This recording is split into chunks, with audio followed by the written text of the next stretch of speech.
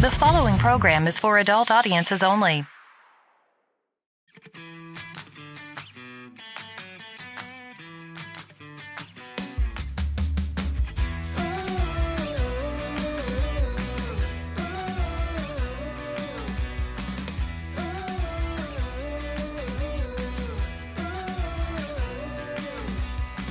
Bright lights, good vibes, let's make a move.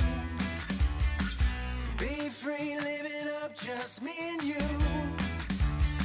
Say yes, take a chance, just one more night. You know it's feeling right. Don't wanna shake it out.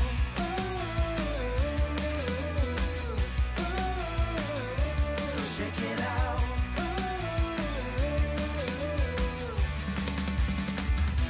Shake it out.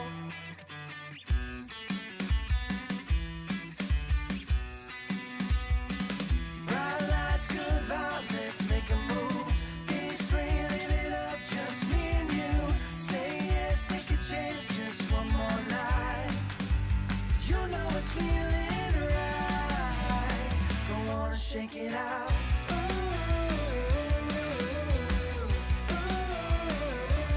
Shake it out.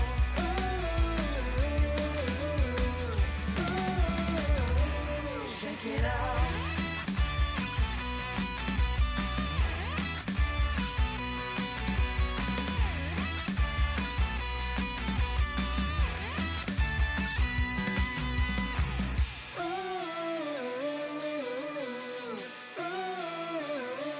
Shake it out.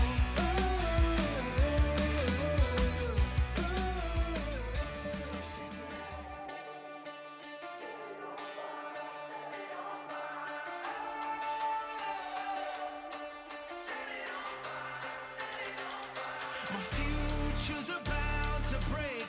Forgive, oh, and then they take. I'm like a bird tied to a cage. You barely know my name. I'm sick of chains, oh, sick of hate. Over say left free to reign, but you blow it all away. This paradise is strange. The times they are changing. The times they are changing. The times they are changing.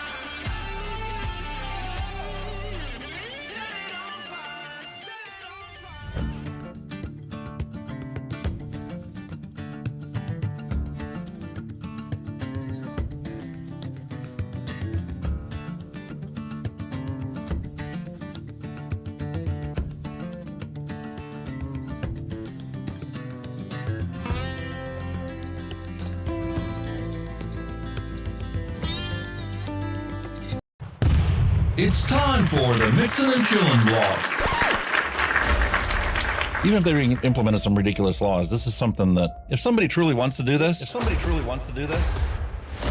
they can still do it.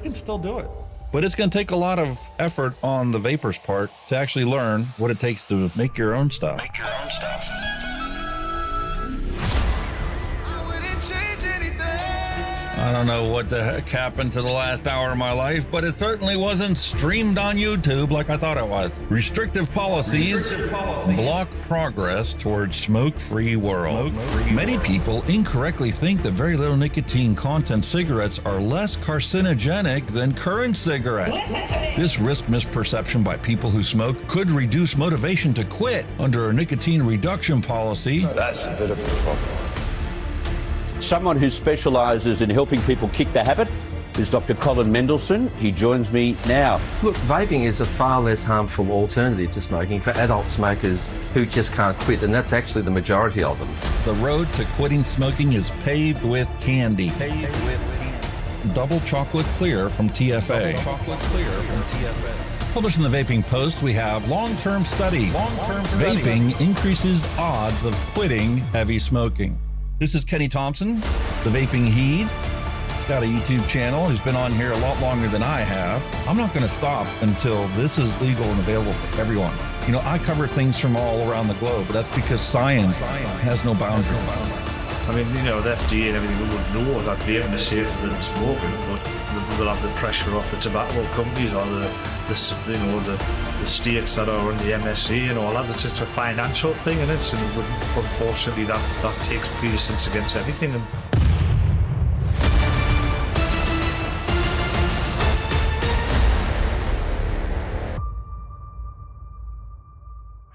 All of the things we went through. You just made my day. Just made my day. You made my day. You made my day. Grab your juice, grab your vape. It's time to get this party started. It's time for the Mixin and Chillin blog. Long-term study. vaping is safer than smoking. Smoke-free world.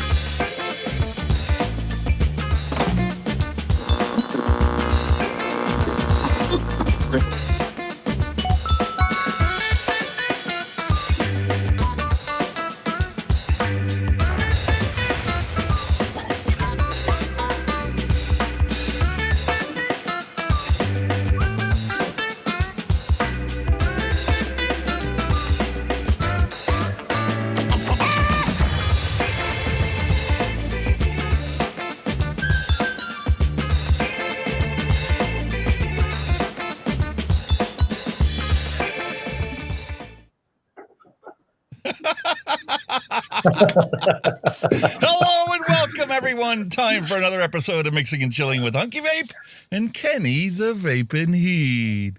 I love the way that song just puts us in a good mood. I don't think the viewers want to see us mooching about for 5 hours. Well, that's certainly better than, you know, maybe like a blue screen of death or something. Oh, hell no. We know how that works out. Hell yeah. We get to spin around. We get to, you know, enjoy ourselves, put ourselves in a good mood because, well, just another day in paradise, folks. It's episode 404. Another day in paradise. And unfortunately, the irony doesn't stop there. If any of you guys have ever had a web page that didn't load, you might have gotten an error 404. An error 404 means the page you're looking for doesn't exist, and it's your fault because you searched for something that isn't actually there. So another day in paradise doesn't really exist for us vapors because all the antis want to take it away from us. Oh, yeah. It's ridiculous. Bastards. Kiss off. Had a very interesting conversation earlier today. Actually started last night, I guess, whatever. We'll talk about it later. But our lovely advocate out there, Skip Murray, had a conversation with me and was asking me questions because I replied back to somebody crying the blues about gummy bear flavored vapes. We shouldn't have gummy bear descriptions. That's only for the kids. No, it's not. No. So I tried to tell him, I'm like, listen, I've been 5 years smoke-free because of candy cane flavored e-liquids. And it wasn't just the candy cane that made it attractive. They're like, well, you could have had a peppermint number 19. It would have worked just as good. And I'm like, no, it wouldn't. I personally like the really sexy little image that's on here. It's a cartoon that might be attractive to kids. I don't know too many kids that want to see a, Santa's elf lady sucking on a stick of peppermint. But okay, you want to argue they're attractive to kids. That still doesn't mean that you should ban it. Put it in an adult-only vape shop. Okay, no problem. But once it's in that store, you could have whatever flavor you want. You can have whatever description you want. You want whatever packaging you want. I don't care.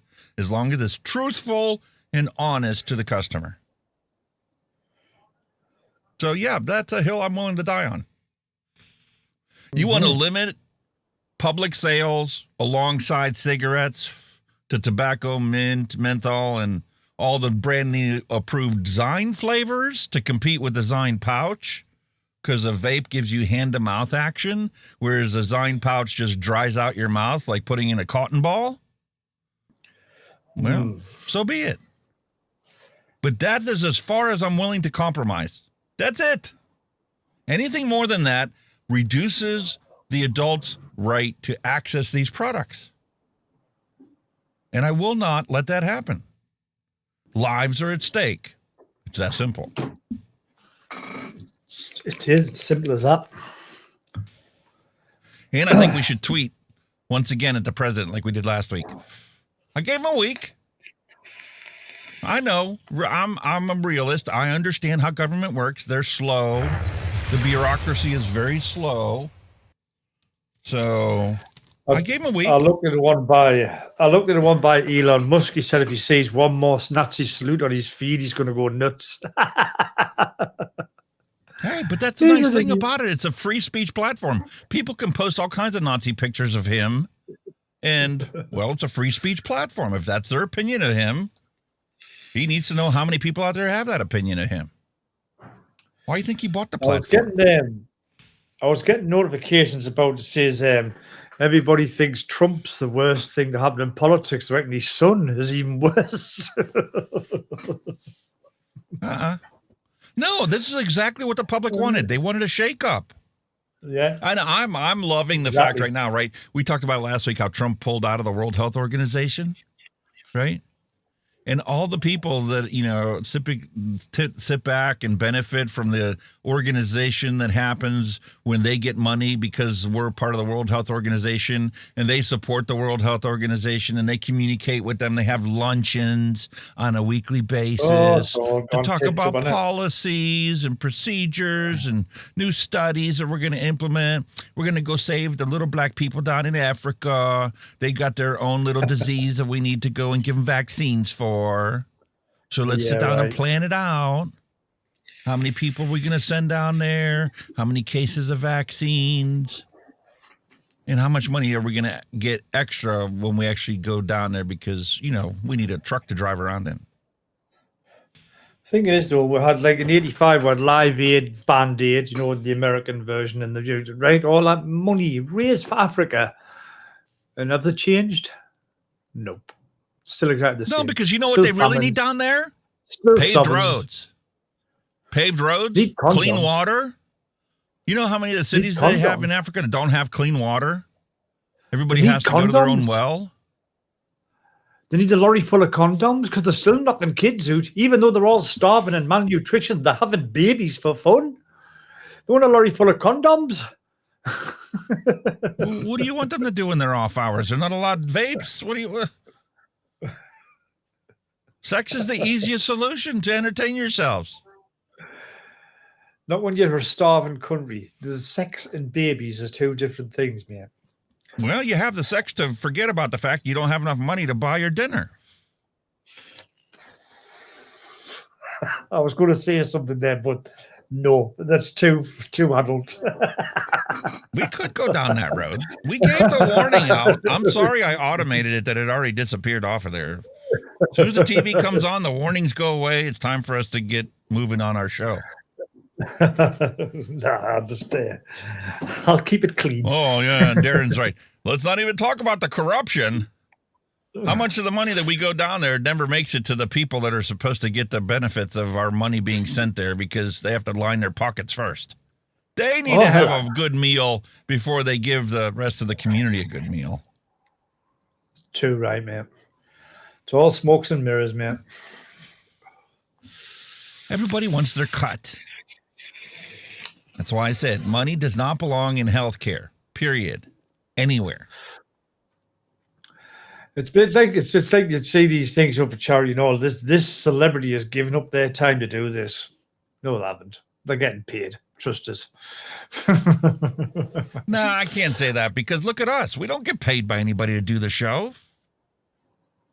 This costs us you money. Wish you did. You wish we did. Of course we wish we did. But if we got money, if all of a sudden Marlboro wanted to sponsor this show, I wouldn't change the message. When Marlboro's doing wrong, I'm going to call out Marlboro for doing wrong. But at this point, they're doing more good than the public health organizations are. True. Oh, it's well. Oh, then tweet the president. Let's have the president tweet it again. This is going to be a weekly thing. We're going to tweet the president every week he's in office, so until he gets sick of us. Well, we first got to talk about our retro vape that we got planned for today. Oh, sorry. I'm not jumping the gun, mate. Sorry, I'm jumping the gun. No, you're fine. You're fine. I love when we rock and roll and get through all of our stuff, right? In the words of the great Sam Kinison, look, sand, nothing grows in sand. Nothing grows in stand. William Dobson, thank you for the lovely super chat. Thank you very much, William. You're an absolute legend. You are a legend, sir. Very much appreciate it. You legend. Good old William. He is the man who can. So we'll have to come up with some new features he can torture you with. Oh. Don't set him off, William, please. Don't you dare put any suggestions in chat what he can torture with. I'll do it from here. I'll have the bot zap you.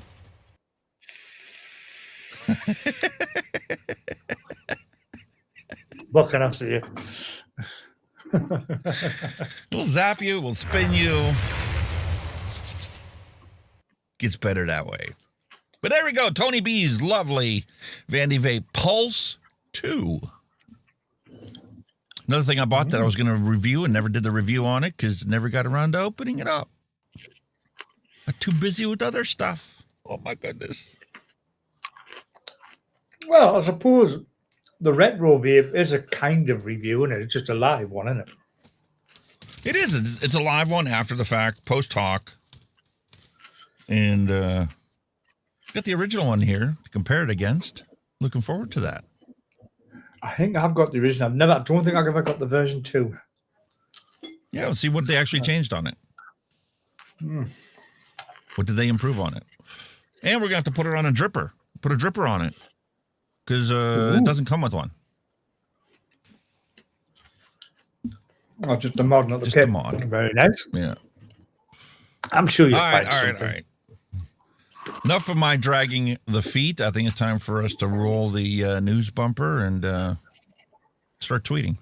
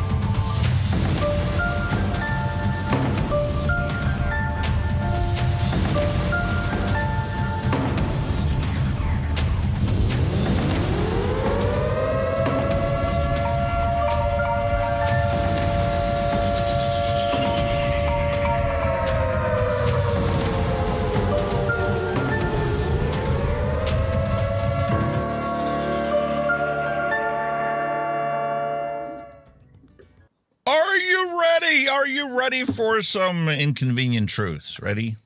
Here you go, folks. All right, we'll go. Since Here we I go. quit smoking, 33,705,612 people have died from cigarette combustion. Ouch. Meanwhile, 0 people have died exclusively from nicotine vaping. 0. Not one. So you wonder why I am so opposed to all these ridiculous regulations because, well, in the Wild West days of vaping, well, situation was better than it is today. When the FDA clamped down on all these flavors and banned all these PMTA applications, they essentially took every ex-smoker who opened up a vape shop and submitted a PMTA a trip to the guillotine. Chopped their head right off, and that includes Skip Murray. There's your shop. There's all your efforts that you put into it. Goodbye. Wash down the drain. For what?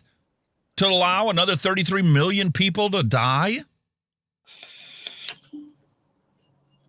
No, Shocking. no compromise. Compromises have Absolutely done shocking. nothing to improve the situation. So, Pardon me. Excuse It's me for been- burping. 1 week since at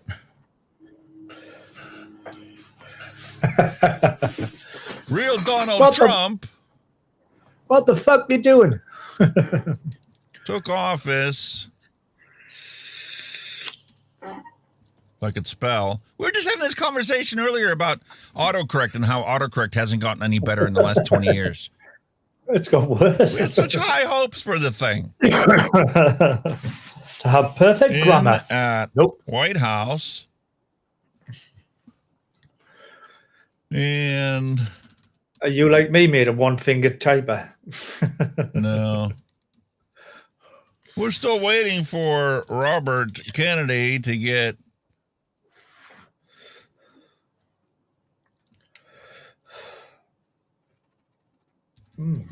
office. Meanwhile, another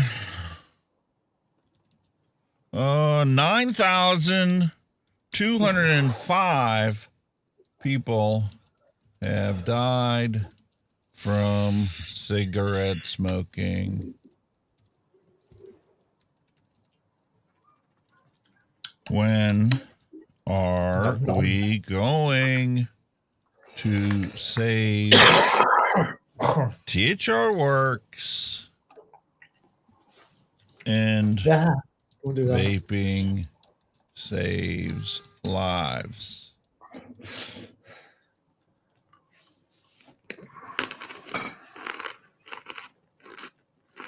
Please? Soon?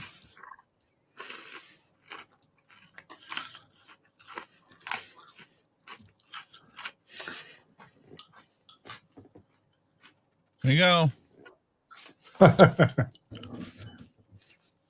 The weekly Trump post.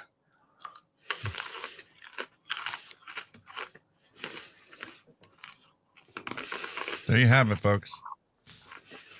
Meanwhile, I have noticed a paradigm shift on the internet. It's been 170 Really? hours without a tweet from FDA Tobacco. Oh, Really? yeah.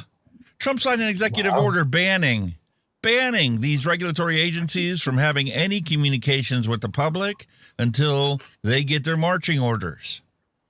So FDA Tobacco has to drop their bullshit campaign. They couldn't lie to the public anymore until they get their marching orders to say vaping. So guess what I have noticed when I did the search this week for the news? You know what happened? I actually got reasonable results for actual vape news. Really? And not a Wow. bunch of scare story, misinformation, smoke detector. My son picked up a vape and had a heart attack on a golf course. What?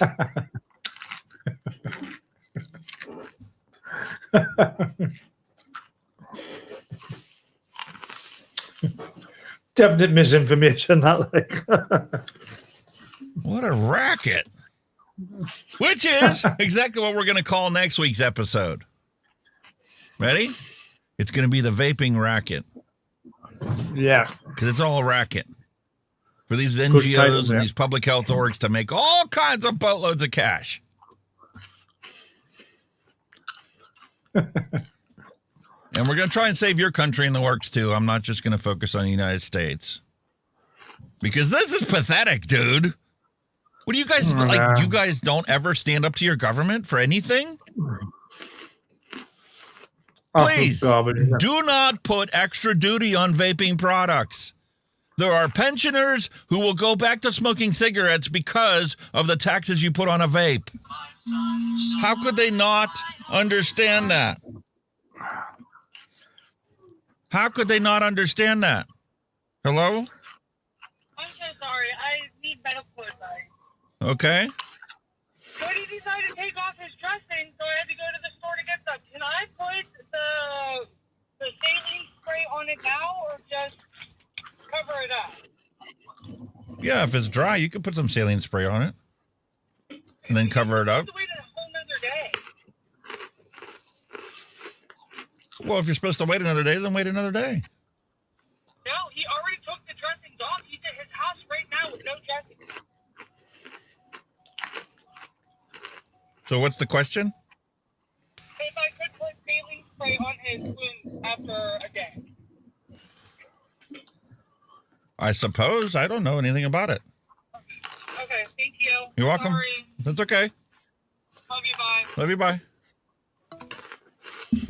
Brother had surgery on his shoulder, right? He's one of them old Hicks hillbillies that like don't listen to medical advice, don't want anybody to tell him anything to do with his life. If you tell him to do something with his life, he's going to do the opposite. There's a lot of people out there that are like that. Meanwhile, you know, these pundits don't really think about that whenever they say, oh, well, if we ban this, then, you know, people stop doing it. What? Never going to work that way. Matter of fact, if you talk bad about it, they're going to try it just because you're talking bad about it. They're like, oh, what are you keeping a secret? They don't ever believe anything the government says. Yeah. You mean if I vape, I'm not going to get cancer? You didn't talk about the two of them together, so maybe that's what it is. But here we go in the UK, man. £2.20 per 10 milliliters. Tell me that isn't going to drive a bunch of people back to smoking cigarettes. Ridiculous. Absolutely ridiculous. 961 signatures? I heard Grim Green talking about this. He's told people to go sign this petition, and there's only 961 signatures. Because the vaping in the UK, this vape scene's it's just gone downhill a hell of a lot, I think. It's not like it used to be, as vibrant. It's really going downhill. I think everybody's got the attitude that somebody else will do it, not me. That's the kind of attitude I kind of get. Somebody else will do it, not me. Here's the link. Put it on all the platforms. If you live in the UK, go sign the petition to save your dollars in your pocket. Can we please? I'm going to do it now. 961 petitions, signatures. That's it. Six Pack Kid, thank you for the wonderful super chat. Have a coffee on me. Just remember, you can have it black or regular cream, but no flavors for you. Wow. Oh, I can't use vanilla creamer? Really? I guess I'm going to have to reach on the shelf behind me and get some vanilla flavoring and add it to my coffee. Meanwhile, you can buy thousands of flavors in the alcohol store. Hell yeah. And nobody cares. Nobody bats an eyelash. AM Gaming's like, I already signed a petition in the UK myself. Awesome, thank you. Very much appreciate it. But I mean, 22 pounds per 100 ml bottle of tax. That's not even in the ballpark of where you bulk buy it at. How much did you pay for your last bottle of e-liquid, Kenny? Your 100 ml bottle? A $5? 12, bro, $5, yeah. We got cheap enough for $5. And if you were paying retail price, it'd be 12. Meanwhile, they're going to add 22 pounds of tax onto it, and it's not going to affect the number of vapors. It's not going to increase cigarette smoking. Do you think we're a bunch of morons? I've always said, though, like, if they do get rid of cigarette smoking, which, to be honest, I don't think they'll ever will. They might make it legal at some point or whatever, but there'll still be a black market for it. But the amount of tax and revenue they make off cigarettes, they're going to have to get it from somewhere, and vaping's next in line. Mate, I do think that we have to accept the fact that they all think that we're a bunch of idiots, a bunch of dolts. I just caught on to this thing. I just caught on to this video. The pipeline deception. You hear about carbon tax and paying for carbon tax, and you know they're gonna do carbon sequestration, right? Yeah. To save the planet. Forget about the simple child solution, you know, any 5-year-old will tell you to do. How do you save the planet from too much carbon dioxide? Okay, maybe not 5-year-old. Okay, maybe 5th grade after they've had some science taught to them. Or maybe at least when they get to high school, as a high school freshman in 9th grade, they would tell you what the simple solution is. Go plant a tree. Exactly. Get rid of the asphalt and put grass down. You want to do natural carbon sequestration? That's how you do it. It doesn't take rocket science. You don't have to have a pipeline to push it back into the ground, because guess what? It's still carbon dioxide. You can't just bury it and think it's going to go away. Here we have a natural solution, part of the ecosystem, plants and trees. And here's another radical idea, right? How about people that have a yard plant their own tomatoes and peppers and cucumbers? Grow your own. I mean, definitely. That would result in carbon being removed from the air and converted to oxygen. No. We've got beautiful farmland that we're going to dig miles and miles of trenches through to put a pipeline in to go from the ethanol manufacturing facilities and pipe the CO2 that they produce through pipelines halfway across the country. What? Can you see anything possibly going wrong with this? What on earth?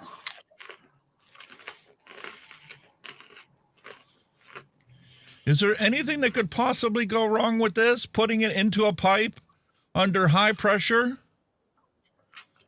Boom. They're literally compressing it to like 2,500 PSI until it's in liquid form. Oh, dear. And they're routing it through farms that have like wet marshland in it, right? Farms have certain areas of their field that naturally retain water, and they become a soppy mess when they have too much rain. Yeah. So what happens when you've got a pipeline that has to stay rigid and solid? Land shift, earth moves, pipes blow up and break and freeze everything around them because it's liquefied carbon dioxide. And then the people that go, hey, man, what's going on in that field over there? Let me drive over there and find out what's happened. They get over there, and all of a sudden, their vehicle stops because there's too much carbon dioxide and the car won't run, has no oxygen. And then the people suffocate. And then Ethel decides to call 911 to find out how come Bob's been in the field for 4 hours trying to figure out what the heck was going on in the middle of the cornfield. And the fire crew shows up. And as they're driving to the scene, a mile away from the scene, their truck shuts off. Don't know why. Fortunately, some of them have already put their masks on, so they don't really realize what's going on, other than to know that they need to turn around and go the other way because their hazmat training kicks in and goes, if the truck shuts off, that means there's no oxygen here for it to run. We need to go back the way we came and get away from this thing.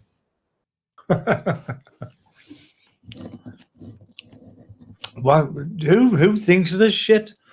Who does this? I mean, who you think would benefit for something like this? Who's under fire? It's the ethanol plant that is taking corn and converting it to ethanol, that is trying to deal with the excess carbon dioxide that's made when you ferment corn. Right? You wouldn't, plant trees around your factories and offset the carbon cost of you manufacturing ethanol by having trees that would capture it, right? Matter of fact, if you were smart, you'd buy 100 acres around you and you'd plant trees, and then every year you would chop down 10 acres of brand new wood that you could sell for construction and then plant brand new trees. Could be a, ecosystem of its own. No, we're going to take and create these pipelines to transport the CO2 away from us. And you're like, so it's all being piped to a central CO2 sequestration facility that drilled a really deep hole and they're just shoving all this liquid carbon dioxide in a hole? No, that's not what they're doing. You know what they're doing with it? They're shoving it into oil wells to squeeze every last drop of oil they can out of that well. wow. How is that capturing it? You're not even capturing it. Because when the oil's gone, well, then the carbon dioxide's going to surface. You didn't capture anything. Wow. It's all a big racket. And I'm like, why are you talking about this? This is about pollution, right? Well, here's pollution. Political pollution. Our sour raspberry gummy bear and other Chinese vapes made fools of American lawmakers. Aw. Did you think that you could eliminate 99.9% of the market and everybody would just disappear? Do you think consumers were going to stop wanting their beautiful gummy bear flavored e-liquid? Oh, no. When you made it impossible for anybody to manufacture a product like this and get people to authorize its sale in your country, did you think that the companies were just going to stop selling it? No. Wow. These companies are doing good by producing these products and providing them to the consumers who want to buy them. You know what? If the customers didn't exist, then the manufacturing facilities for these products, they wouldn't exist either. Because what happens to a company that makes a bunch of shit that nobody buys? Well, they go out of business. Wow. Everyone seems to agree. No, we don't. Well, everyone seems to agree candy flavored vapes are bad for kids. No. How are they bad for kids? Tobacco 21 made it illegal for children to purchase or access or have or use these products. Exactly. There's nothing to do with them. Are you going to ban all alcohol sales because there's a gummy bear vodka that the kids are getting access to? And binge drinking and taking like 5,000 trips to the hospital from their binge drinking, from alcohol poisoning. Crazy, man. So why can't lawmakers find a way to block the sale? Because that's not how shit works. Just because you pass a law doesn't mean everybody's going to follow it. And all you do is hide the red carpet out for the black market. I mean, that's like them passing a law that says you must put the right foot into your pants before you get dressed. Anybody that puts the left foot in their pants, it's banned and you're going to go to jail. Or you can get a $10,000 fine. Number one, how are you going to catch it? And number two, just because you make a law doesn't mean people are going to follow it. Especially when it's a ridiculous law. Well, this is it. America has a teenage vaping problem. No, they don't. No, they don't. They don't. A recent survey, 1,633,000 middle and high schoolers in America reported vaping. No, that's not what they reported. You asked them, have you used a vape in the last 30 days? Have you tried, used, seen, heard, smelt, felt, been exposed to a vape in the last 30 days? And a couple hundred of them said, yeah. That you extrapolated into the entire youth population of America, and now you're saying it's 1,600,000 kids are doing this.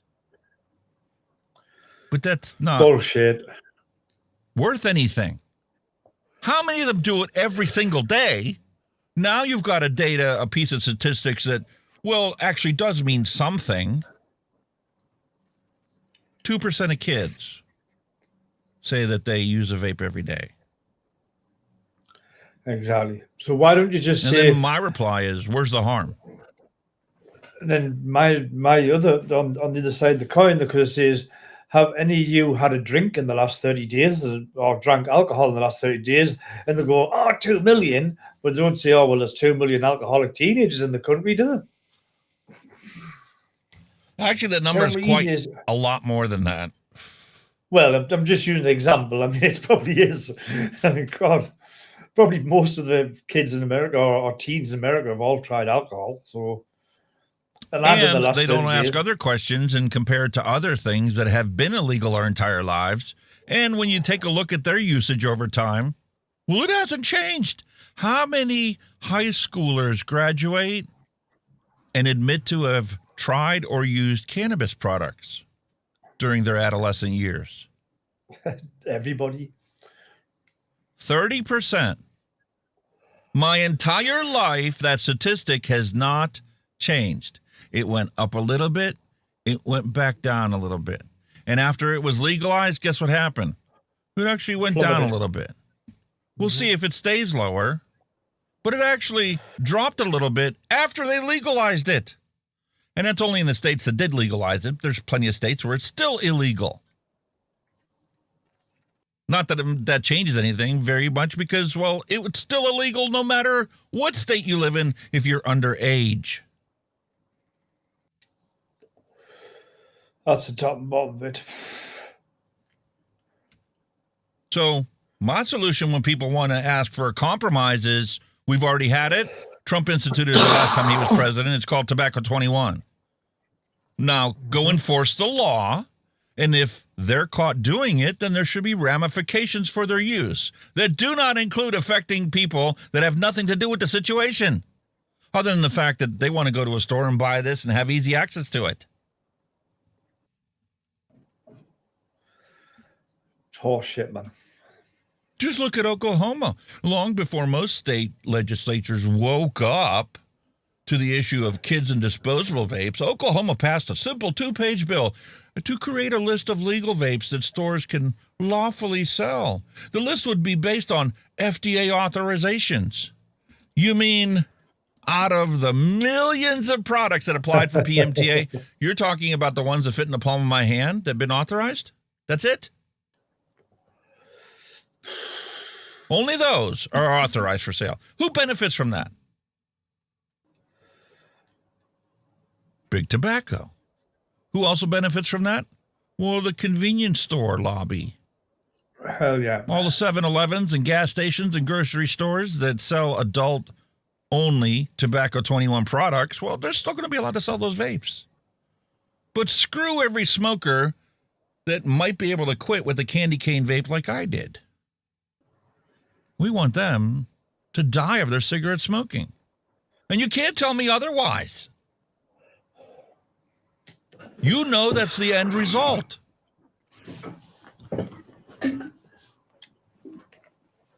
This execution has been a disaster. No, you know what the disaster is? The disaster is that the FDA thought, in their infinite wisdom of all these experts, that if they simply didn't authorize it, that the products would just go away. You can't eliminate an entire industry or limit it to just 30 products. If the market wants hundreds of thousands of these things, then that's what the market wants. You want to regulate that market? You need to apply simple regulations that anybody can comply with. Kenny and I should be able to open up and sell our own Kenny's Rum Cookie e-liquid. Yeah. And it should be as simple as going onto a computer, going to a website, and registering our product and telling the government, we are selling this, and we'll pay appropriate taxes for it, and we'll provide you with the phone number to call. In case somebody has a problem with it, they can report the problem to you, and then you'll get a hold of us, and then we'll do what's appropriate, recalling products or whatever we have to do. Exactly. That's what's appropriate for the protection of public health, not guillotining 99.9% of the market. And then you wonder why, well, these things are still for sale. Except now it's a black market where there are no regulatory implications other than the fact that they're obviously not authorized, but still for sale.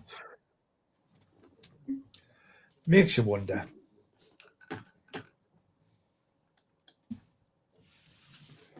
I'm not going to go into this whole thing. It drove me insane when I read it. It does, man. Because we're on this roller coaster ride of do-gooders. Getting their way, not getting their way. Getting their way, not getting their way.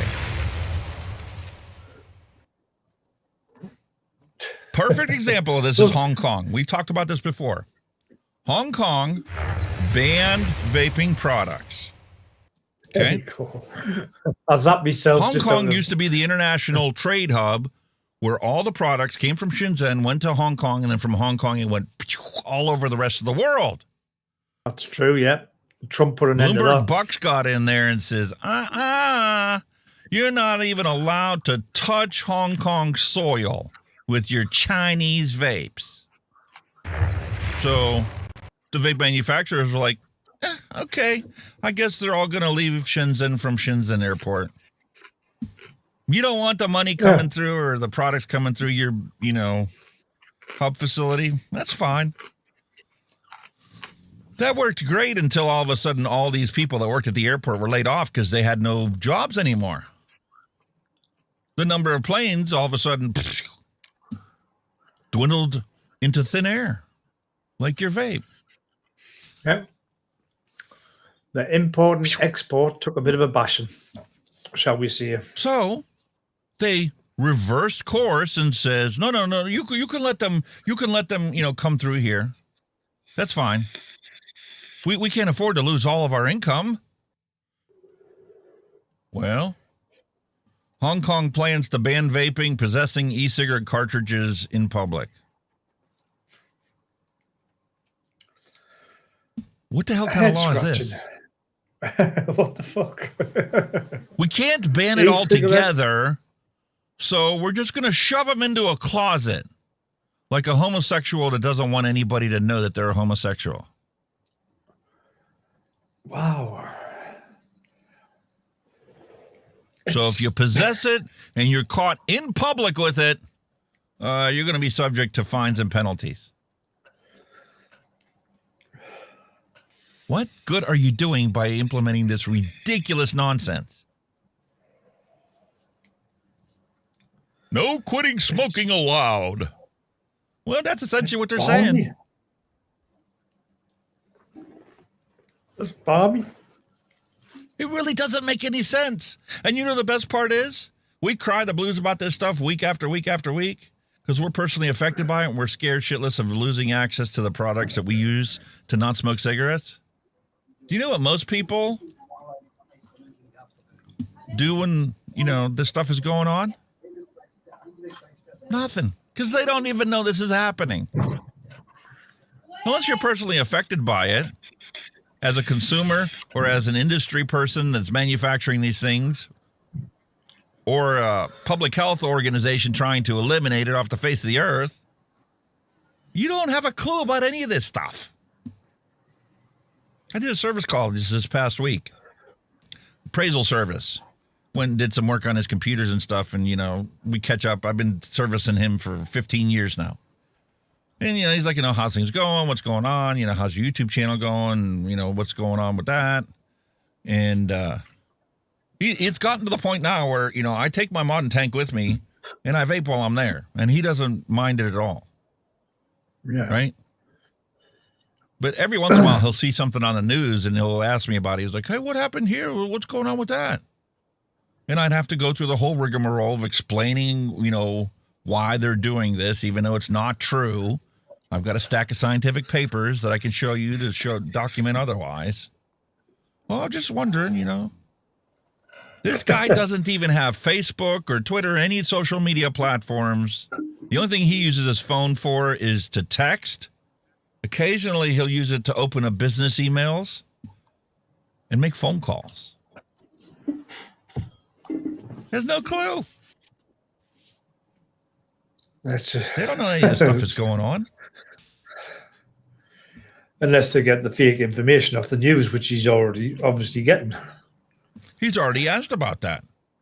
And I'm not the only person there. The notary shop business that's alongside this guy has a lady that vapes all the time and also has a business where, that notary had a lady that smoked cigarettes. And she wanted to try vaping, but she couldn't believe that the government would lie to her and not tell her the truth. So she kept smoking cigarettes, and she's dead now. That's shit. It's sad. It is At the end of the day, the right information should be given and the people should be allowed to make a choice. If they want to choose to keep smoking, fine, but they should have at least the fair information, the accurate information of what else is out there. And they ain't getting it. No, they're getting they're scare not. stories. That's all they get exposed to is scare stories unless they run across an actual person that quit smoking with vaping. And then they get the truth and then they go, how long you been doing this? 5 years, 10 years, 6 years, 9 years. And they go, well, you didn't fall over dead from vaping. No, nope. But it keeps me from not smoking cigarettes. And it tastes a hell of a lot better than your cigarette does. Oh, and it's cheaper. And if it's not cheap enough in the store, you can make your own and make it really cheap. Yeah. You can vape for an entire week for what you spend on one meal. Sometimes for what you spend on one cup of coffee. Really? Hell yeah. Well, don't they have to have all these chemicals? I'm like, no. There's 4 essential ingredients that you're putting into them, and the one ingredient is composed of thousands of different things, so you need to pick what flavor you want. But the other 3 are commonly available, readily available ingredients you can buy. Mm-hmm. There's chemicals in them. That's going to kill you. No. Well, aren't they going to ban the nicotine? No. You're allowed to buy nicotine to make nicotine gum. We just choose not to use it for that purpose. We make e-liquid with it. Exactly. Meanwhile, it's going to the Supreme Court. We talked about this one before. We're still waiting for a decision on the wages and white lying case in the Supreme Court. And they have up until the summer to actually issue that ruling for it. It's sitting in the back burner. And they're waiting to see what the actual position of the Health and Human Services is going to be whenever Robert Kennedy or whoever ends up getting into office, if he doesn't get confirmed, to see what the stance of the government's going to be before they actually issue a ruling because, well, they might issue a ruling and then the government's going to change their position on it, and that's going to complicate the situation. So they'd rather just let it sit on a drawer until they figure out what the government's doing, and then once the government, announces their position on the topic, then they'll review their decision and make sure it's compliant with what the government's actions are for the next 4 years, and then they'll issue their final ruling. Meanwhile, this opened up another battle that the big tobacco companies are fighting for, where it's docket shopping, where they realize the Fifth Circuit is going to give a favorable ruling for tobacco companies. So anytime we have a challenge of anything that we're getting sued for, well, we're going to file it under there because we want that favorable outcome. It's like betting your hedges, right? You go to the gambling casino, you're playing blackjack. If you got 15, you are not going to double down and try and get to beat the dealer, because the dealer's got the card stacked in their hand. On the other side of the coin, if, say, that court case now went ahead and the vape companies won, that's going to open a massive can of worms, because not only is it going to put pressure on the government if they haven't made their mind up where they're going to yet, it's going to be like a domino effect. They'll get loads of people putting legal challenges in. It'll just be never ending. It would open a massive can of worms if the vape company won that challenge. Huge. If the Supreme Court issues the same kind of ruling that the Fifth Circuit issued, essentially referring to Shakespeare and being sent on a wild goose chase when there wasn't even a wild goose to be found anywhere. Yeah. Well, we essentially are going to move the FDA all the way back to before the PMTAs were even submitted. Because now anybody that got an unfavorable ruling from the FDA would have a chance to reverse their course and demand that the FDA continue reviewing their applications. And that's technically the way it should work.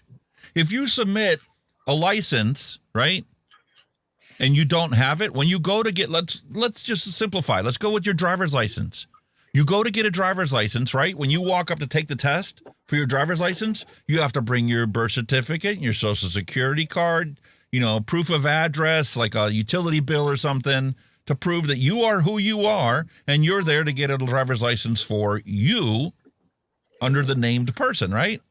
And if you show up without one of those things, they're going to tell you what you're missing and tell you, okay, well, submit that thing and then we can get you your test, right? So then you go and you bring the papers and you go and you take the test and you fail. And you go, man, there was a bunch of questions. I didn't know anything about it. They're like, well, here's the book that the test is based on. Have you read this? Oh, I didn't even know the book existed. Oh, well, here's the book. Go read it and come back next week and take your test again. So you go and you read the book and you go, oh, now I know all this stuff. Now you go and you take your test. And then they're like, oh, that's awesome. Here's your temporary license. Go get some experience. Go do what you got to do. And then come back for your permanent driver's test. And they will work with you until you comply with what they want you to comply with. That's the idea of regulating the industry, to implement safeguards and guide rails to make these products get safer and safer and better over time. Not throw the axe at anybody that wants a driver's license doesn't show up the first day with everything in the hand. I mean, getting off on a bit of a tangent a bit, I suppose.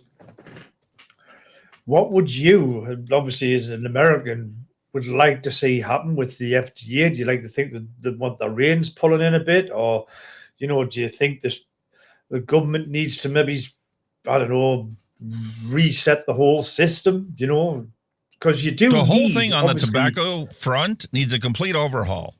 Because the perfect example to that is you have snus that is obligated because they have market authorization, and they also have a beautiful little allowance from the FDA to tell people this stuff actually won't kill you like cigarettes will. This is a safer way of consuming tobacco. It took them 2 years to reauthorize them. Why? I mean, what changed? That's what I mean. That's what you still need a body or a governing body who will, say this is safe and this is not. You still need somebody to like to do that kind of thing. But obviously, like you said, with the tobacco side of it, it does need a total new revamp from top to bottom. It needs gutted. Yeah. Because they're obviously screwing things up, and they're more worried about policies and procedures and regulations that they have self-imposed and self-created than they are about the outcome of saving people's lives. They've lost focus on their mission. They're supposed to be neutral. They're not supposed to be influenced by anybody. They're supposed to be neutral. Well, they obviously are. Obviously not. They obviously influenced by a bunch of people. Exactly. Stephen L's like, F the FDA. Yeah. And there's a very simple solution for the vaping industry. Trump could sign an executive order that says any product that does not actually contain tobacco leaves must comply with a different set of regulations. So that's what I'm getting at. If these are influenced unofficially by whoever, big tobacco, big pharma, then they're not a neutral body. So therefore, they should be shut down and redone in whatever way that would make them a neutral body. He could create a center for harm reduction products. Yeah. And that would automatically channel everything vaping and tobacco pouches that are not cigarettes, not tobacco, into a separate agency that could start afresh with brand new sets of regulations, brand new, the whole administrative procedure would have to start from day one all over again. And the easiest way for that to happen is for them to say, here's a list of banned ingredients you cannot have in your stuff. Here's a list of authorized ingredients that you're allowed to use to make this. If you want to make this, you need to register with us so that, well, if somebody reports your product causing harm, we know who to go after, and we know who is going to issue the recalls for all these products. Now you've established a wide berth guide rail system that anybody can get into doing this. Because as a product class, there is no question about the fact that these do not kill you. Meanwhile, combustible cigarettes do. Burning tobacco leaves, whether you do it in a cigarette, whether you do it in a pipe, whether you do it in a cigar, will eventually result in negative health effects for you that half of them will end up dying from. You'll end up death. Death will be the big main thing. No death, death. Clear, separate organizations and regulations. And obviously in the UK with the NHS, and it would probably be the same in the US, the added costs to your health service for people with smoking related diseases. Oh, they don't care. That's profit for them. That's more customers for the FDA to sell and authorize new drugs. That's what I mean. In the US, it might be a different thing. It might be ka-ching, but here, it's a strain on more resources and all that bullshit. And see, here's the problem. They think that they can get away with having an FDA as massive of a bureaucracy as they can possibly get it to be because, well, they profit from every cigarette that's sold to employ more and more scientists to study the cigarettes more and more. No. The Center for Vaping Products would have a set budget. You got like 24 employees and that's it. You get one office facility, that's it. Now, operate under those constraints and improve public health. Easily done. Yeah. And it forces them to have the right mindset to let's get everybody authorized and then deal with problems as they show up. The EU doesn't seem to have a problem with people falling over from vaping. And they have a simple registry process. You want to make a vape, e-liquid? Register it, make sure it complies with our standards, and have fun. Good luck. Yeah. Half of all businesses fail within the first 5 years. Mostly because of governmental fucking bullshit and red tape. That's why. And it may also be because not everybody's going to love Kenny's Rum Cookie. Maybe there's a bunch of people out there that when they vape Kenny's Rum Cookie go, that's shit. I don't want that. And then they don't buy it. And then we have whole warehouses full of Kenny's rum cookie that nobody buys, except Kenny and me and, you know, maybe 100 other people. How dare you not like my rum cookie? How dare you?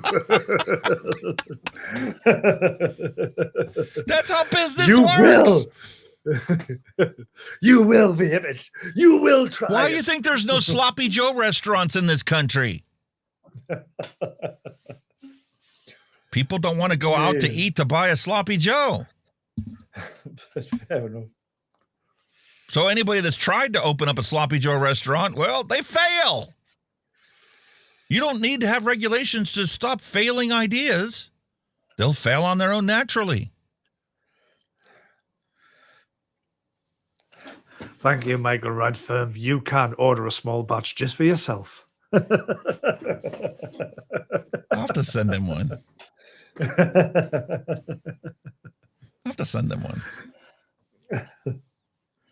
Here you go, because this is what happens.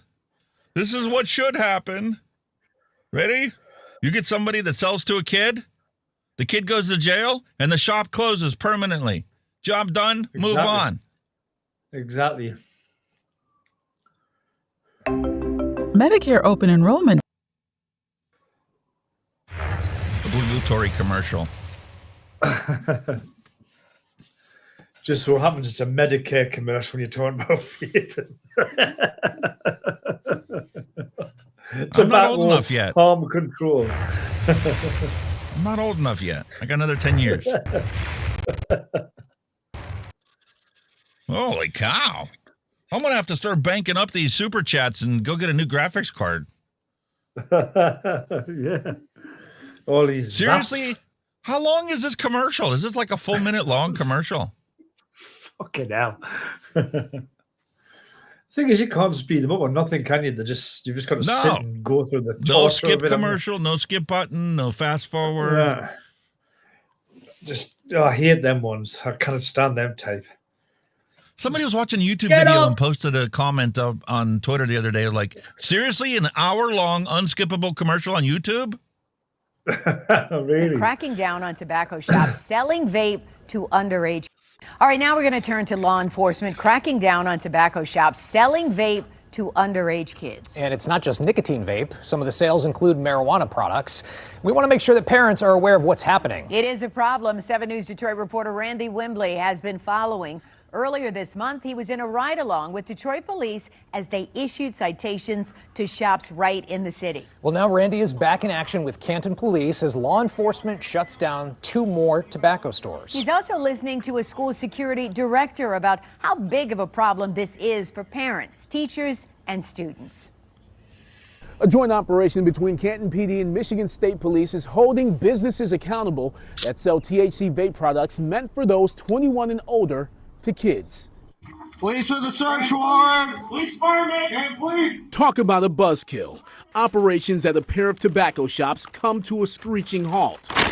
It likely would not have happened had their alleged vape sales to kids done the same. Every week we'll see kids with just pants on with their high school logo or hoodies on with their high school logo walking in and out. It's constant. It's pretty much the main customers I see here are kids. They're not making an effort to even hide who they are. No, not at all. King Tobacco and Vape and Chase have been on Canton PD's radar for months. Is there anybody else here with you? The first blip came from complaints from residents and later confirmed through a series of buys by high school students working undercover for police. What about payment charge on auto? How much do I owe you? Friday, Canton PD, along with Michigan State Police, executed search warrants at both shops and got the green light to have the city's building department shut them down. Most of the businesses in Canton follow the rules like they're supposed to. And when you have those outliers, the message that we would like to send to them is that if you're going to be an outlier and you're going to sell products to minors, we're going to hold you accountable and potentially impact your business sales. And Canton PD is not just making these businesses close up shop, they're also seizing their products, some of which makes its way to Plymouth Canton schools. We've had students that have ingested a vape pen thinking it's simply a vape pen, and then they find out that there were high levels of THC, and they've been... It's not just the fact that we've got this nicotine vape problem. Let's be realistic about the fact that they're consuming THC. And some of these kids don't know the difference, don't know that there is a difference. If you consumed a vape and you cracked it open and you got the nicotine on you, you would vomit. Yeah. And then you would be fine. You do that with THC and the super concentrations that they have in those devices, and now you could have a psychotic break that makes you schizophrenic for the rest of your life. Finally, they're talking about what is actually in the vape in these stores where they're going in and busting them. And they're busting them for doing something illegal. They're not making brand new ridiculous laws. They're not removing more products from the market. They're actually, I don't know, providing justice, truth, justice in the American way. Wow. They're enforcing the laws that stand today. They're over 21. You sell them to somebody under 21, you're breaking the law. Therefore, shut them down. That's my philosophy over here in the UK. You get caught selling to a minor, shut them down. Simple as. Problem solved. Daniel, hello and welcome. How did you DJLSB say? Vapes in the house. How are you doing, Daniel? Nice to see you. Wonderful to have you here. But yeah, just shut them down, man. Don't give them all this fine and stuff. Just shut them down on the spot. Take them to court. Exactly. It's that simple. It's like you said, like the days, somebody's selling like, under the counter cigarettes or under the counter booze. They catch them with that. That's it. Banned. They're shut down straight away. Stuff confiscated with court. Why aren't they doing the same thing with the legal vape products in this country, especially? Because there's tons of under-the-counter stuff getting sold to minors, and there's tons of legal stuff that's legal in the UK still getting sold to minors. They should shut them down, period. License, Go gone. after the people, Simple the as. bad actors. It's that simple. Yeah. I've got no sympathy for them at all. No. Up to and Whether it be a including vape shop, having to a be corner shop, hospitalized. whatever. Josh Meyer is the district's director of school safety and security. For us, it's a problem we want to address, not necessarily from a discipline standpoint, although we will administer discipline, but we want kids to understand the health implications of this, what this vaping may do to them 10 or 5 years down the road. Some vape products are often labeled as having a THC content of less than 0.3%, but lab reports show the total cannabinoids, which includes THC, at nearly 80%. No one at the shops were available for comment. The shop's owner will have to go to court to reopen them. The two employees taken into custody could face felony charges for illegal vape sales. In Canton, So that's Randy a legal Wimbley, product 7 as News well. Detroit. Listen, you have never, ever in the history of vaping heard anybody sell a product with 500 milligram nicotine in it. Hell no. You kill somebody? Holy moly.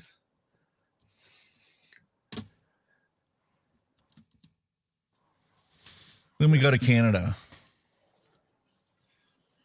Are you trying to quit smoking or vaping? AHS says, try this.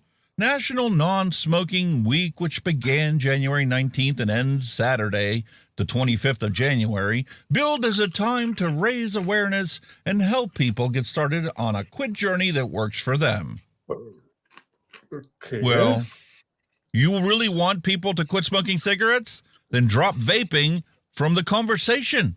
Unless you want to promote vaping as the most successful way to quit smoking.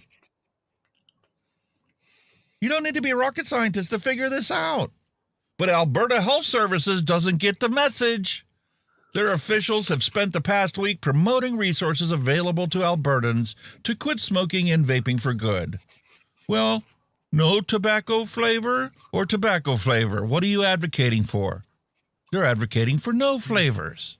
Well, then you're obviously trying to cripple the single best way to quit smoking. You need to go away. You're doing more harm than good. Wow. Holy moly, man. But let's be realistic. Damn. Let's say that, they crack down on the shops that are selling illegally to children, right? What are the kids going to do? Are they just going to go take piano or ballet lessons? Oh, no. You think They'll that's go what they're going to somewhere go do? No. They're not going to go anywhere else. They're going to go right to the vape store, and they're going to break in when the place is closed.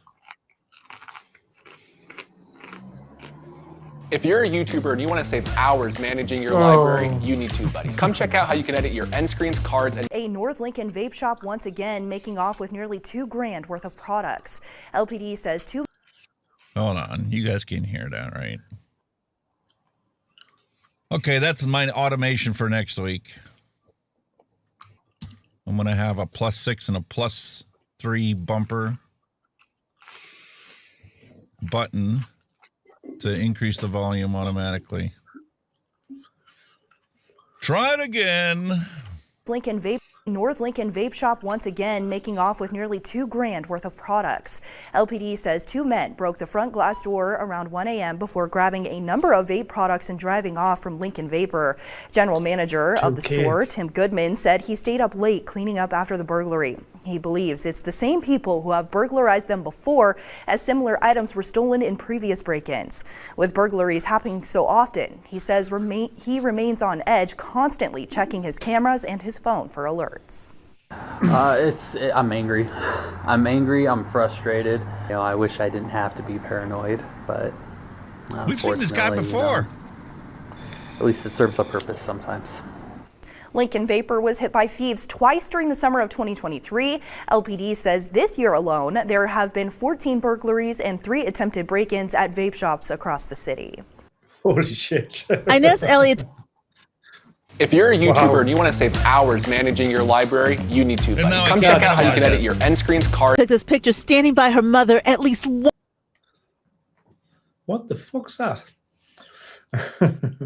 What the hell is that? Can you believe this? What the hell is that? So needless to say, they end up catching these kids. And they're bringing charges up against them. 2 teens charged in 4 burglaries. 4 times they went in and busted up this vape shop. Wow. Police say they caught the people responsible for a series of break-ins at the Lincoln Vape Shop. On Thursday, 18-year-old Sirquan Wan was arrested and 16-year-old boy was referred to juvenile court. They each face 4 counts of burglary. Court documents say the teenagers broke into the Lincoln Vapor. In total, they stole about $5,500 worth of vaping products. An arrest affidavit says. That's in addition to the last time they were there and stole $2,000. It's nice to see justice actually come through. You've got the cops breaking down the doors of the vape shops and tobacco shops that are selling illegally to minors. And then when the minors break into the vape shops, well, they get caught and sent to jail for burglary. That's what it should be happening, enforcing the law regarding seals and obviously little tow rags, burglarizing shops. And you want to know why this is becoming more and more of a paramount issue? As states legalize these products, they're for sale more and more prevalent around the country, right? Mm-hmm. And just like you saw, your jaw hit the floor when you heard this kid paid $55 for 1 THC vape. Exactly. Wow. Which was probably stolen so when they from break a shop. in, they could easily steal $5,000 in one go.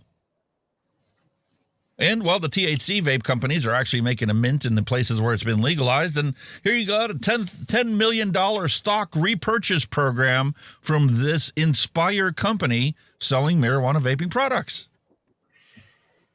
Wow. They're going to repurchase $10 million in their shares of their stock. Shit. And I also mentioned earlier about smartphone disposable vapes. Have you guys heard about these smartphone disposable vapes that are out there? Smartphone disposables? No. We talked about this before. Oh, them things. I thought you said smartphone. That's technically what they are. You link this to your phone, right? And you can make phone calls from it. You can get text messages on this. You can play your music on this. You have stopwatch on this. There's an app on this. You want to play your Spotify on your vape? There's a speaker on the back of the vape.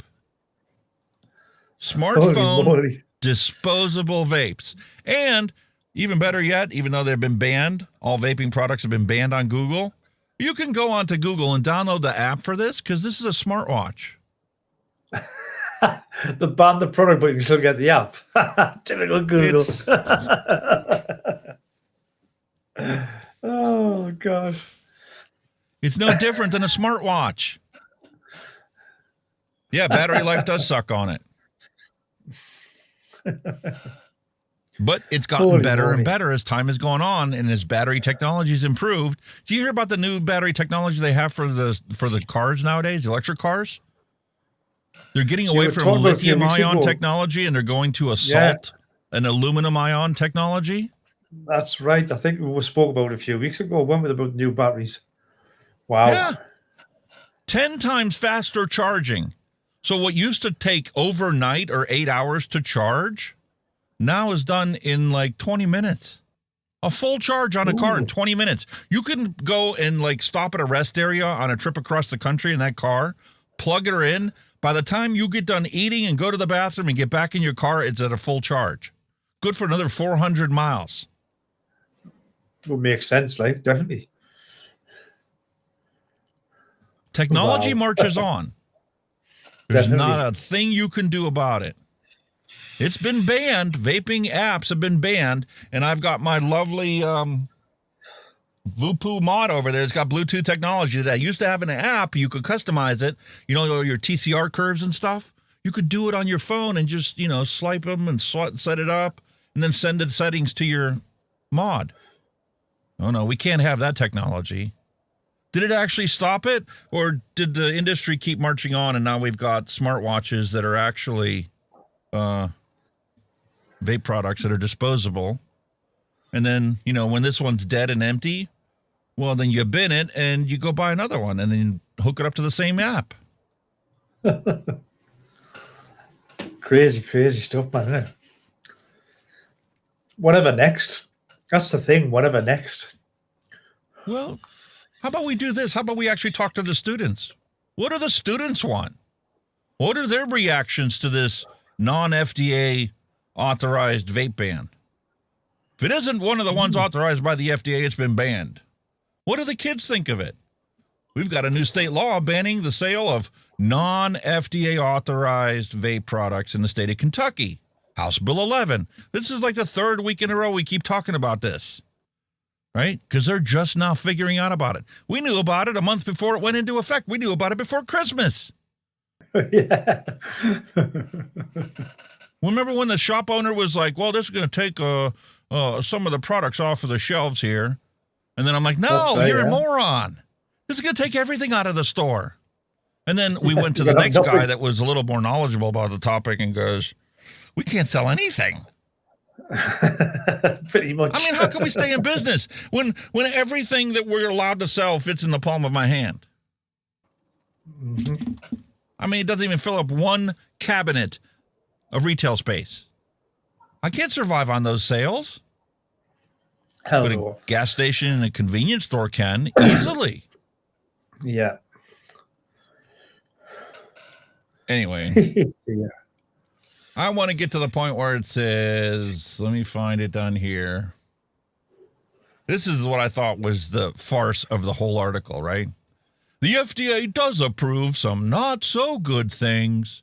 They just recently banned red dye number 3 in food products 30 years after it was linked to cancer. You want to know why they removed red dye number 3 from the authorized list of ingredients for food products in the United States? 30 years ago, they decided this stuff causes cancer. It's been out 30 fucking years. Jesus. So for the last 30 years of our lives, we've been eating those red M&Ms, loving every bit of it. Don't be surprised when you come down with cancer in 10 years. Fucking hell. From eating M&Ms. Holy They were red. moly. So Valentine's Day, when you buy the bag that's only red and white ones, well, that's the love there, man. Love for cancer. If you want to get rid of your spouse, quick, buy them some. So Puckett said, well, it takes some time. It takes a bit of some time, but it's definitely better than having an unregulated market out there. 30 Really? years, dude. Take some time. How? 30 years. How is that better than an unregulated market? Please tell me how we are better off now than the Wild West days of vaping 20 years ago. Please. How are they making the product safer? The industry is making them safer because, well, the more happy customers they have that are repeat customers, the more money they make, the more they can invest in new generations of products. Holy moly, man. 30, I gotta get out of that. 30 years. Gee, me. Well, if you're into vapes and you're into trying all the different stuff out there, then, well, sorry, your favorite flavor got taken off the shelf. But you don't know if it was good for you or not. So, guess you got to go find a new favorite flavor. Oh, tobacco mint and menthol. Yeah, really, mate. Yeah, don't want it. That's why there's a black market. Exactly. Doesn't take a rocket scientist to figure this stuff out.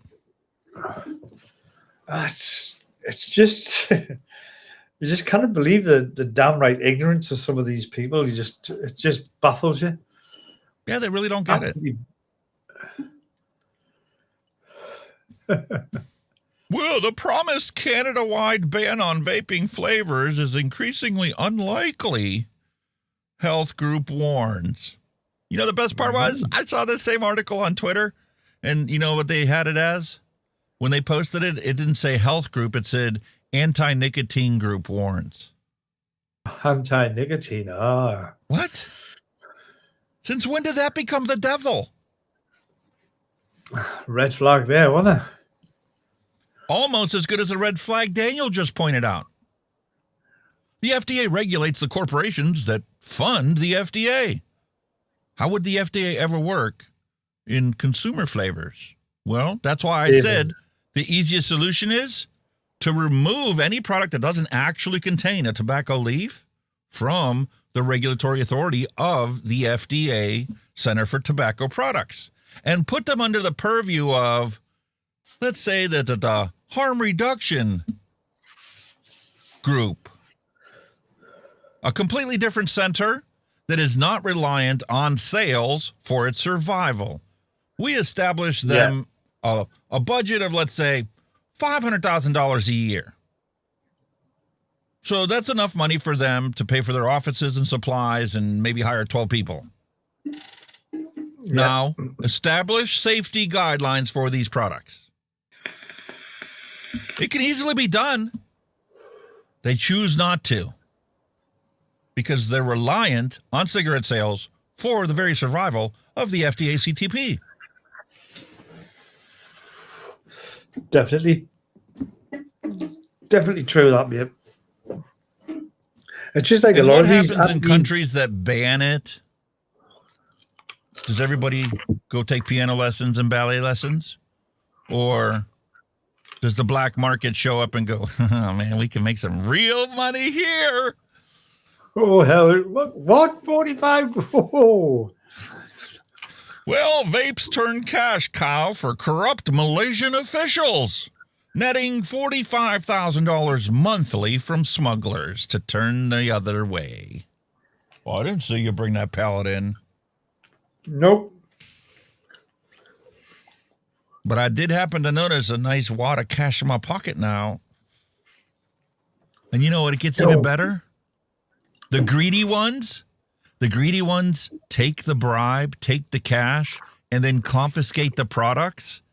And then they sell the vapes themselves.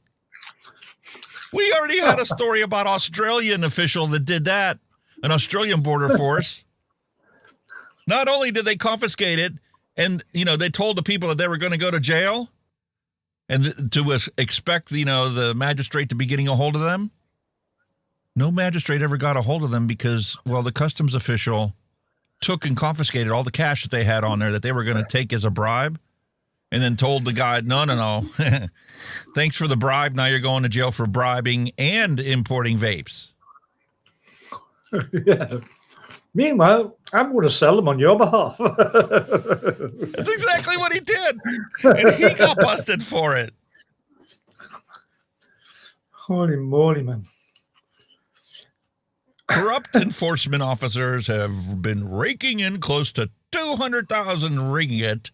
That's $45,216 each month from vape smugglers in Kuala Lumpur International Airport free commercial zone. These officers collected bribes from lorries that leave the cargo inspection center. Malaysian Anti-Corruption Commissioner Chief Commissioner Azam Baki said the amount of bribes depended on the types of lorries being let through. For 1 ton lorry, the amount is 150 ringgit. 3 ton lorry, 300 ringgit. 5 ton lorry, 500 ringgit. And above 5 tons is $750 or 750 ringgit bribe. What turned the other way? Wow. You want to know why the black market's thriving everywhere? Because there's money to be made. And as long as there's money to be made, well, people are going to do whatever it takes to put food on the table.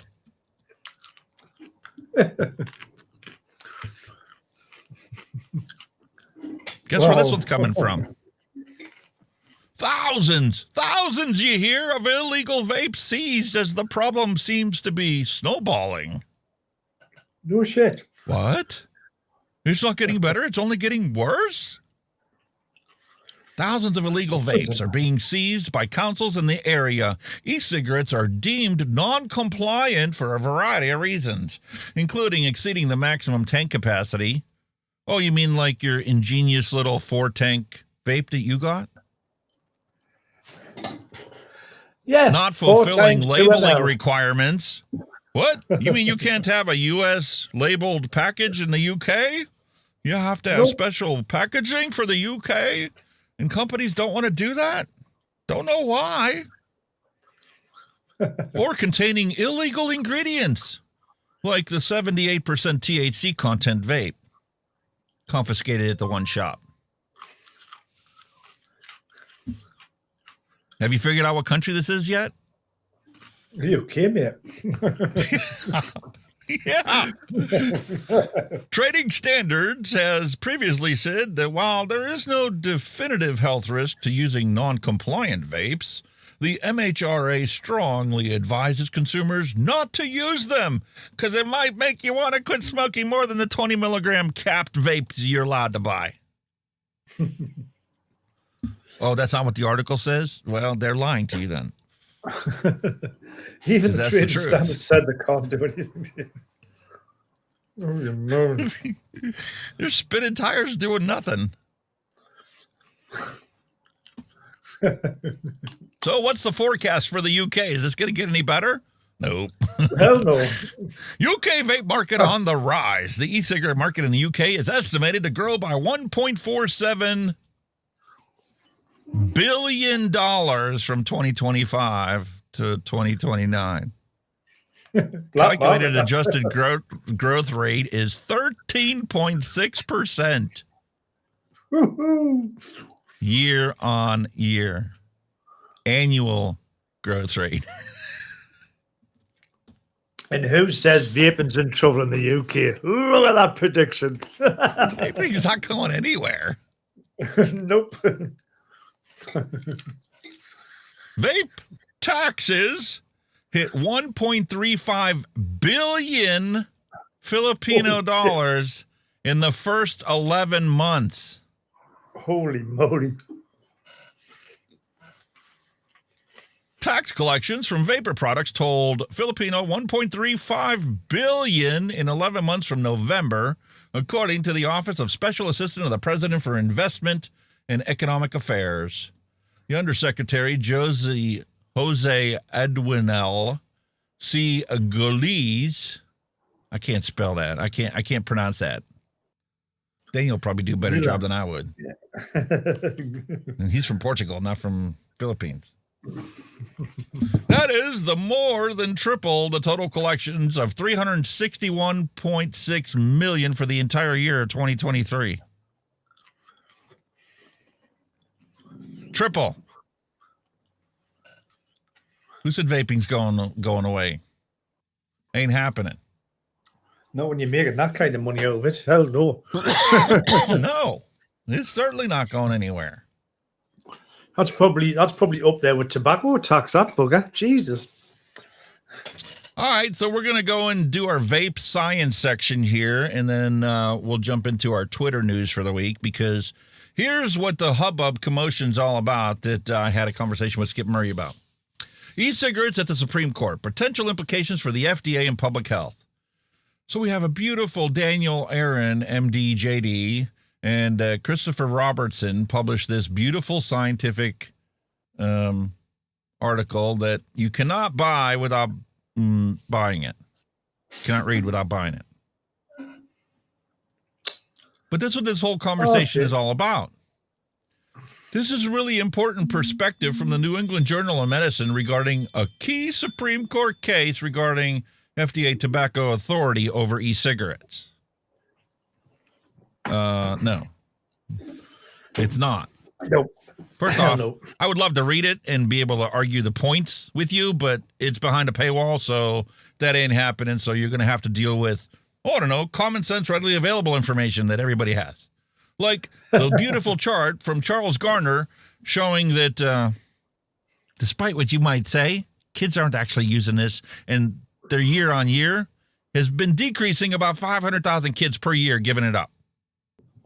So how is it addictive or harmful to kids? They're giving both up. They're giving cigarettes and vape up. Well, there you go. That not a good thing? The red line is the cigarette smokers.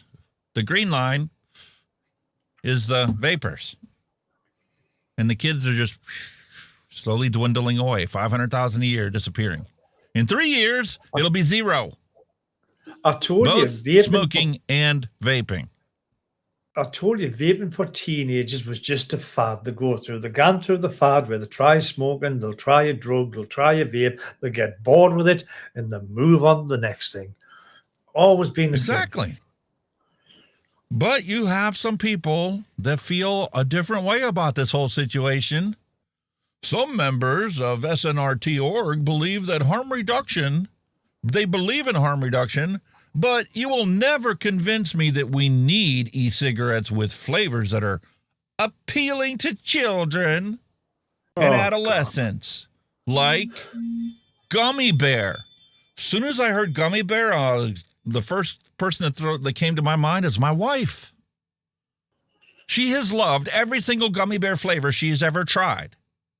Exactly. And I have a feeling it's the same reason why candy cane was such a success for me to quit smoking with. Because when you hear gummy bear, you think of the days of your adolescence and what gave you the most pleasure when you were a child. For me, it was Christmas time and candy canes. Yeah. The only time I ever had candy canes was Christmas time.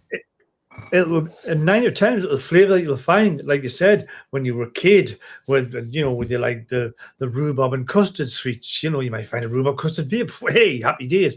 Candy cane itself, happy days. There were all flavors of sweets back in the day that we can actually replicate, because some of these sweets that we had may not be available now to buy in the shops, but you can replicate in a vape. Happy days, you know what I mean? That's why. Because it completely removes tobacco from the entire picture of quitting smoking. And it also elicits a completely different synergistic reaction in your brain where all of a sudden now you're brought back to the days when you were happy, had no worry in the world because you lived a carefree life and you got to actually enjoy the things that were pleasurable. So for my wife, when her mom handed her a bag of gummy bears when she got working at the coffee shop at the end of the day, that was her payment for the work that she put in at the coffee shop with her mom all day. Well, that's what gave her the happiest moment of her life. So when you give her a gummy bear, if not consciously, then subconsciously, her brain takes her back to that moment of happiness. And they're like, well, what about the kids? Well, I come back to the same simple solution. Tobacco 21. It's illegal for the children to go into a store that sells this. That's simple. Job done.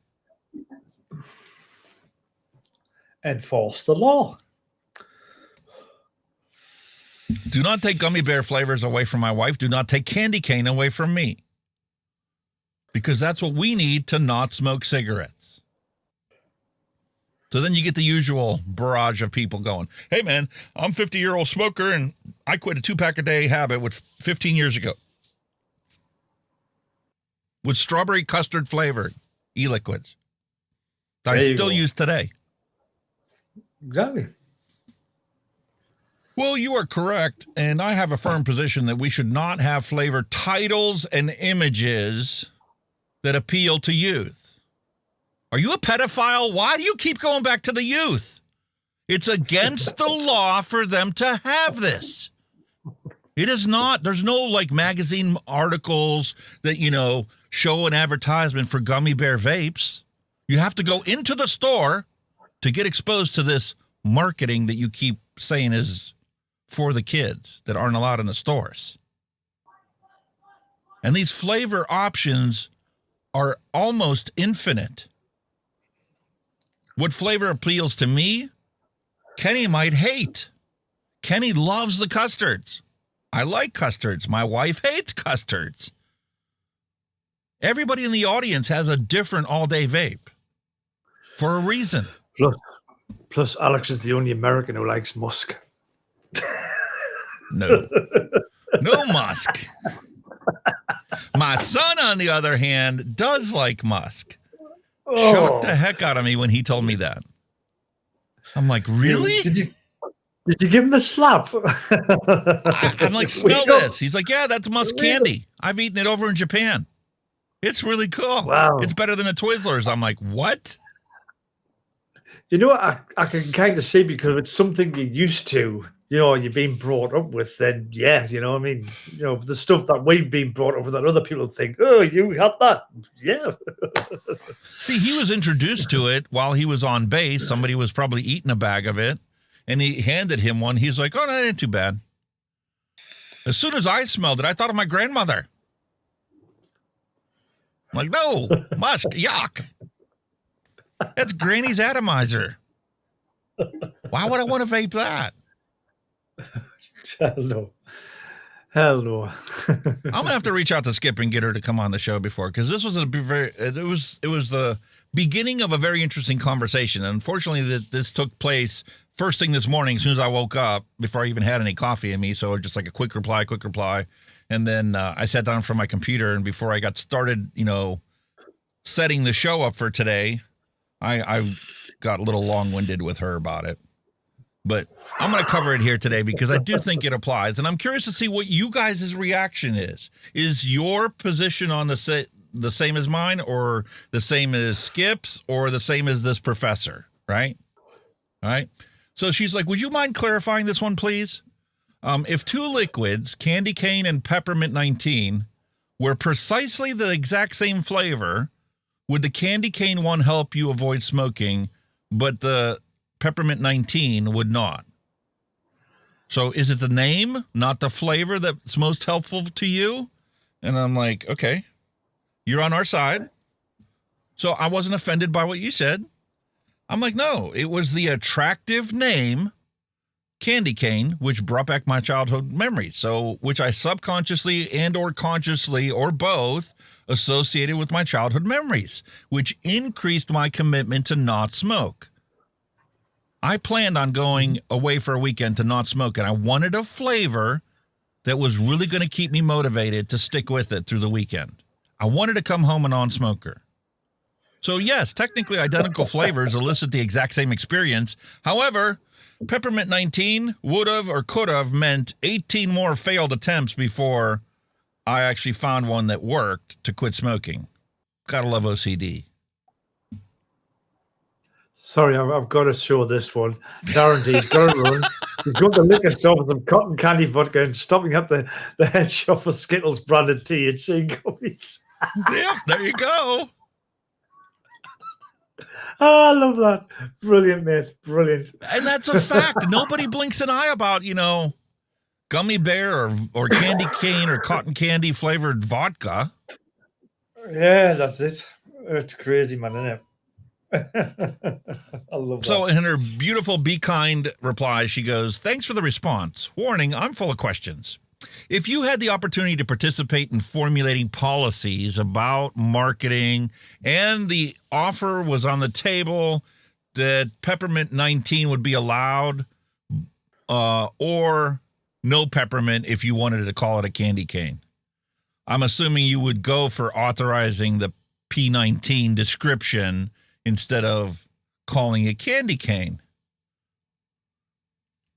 And I'm thinking of trying to ask if the name candy cane is a hill that I'm willing to die on in an effort to have a variety of flavors on the market. Can you guess what my reply is going to be? I said, now you sound like Clive Bates, who's willing to compromise at 4,000 FDA authorized products, while the EU has admittedly several 100,000 registered legal products for sale in the European Union, right? So my statement is, who are we to limit adult choices? Blind ignorance of a rare combination's potential to save lives, even if it's musk, is worth me dying on that hill. Because even one life means it's worth this fight. Yeah. Who are we to tell you what flavors are going to work for you to quit smoking? We ourselves don't know that until we find it. That's something you find out yourself. It's part of the journey. And it sometimes takes dozens of attempts to do that. And Clive even replied back, he's like, I'd be happy with 400,000. The question is how to put a defensible number into politics without having to change the law. I would say 100 times more authorizations and about equal to cigarettes is a good start. He's going from 34 authorized products to 4,000. That's how he came up with that number. Yeah. Right? It wasn't arbitrarily. But nothing wrong with wanting 10,000 times more. I don't know what the number is. I don't think there should be a limit on it. Whatever people sell, and they're able to stay in business because, well, they have repeat customers that want the bottle next week, well, that should determine how many products are available. It shouldn't be any regulator or legislative authority that determines, well, you're allowed 4,000 products. No. It's like you said, when it comes to flavors are endless. You can go on and on and on and on for flavors. Tell me about it, mate. I'm at 675 and growing. And there's your prime example, folks. Because I haven't found one that I can use to make this. And when you do make something that's super wonderful, like my Hunky's Hawaiian Punch, and one of the flavoring companies disappears, you pull your hair out and go bald trying to find the replacement flavor that still makes it taste the same. I can get it close, but it's not the same thing. So Skip goes on and says, I believe sooner or later, all sides are going to have to sit down, make an effort, and work together to save more lives. Save the most lives. So I'm trying to understand why what something is called versus what it tastes like is so important to all sides. Is the name more important than the flavor? I avoided answering the question. I don't think I did. I didn't come straight out and specifically say this is what my stance is on it, but you should have been able to infer what I was talking about. I know Dr. Toll's answer. He thinks compromise lies in allowing flavors and limiting their names. But what good is it if the name doesn't represent the vision of the flavorist that made it? That's the point of the name. if you say, got a rhubarb custard and you vaped and it was musk, then that's just like false advertising in a sense, isn't it? Because they're saying it's this and it isn't this. So you're going to have lawsuits against people, you know what I mean? You're saying it's not that. I want my money back, all this shit, you know what I mean? How many times do they have a name on a bottle and you go to vape it and go, well, that's not really what this is? Yeah. And the thing is, you have 10 people line up and 10 people look at the same bottle and 10 people try the same flavor. All 10 of them are going to have a different reaction to it. Some of them are going to say that this gives you the experience that you pictured when you read the name. And a bunch of them are going to say this has nothing to do with what the name says. Yeah. It's down to the individual. And how many times have we mixed up e-liquids here and go, well, now I kind of understand why they would have called this unicorn poop, because there is no name. There is nothing in my history that I've eaten, smelled, tasted, looked at, or was aware of that can represent what this actually tastes like. Yeah. That's how those crazy names came to be. Robert Lawyer's kind of hit the nail on the head there. So the issue the FDA should regulate what goes into the liquid, not my choice of liquid. Boom. Exactly. Nail on the head. China's already done that. All their job is to make sure that the ingredients that go into that product are safe for public use. They shouldn't have any other bearing on it. Simple. That's what they're there for. I get really frustrated when people talk about how, we don't know how safe these Chinese vapes are. And then I'm like, listen, I covered this in the news. I'm sure most people missed it. But China has an authorized list of flavorings that can go into these disposable products they sell to us. Yeah. They've already come up with the list. And they were crying the blues because they had to reformulate everything to fall within that list.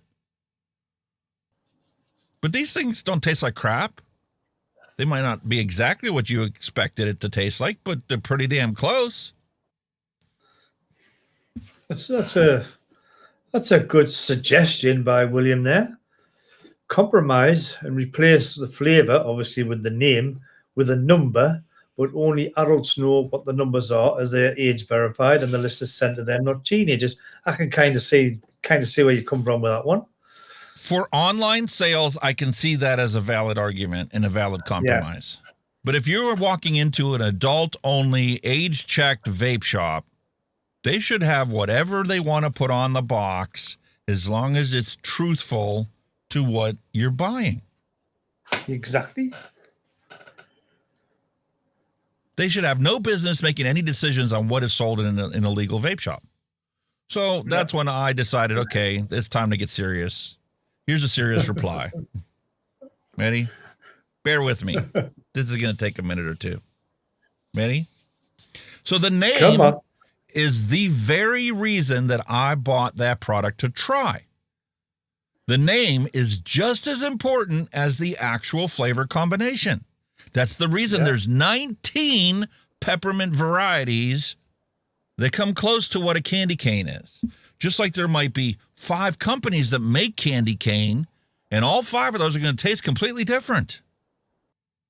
And, as I pointed out, this cartoonish image, which also elicits a male interest for the fact that she's sitting there sucking on that candy cane in a beautiful Christmassy elf dress, also offers additional value that you need to look at, which others would easily argue is, well, that's attractive to kids because it's a cartoon.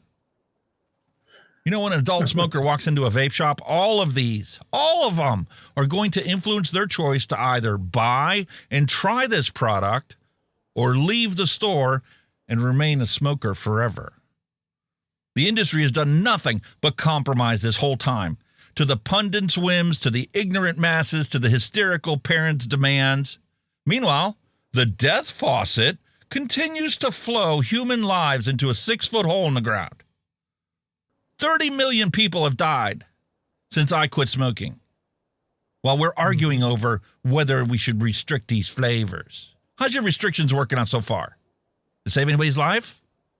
Or is it the black market that's been saving lives lately? And this speaks nothing to the person who smokes, eagerly allowing their Bic lighter or Zippo to perpetuate the slow and relentless suffocation to the quality of their life. Nope. None of these are in dispute. And yet, none of these sway realistic regulations to reverse course from where we're at today.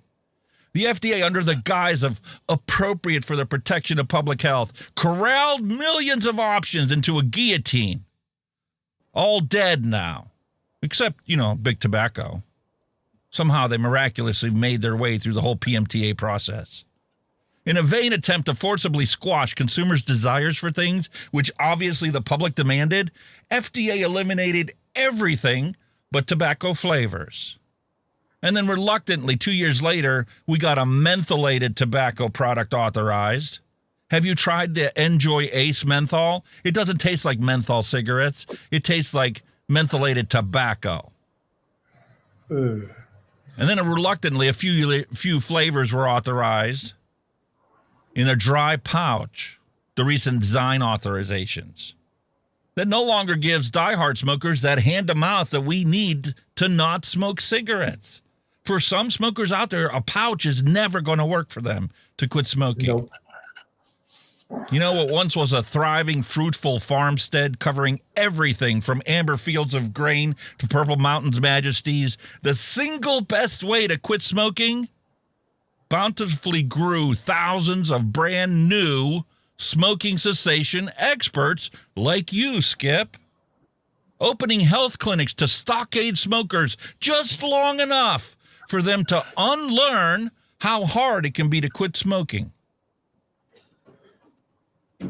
To see the possibility of a happy, healthy, non-smoking life that they'd long given up on after their multitude of failed attempts. FDA said, nope.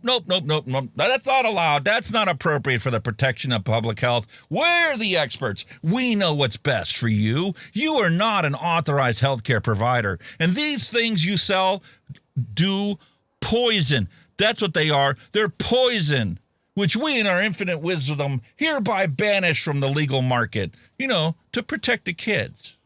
Because that's all that really matters. Yeah. So boom, drop the nuke. Decimate all of it. Okay? Well, please tell me what harm did all of those unauthorized former smokers selling unauthorized smoking cessation miracles impart on society? These shops and the products aren't the atrocity. They are the cure. The only atrocity that I see, and the reason why we do this show week after week after week, is because the atrocity is the regulators, the pundits who think they fucking know it all. Meanwhile, most of them have never even smoked a cigarette in their life. The ignorant masses, the hysterical non-parenting parents, big tobacco, and those who think that we must compromise because an inquisitive, precocious child's choices can be forcibly placed into a safe, child-proof paddock alongside a Vegas racetrack. They want to define mature marketing? Fine. Here's what I say is mature marketing. I say we already have it. It's called Tobacco 21. It's against the fucking law for these people to have these products. So once it's made against the law for them to have it, what happens to the industry after that is moot and ridiculous. New Zealand took it one step further by limiting tobacco, mint, and menthol, and I would like to add the Zine flavors that have already been authorized to be sold everywhere analog cigarettes are. You want to have flavor restrictions? Fine. Restrict them to adult-only specialty stores. Because the adult-only specialty stores should have every single possible flavor imaginable that the free market demands. Every single packaging and imagination that a company thinks will attract even one single brand new adult to give up smoking. And any new product which might or not even be imagined yet to improve customer satisfaction or improve the interest to try and quit smoking. Isn't that the goalpost, folks? The goalpost is to save lives and to improve the quality of life for people. The black market that was created by the FDA hardly cares about either of these. Neither does the uninformed corner shops where you can buy these black market products now because they personally don't use the products. The Wild West days of vaping were safer than things are now because at least back then, the people that sold you the product used it themselves. Want to talk about mature marketing? Is that like Clean Call asking for a friend? Love it. Absolutely love it. Absolutely love it. And that's what I did before I started my day today. How'd What your side of morning the bed go? did you get out of? Oh, I was in a great mood. But every week when we go and do this show, I get so pumped up about it because it's a 5-hour show, right? So I know most people don't watch it from beginning to end. But if I get one person to get into a tizzy over it and post it somewhere and some smoker looks at it and actually watches the show and learns the truth, we have saved their lives. Definitely. And that's more that can be said by anything that FDA's done.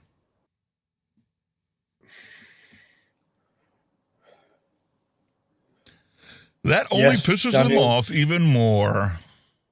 How back then we self-regulated ourselves with no external interference. Yeah, that's the definition of a free market. What we have now is not a free market. FDA being in charge of vaping products is never going to be a free market. They will always tip the scale one way or the other. And I argue that the best, most effective way to save people's lives is to not have a scale. Let people and the market determine what products are for sale. As vapers, we did not want disposables to become the most commonly sold item on the planet.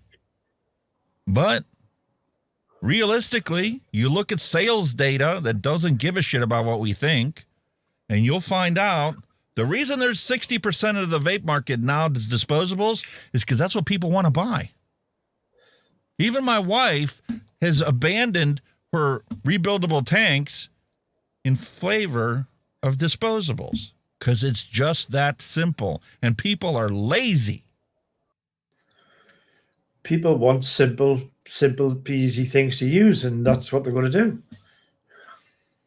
Convenience. We live in a world of convenience. That's the thing. We live in a whole world of convenience. Anything that's easy to do, we'll do it. Yeah.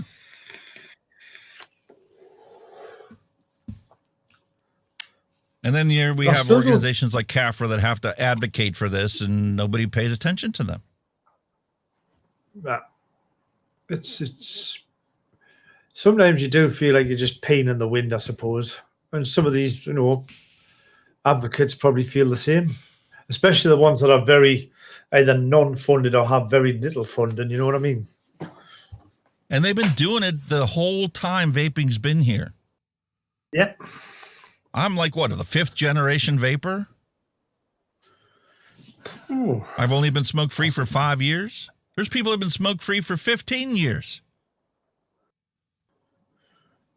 Like I said, I'm about 10, 11, somewhere around there.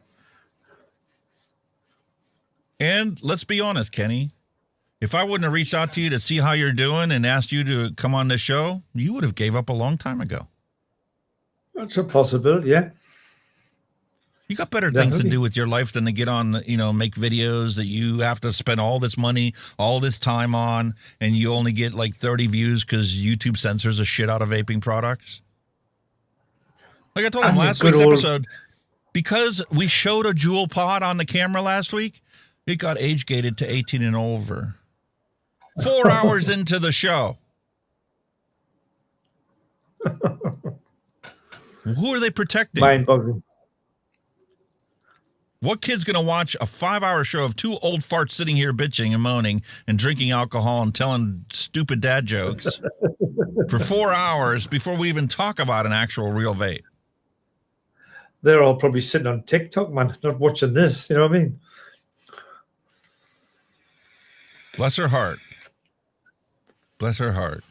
If you're not recommending vaping to your smoking patients, you are responsible for their lifelong complications of smoking-related diseases. True.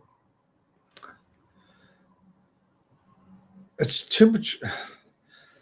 It's too much government bullshit being involved in politics. Like I say, even here in the UK, the very last option they'll give you to quit smoking is vaping. They'll tell you to try the gum, they'll tell you to try the patches, they'll tell you to try the tablets, and if it doesn't work, they'll go, oh, well, there's always vaping.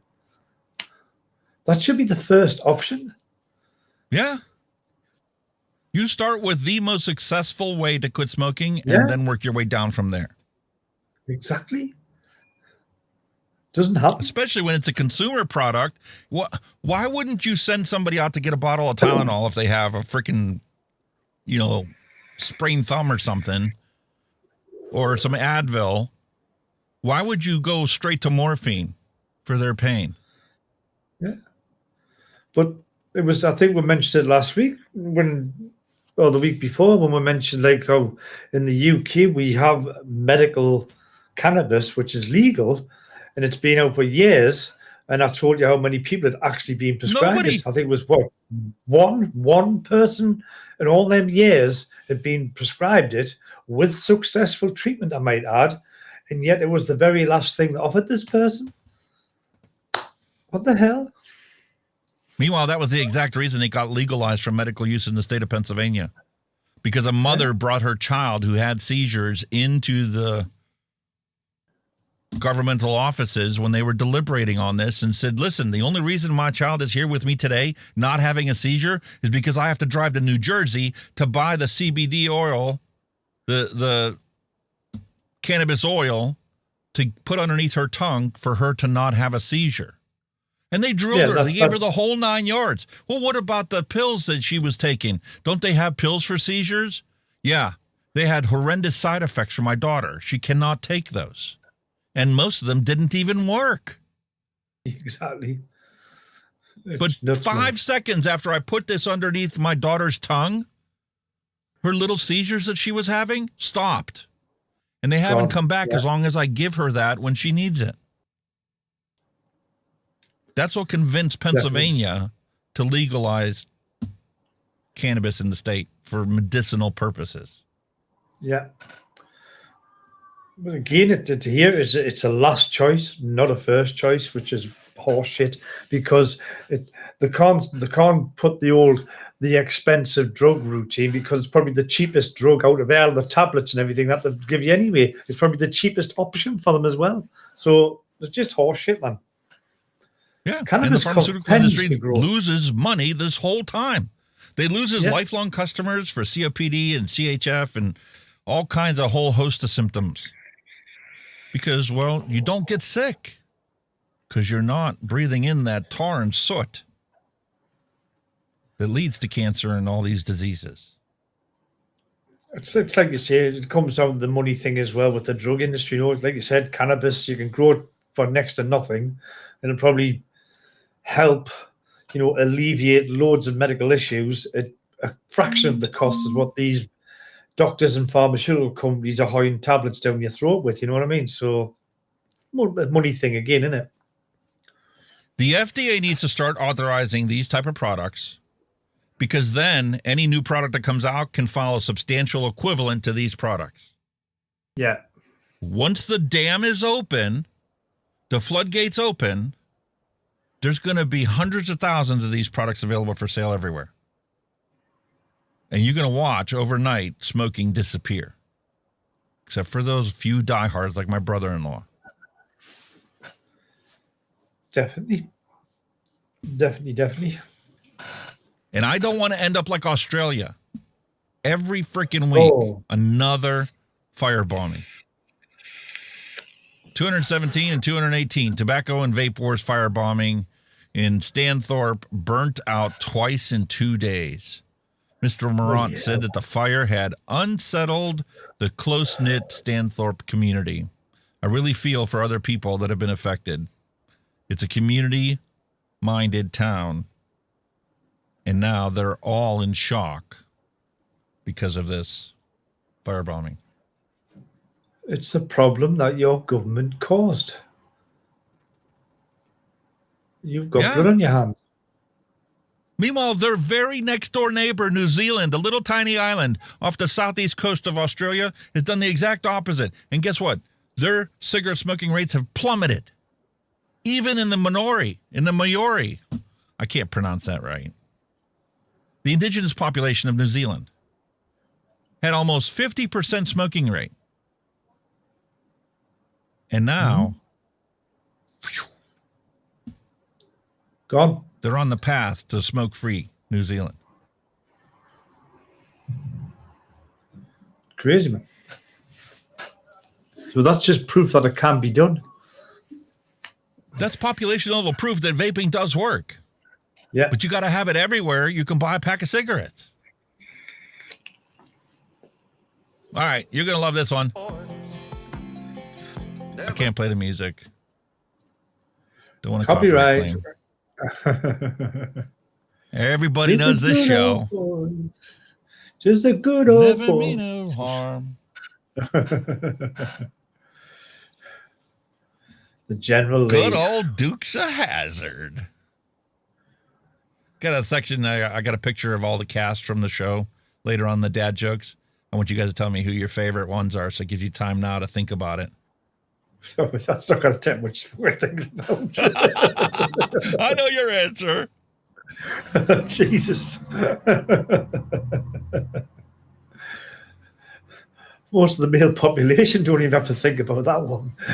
The whole cultural phenomenon of Daisy Dukes kind of gives that one away. Exactly. Boss hog. Holy moly. Whee! Would you Wonder believe how that many was cars 48 years plastic. ago? Fucking shut up, man. You make us feel old. 46 years ago. My apologies. I don't want to make you feel 2 years older. Get 46 years no, ago. no, it January wasn't, 26, 1979. No, it was only a few years ago. It wasn't that old. Yeah, okay. Shit. We're giving away our age.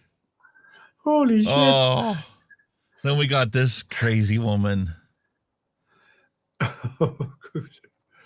Oh, she drove me crazy. Sue Freeman. Big tobacco, like the devil, stalks our youth, looking for whom they can devour. Our government do more to support and hide their vile businesses than protect our vulnerable youth. Rollbacks on smoke-free legislation and tax breaks for the vaping industry are the devil's work. The devil's work, I tell you. I live in New Zealand, and all this not taxing vapes like cigarettes is the devil's work. Okay. Oh, really? Let me tell you, I have a few choice words for you. Keep taking the tablets, dear. But I'm not going to be rude. I promise I'm not going to be rude. I'm going to try and be nice. I'm going to try and take Skip Murray's advice, and I'm going to try and give a, informative reply with my occasional sense of sarcasm, starting it off going, good grief, the devil's work. ETOH, which is the abbreviation for alcohol. Sorry, shorthand, paramedic, can't help it. Anyway, shorthand, alcohol caused over 900 New Zealand deaths, 29,282 hospitalizations, and 129,000 accident claims. $9.1 billion in harm, half of which were caused due to fetal alcohol spectrum disorder. And alcohol-attributed deaths is 2 times for the Maori. It's combustion and alcohol that kills. THR works. Yeah. Vaping saves lives. Can you please keep your eye on the ball? God damn it. Where do these people come from? Really? And what motivates them? Can I say something about vaping without y'all getting offended? You want to open up that can of worms? Really? Oh, yeah. Keep it coming. I'm not going to do it today. Probably thought twice about that when they said it, like, oh, shit, I better not do that. Holy moly. Let me tell you why you're here, folks. You're here because you know something. What you know, you can't explain, but you can certainly feel it. And you felt it your entire life, but you didn't know what it was. There's something wrong with this world. You don't know what it is, but it's definitely there. Like a splinter in your mind. It's been festering your whole life. What? I think it's a 1984 world. How the hell did we? I never in my wildest dreams thought we would end up in a world like it is today, where you have public health that is doing more harm for the smokers in society than the big tobacco companies that sell them the products that they use every single day to kill themselves. Exactly. What? Head scratching. Head scratching. All right, one more thing, slightly off topic, just to try and give us a segue into drinking some alcohol. Ready? Here we go. They're made up of pharmacists that care about their communities. Technicians. Hold on. I need my button. Please. I need a button for this. A baton? A button to increase the volume so y'all can hear this guy. They're made up of pharmacists that care about their communities. Technicians that show up every day. Earlier, Walgreens announced the closure of 1,200 locations over the next 3 years. We heard Dr. Vincent talking about in Arkansas, we've closed 40 pharmacies over the last 2 years. Walgreens has a long history of providing trusted healthcare services to our country for 120 years. Walgreens is an unaffiliated, non-vertically integrated pharmacy.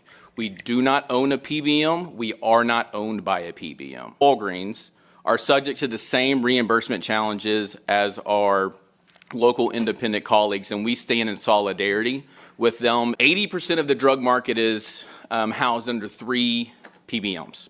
Who also own their own pharmacies. This leverage allows them to force low reimbursements that do not reflect the actual cost to purchase or dispense medications to local independent pharmacies and unaffiliated pharmacies like Walgreens. Walgreens loses money on many of the prescriptions and services we provide on a regular basis. Leverage also allows for patient steering. We just heard that. We are losing patients because of specific PBMs requiring them to use their own vertically integrated pharmacies in which they have financial stake. These unfair and unreasonable business practices require pharmacies to provide less services to our patients and ultimately could end up in closing doors. This puts our patients at the greatest risk of creating healthcare desert. We've talked about that time and time again today. With access. Fortunately, this is also disproportionately affects those underserved communities. In 2019, across the U.S., 7,000 pharmacies closed. This last fall, we brought it up earlier, Walgreens announced the closure of 1,200 locations over the next 3 years. We heard Dr. Vincent talking about in Arkansas, we've closed 40 pharmacies over the last 2 years. This last year, Walgreens has closed 6 Arkansas locations across the state. And I take each one of those personally.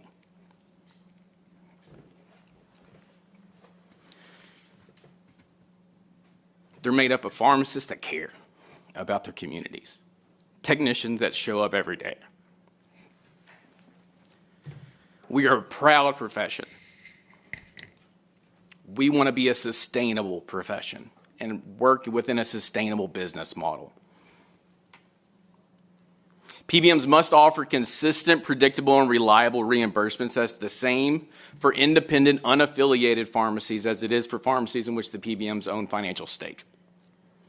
PBM should not be allowed to steer patients away from the patient's preferred pharmacy. Thank you for the role that you've played in supporting our profession. But we've seen behind that pharmacy curtain, and it's not pretty. The curtain is suffocating the integral community healthcare providers, but unfortunately, the patients are the ones that are hurt the most. I implore you to keep the work alive. So essentially what's happening right now is the pharmaceutical industry out there is consolidating, like all markets eventually do. And like all markets, when you get somebody that becomes a super player, a superpower, like Walmart has been for many of the towns out there, when a Walmart gets built in your town, all the little mom and pop shops close because they can't compete with Walmart's prices. And then what happens once all those stores closed?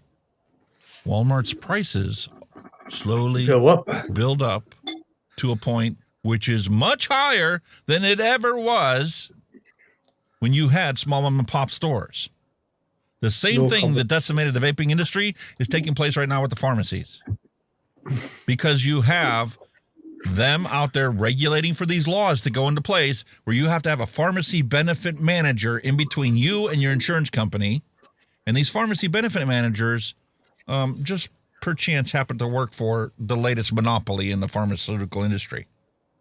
You want to cry the blues about you go to the store and your insulin was costing you $900, even though it only costs $5 to make? That's because of the monopolies that are driving the prices to an astronomical level. Exactly. They take up the supply chain, and what once was manufactured by dozens of companies is now manufactured by one company.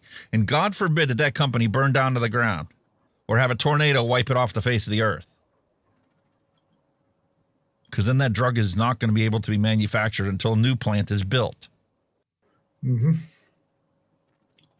There's a reason why this whole situation going on with Trump and America First is a good thing.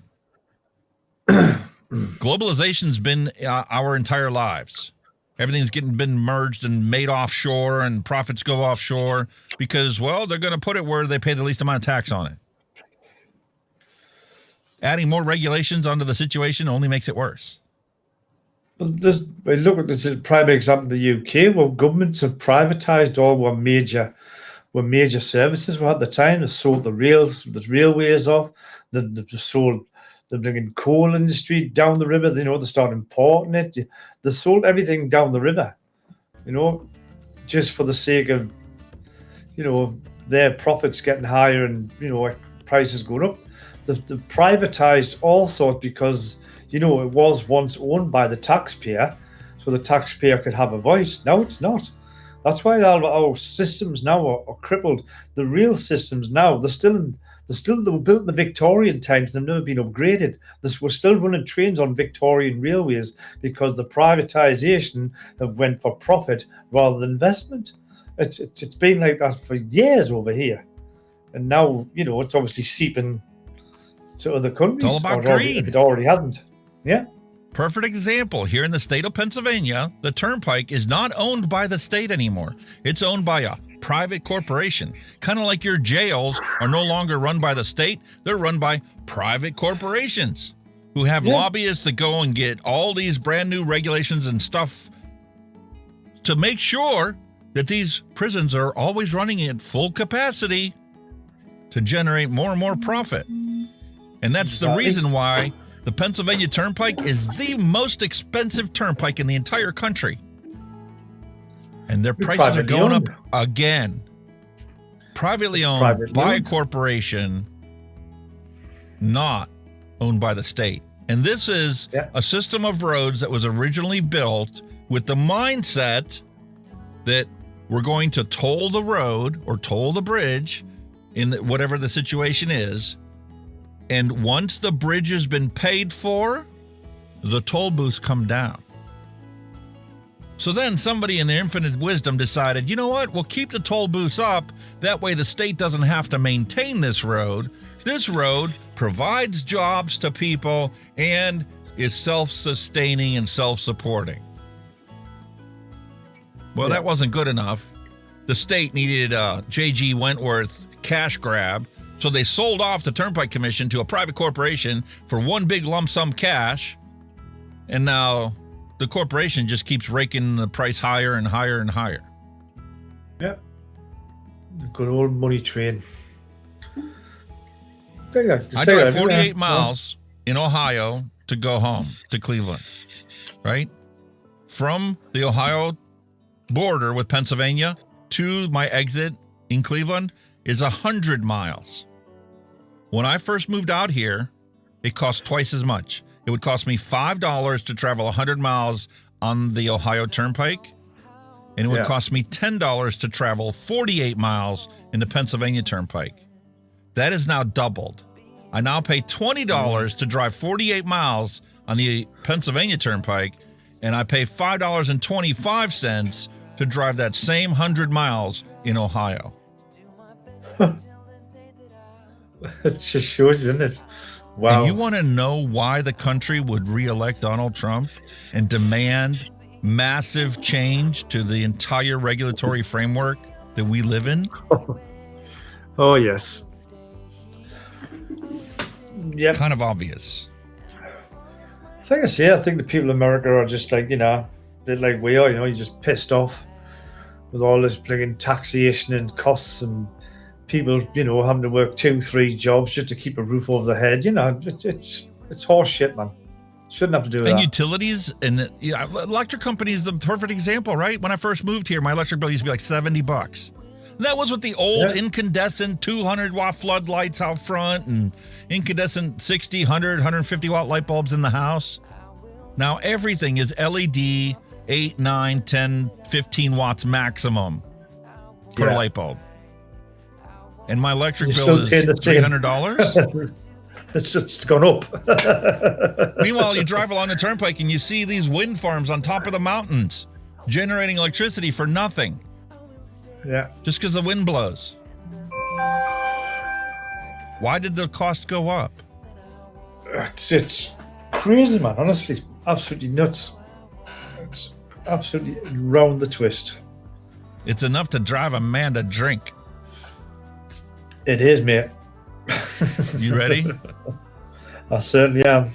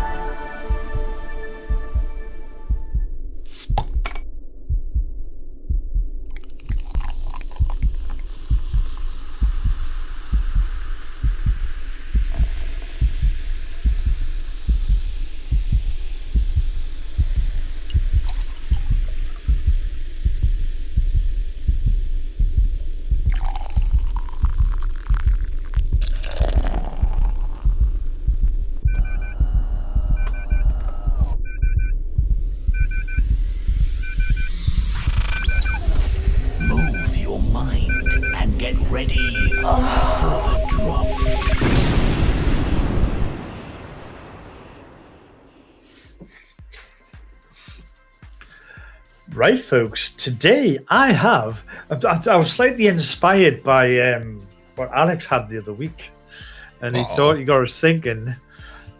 And he was trying the good old the Stella Artois. So I've decided to indulge in some Stella Artois. The good old I'm Belgian surprised, man. lager. That's actually a really nice, crisp, refreshing beer. Yes, it is absolutely gorgeous. It's 4.6% alcohol volume, and it's only like it's only small. These are just the 440 ml cans. But yeah, I thought, you know what it is? I haven't had no Stella Artois for a long time, and then pop Alex with it. So I says, there you go. I'm gonna have some Stella. So that's my little pleasure for this week. And my little pleasure for the week is Arnold Palmer Spiked Strawberry Half and Half. So you got strawberry flavor plus half iced tea, half lemonade. Very nice. That was inspired by my wife, who bought a multi-pack because they didn't have just the plain ones. I thought you might have been on another coffee again. So you've shifted the goalposts again. Cheers, Cheers, matey. sir.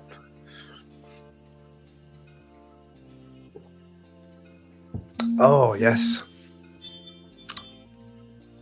That's 5% alcohol by volume, but you cannot tell. There's so much flavor in that, you cannot tell there's a bit of alcohol in it. That's not aimed at children, by the way.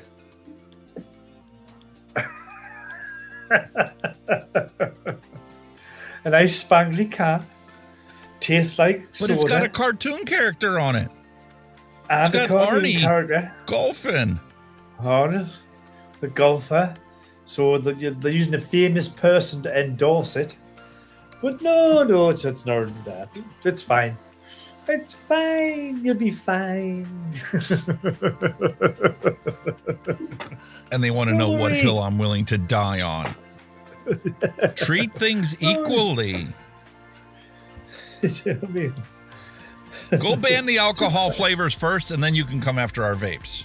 All right?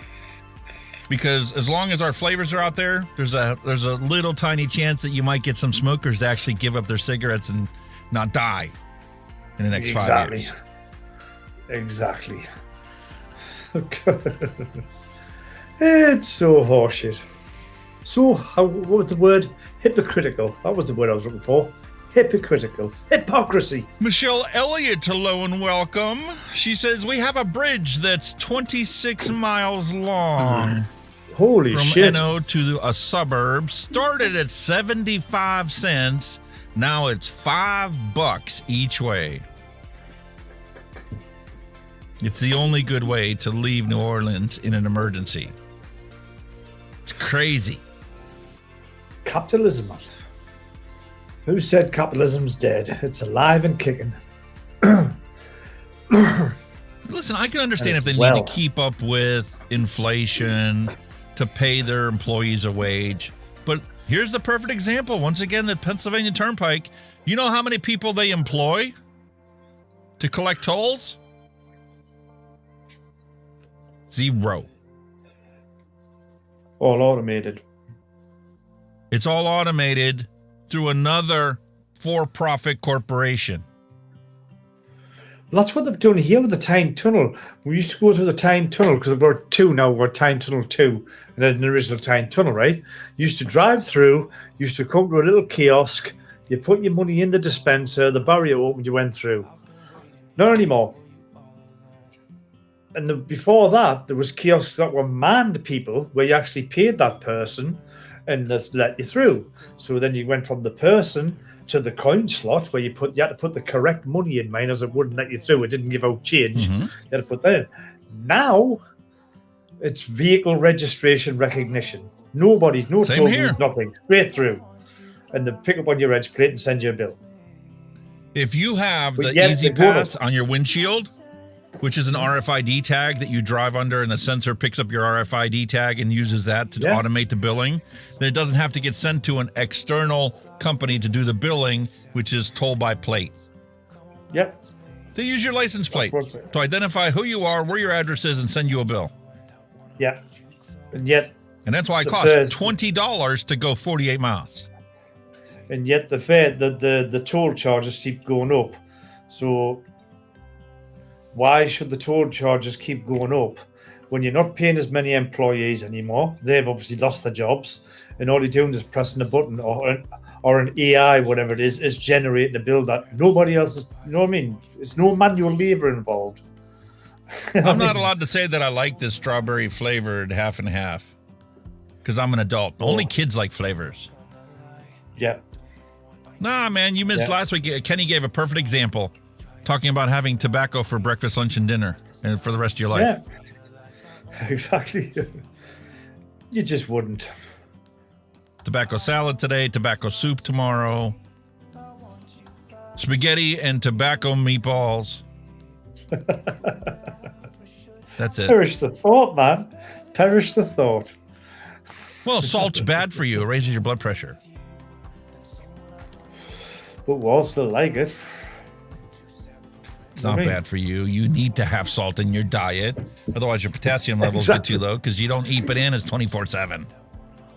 Exactly. Did they not used to give out, was it salt tablets when you were dehydrated? You know, like people out in the desert or something were dehydrated. Did they not give them salt tablets, didn't they? Yeah. That's right. Which actually dehydrates you, but it causes you to become thirsty, in which case you drink enough to augment that salt. That's right, yeah. I remember how our body works. That was just a useless bit of information that was in the back of this grey old mat that just came to the front there. Don't know where it came from. And then you get crazy minds like mine that go, hey man, that's the same thing they said about, eliminating fat from our diet. If we eliminate fat from our diet, we won't get fat. Really? But you've got to remember, there's good fat and there's bad fat. There's two fats now. There's a good and a bad. That's like there's good vapes and bad vapes. Did you know about that? Yes. No, I never idea. Yeah. It's just they do their best to confuse the shit out of the consumers and public by filling them with shit, basically. You know what I mean? And then the consumer's like, I've got no clue who to believe. Yeah. That's kind of where we are, aren't we? Who do we believe? I mean, we don't. Why my argument is, show me the harm. Yeah. Let this thing be sold everywhere. If there's harm, they can file a complaint and we'll get the product removed. But until you show me the harm, there is none. Mm-hmm. Sharon Gottschall, hello and welcome.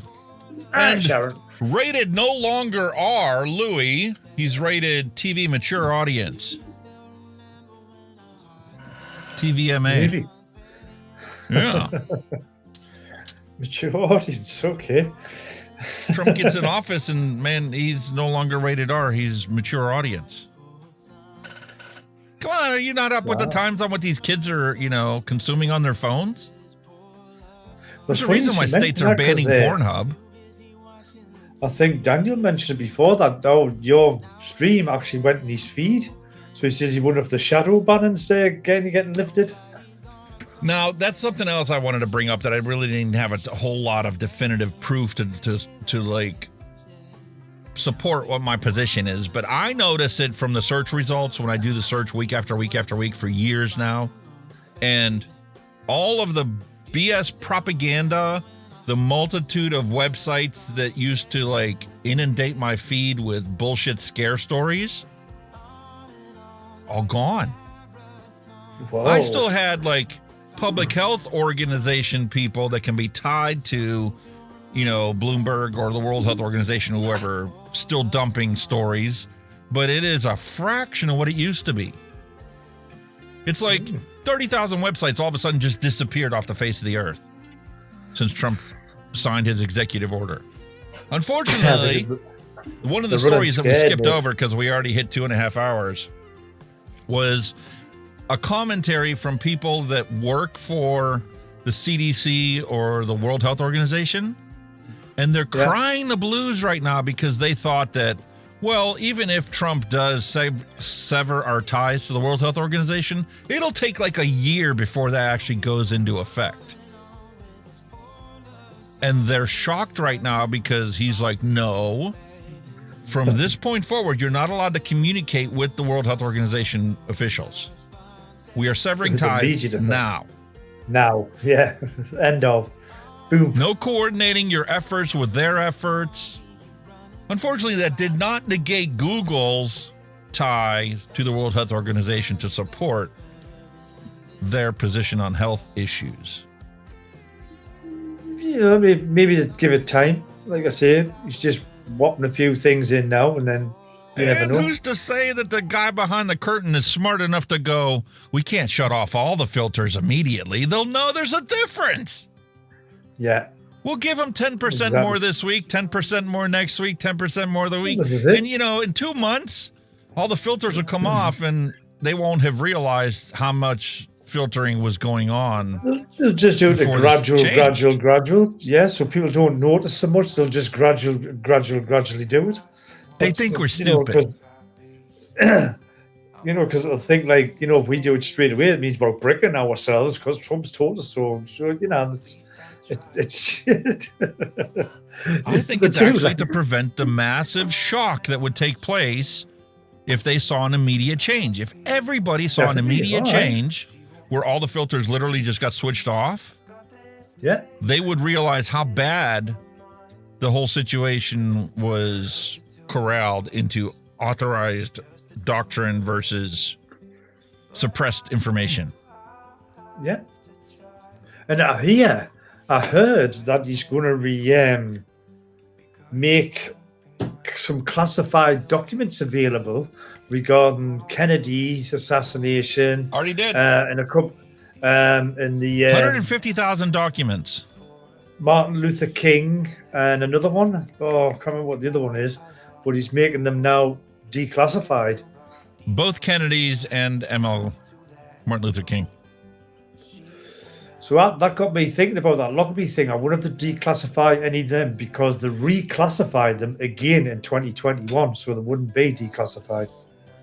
The documents for the Lockerbie disaster that weren't submitted. But I don't know if that was the US side or the UK side. Well, see, that's the reason why everybody that he's putting up to head these organizations and be these secretaries of, like Kennedy being Health and Human Services Secretary, are getting so much opposition. All the people that have been profiting from these secrets and these agendas don't want the truth to come out. But there was a little snippet on Breakfast TV, and this guy come in, he says, even if they do release these documents, he says there'll still always be conspiracies because there's that much conspiracy surrounding it. Even if those documents don't kind of confirm what the conspiracy theories believe, them conspiracies will still remain. You know what I mean? Because of all the conspiracies around the actual topic or whatever it may be. So well, that's just like Kennedy's assassination. There was the film that everybody thought they saw when they were growing up about Kennedy's assassination. Did you know there was 14 frames of that film that were redacted? I've seen it. And now you can watch the whole film. Yeah, I've seen it. And now there's a big uproar about it was the driver that shot him. Because I think it was this person who she was, I can't remember her name, but she actually videoed on her home video, and they reckon they took her footage off her and altered it. Yep. And this was a member of the public, not anybody else. Come here with that camera, you. Thank you. We'll have that. Same thing happened on 9/11. I would love to see all of the footage from 9/11 get released. Ooh, yes. That would be interesting. Let the truth come out about that. A lot of conspiracies around that one as well. How certain That's because there's been a lot of people that have put two and two together and went, hey, man, something doesn't add up here. Yeah, the planes hit the building. We saw it. There's plenty of people that you can tell you that they saw firsthand. Okay, it's not some AI or, CGI effects. But the way that the buildings come down, it's just like they fell in their footsteps. But there was buildings that came down next to it that hadn't even been hit by the planes. Oh, you mean the World Trade Center? Building 7? That collapsed. It collapsed. As the BBC reporter was standing there talking about it with the building still in the background 30 minutes before it collapsed. Exactly. Hang on a minute. What?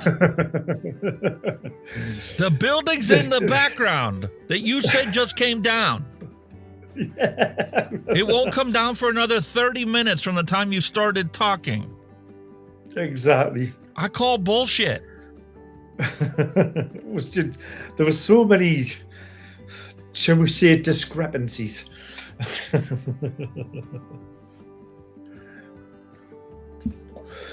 That's weird, mate.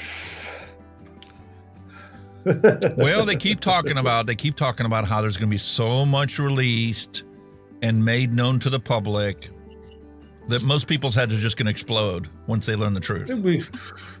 We shall see. Things we believed our entire lives as being gospel is going to be proven wrong. Or is it? Is it going to be more bullshit? I don't know. You know what I mean? As long as I have my vape while I sit there and learn and read, I'm going to be a happy camper. Oh, hell yeah. I'm intrigued. It'd be intriguing to see this shit. You know what I mean? I wish I had another one to send you. I know, mine's just a board will do, mate. I don't need the mod, I just need a board. I love that mod I did. I absolutely loved it. My wife bought it from a Christmas box. That's why I haven't What part of the board is bad? The whole lot gone. Everything gone. No display, doesn't power up, nothing, just dead.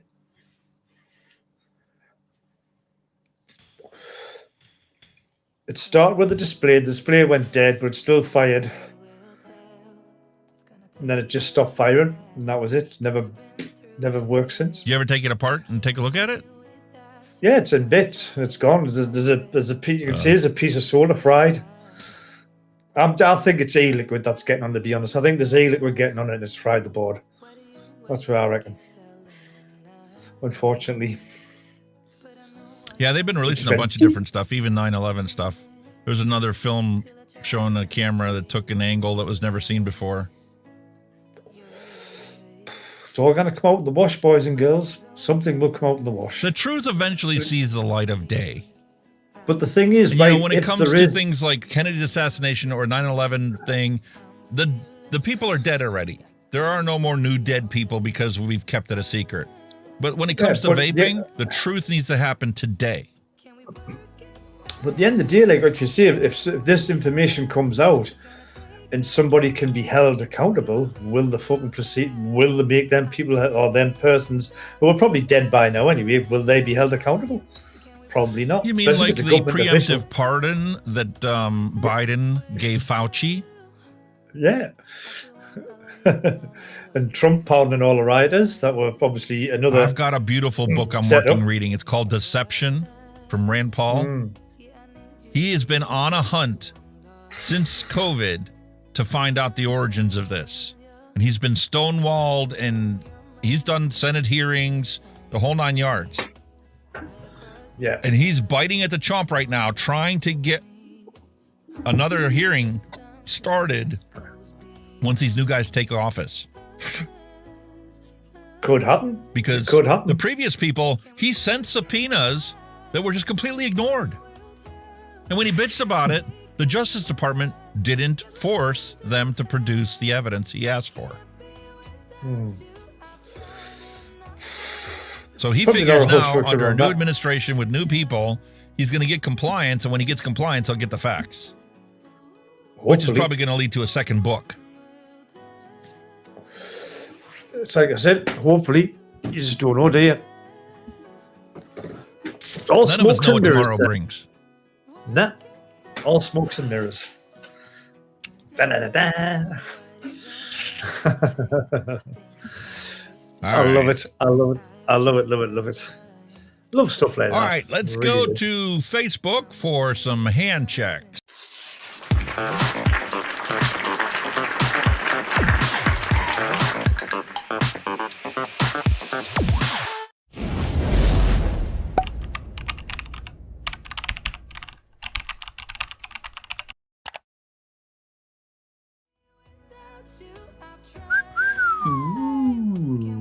William Dobson's right on it there. Here we have the atemporal squonk with the Kelpie RDA. Oh, I've got one of them. I never got the Kelpie dripper. I got the Kelpie tank. I've got the RDA. God, you'd be lucky you can find one of them now. It's all right, actually, yeah. It's a bit of a pig to build, like some of the... Like, I say pig, but it's a bit fiddly. Or it can be a bit finicky. But it's bother, it's all right. It's canny. Back in my mind, I'm trying to decide what's harder to wick properly, the Kelpie RTA or the profile? The Kelpie RTA was a pain in the arse. That was one of them ones where you either got it right or you got it wrong. And when it went wrong, it went wrong. It pissed all over the place, or it gave you dry hit after dry hit? Yeah, it was very temperamental with the wicking. I don't think the RT is trying to get that to wick properly. I think the RT is a bit more forgiving. If I remember correctly. Nicholas Handley provided this lovely piece. Look at those all-in-ones. Which reminds me, guess what I just got in the mail the other day? Oh, he's finally getting them, boys. He's finally seen the light. Has he seen the light? Has he finally seen it? Has he got a one? Look at that, man. Oh, AIO Blaze. Yeah, man. Well, I get to start the review for that this week. Oh. You will enjoy them, I'm telling you, mate. I was pleasantly surprised. I was pleasantly surprised, honestly. And I'm a dual coil user, so there you go. Blaze Bridge. Pleasantly surprised, mate. Yeah. He's joining the club at long last. Yeah, it took me a while to come around to it. All right, we'll get to the dad jokes later. Here's Cheryl Gomez's lovely setup. Look at that. She's got a pipe. What on earth is that? Is that a pipe? Is that what it is? It's not really a clear. You've got an up and down, fire, and the power off. But it looks like she's holding onto the pipe thing, and then the tank comes out of the other. That is awesome. You know what? When I first got started on this channel, I argued that there wasn't such thing as pipes, vape pipes. There you go. I was wrong. Dead wrong. Technically, it's not like the tobacco pipe we're used to. It's just a pipe shape. Well, yeah, you don't put the e-liquid in here and then use it to vape. You have to have a conventional tank in the pipe section. Is actually just the mod battery. But that's still a novel thing. It's still a novel thing, though. It's mint. Oh, I would love to have one like that. That's awesome.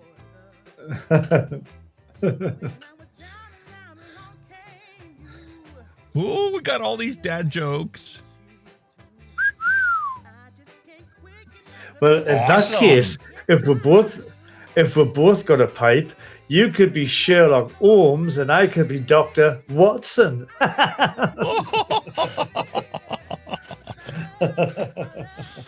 Oh, man.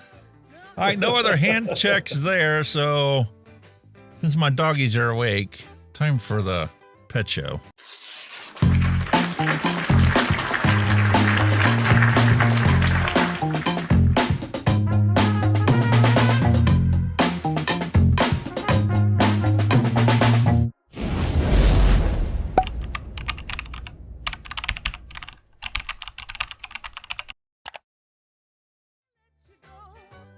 Alrighty, doggies.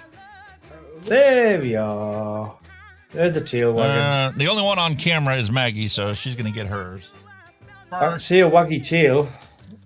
I don't see a waggy tail of the other one. Lucy, go get it. Ready? Ready? Go on. Go get it. Where's Lucy there, man? Jester? Ready? Ready?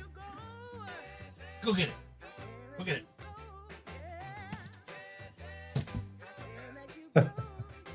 Nope, the other one's gone for it.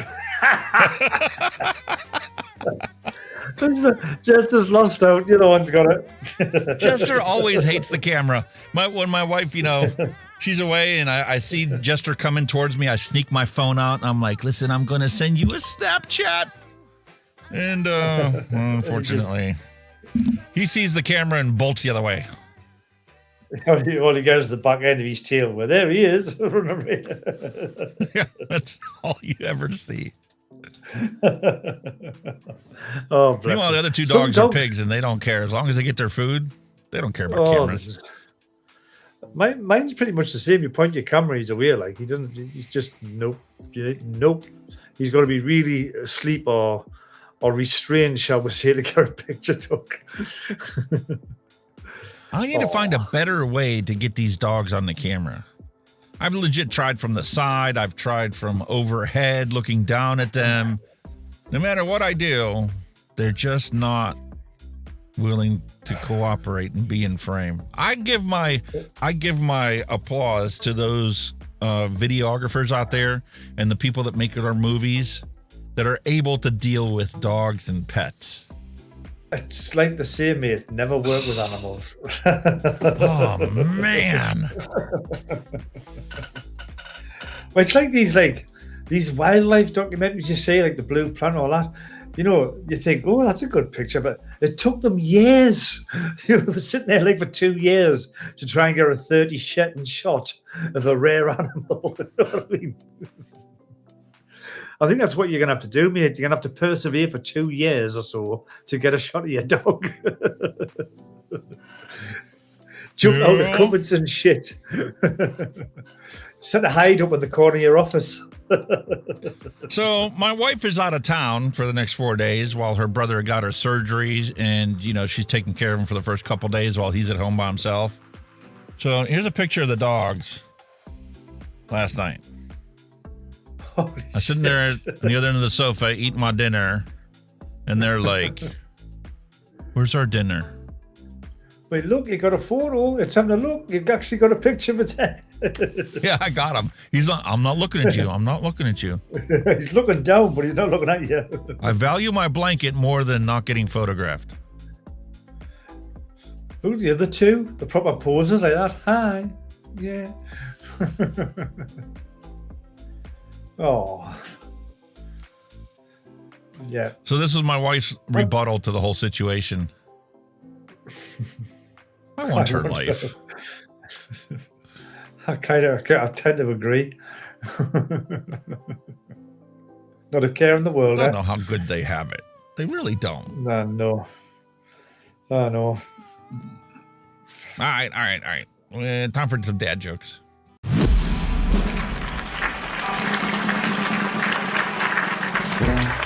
No more despair. I have paid more than I owe. Now what you see is what I give you. If a vapor's been robbed, which detectives are assigned to the case? Sherlock Holmes and Dr. Watson.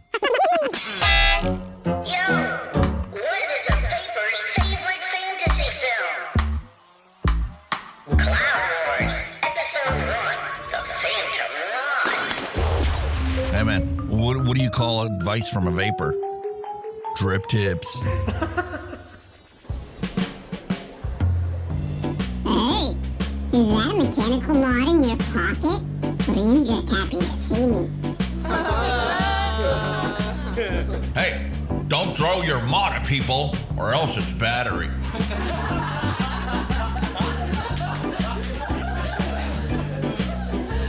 Hey, why did the vapor cross the road? To chase them clouds. And they told me vaping was cheaper than smoking. Nope, I don't care.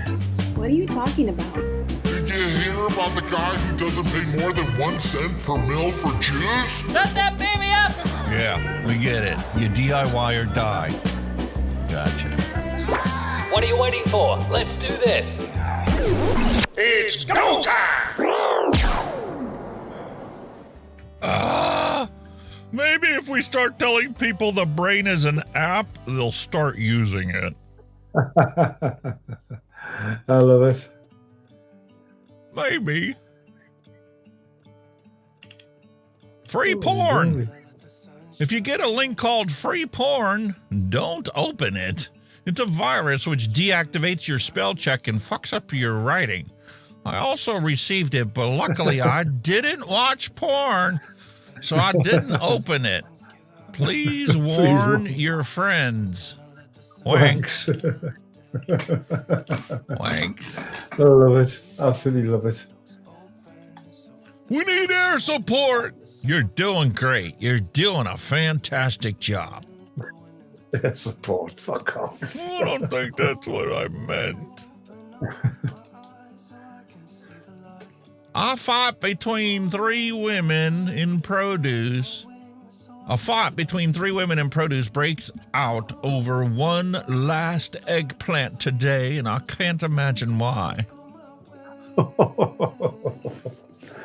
Hell. Well, now, isn't that interesting? For sale. Bought in error. I live at 45, not 54. Gotta go back to the store.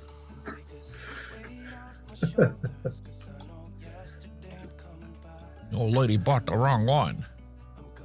Everyone has a right to be stupid. It's just that, you know, some people abuse the privilege. Hell yeah.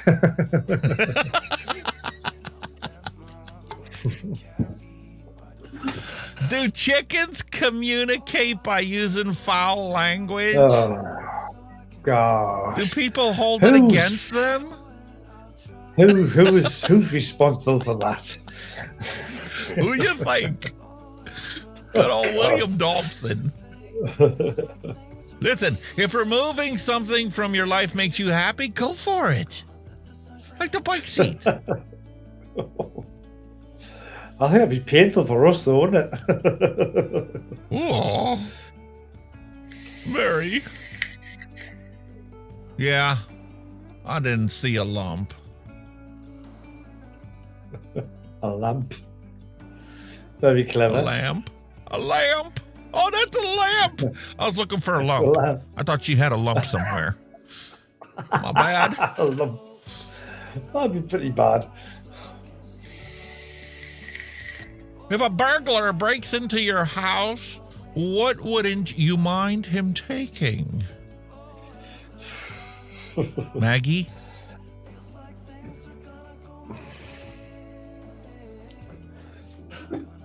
No, I'm not going to say that.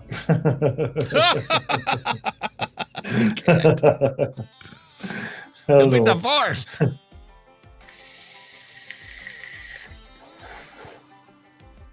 I put my daughter's Old Navy water bottle in the dishwasher. Long story short, now it's my wife's water bottle. Oh dear.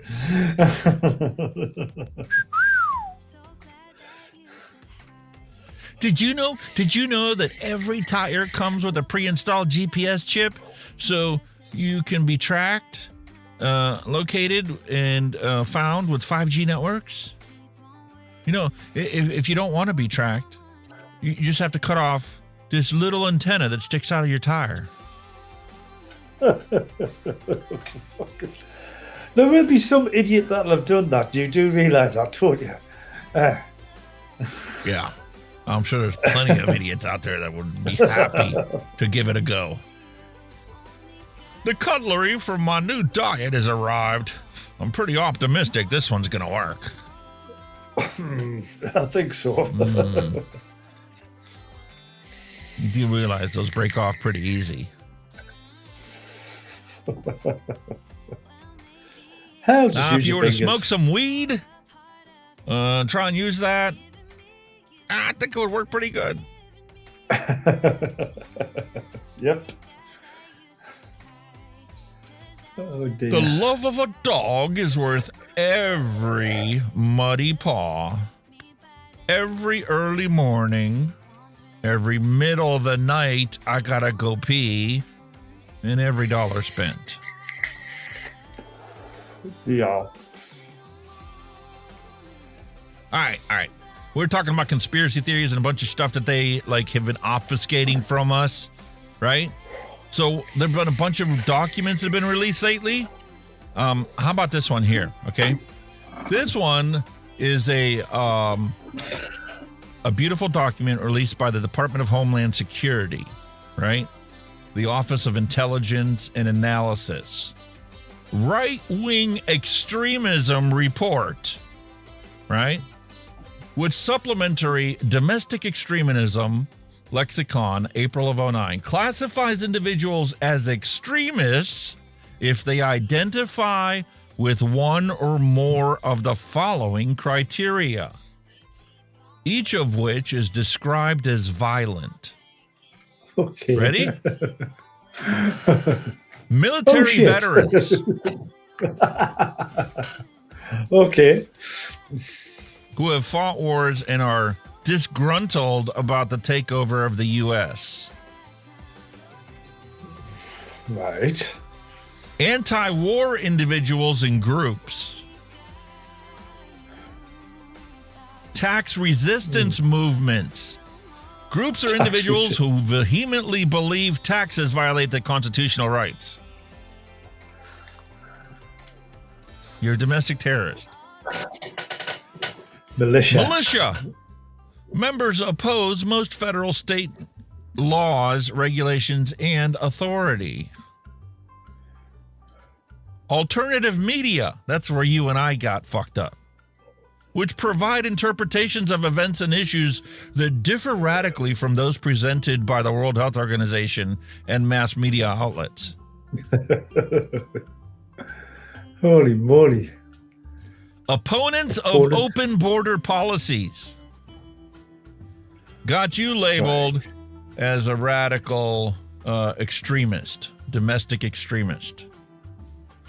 What? Gets better, man. Single issue.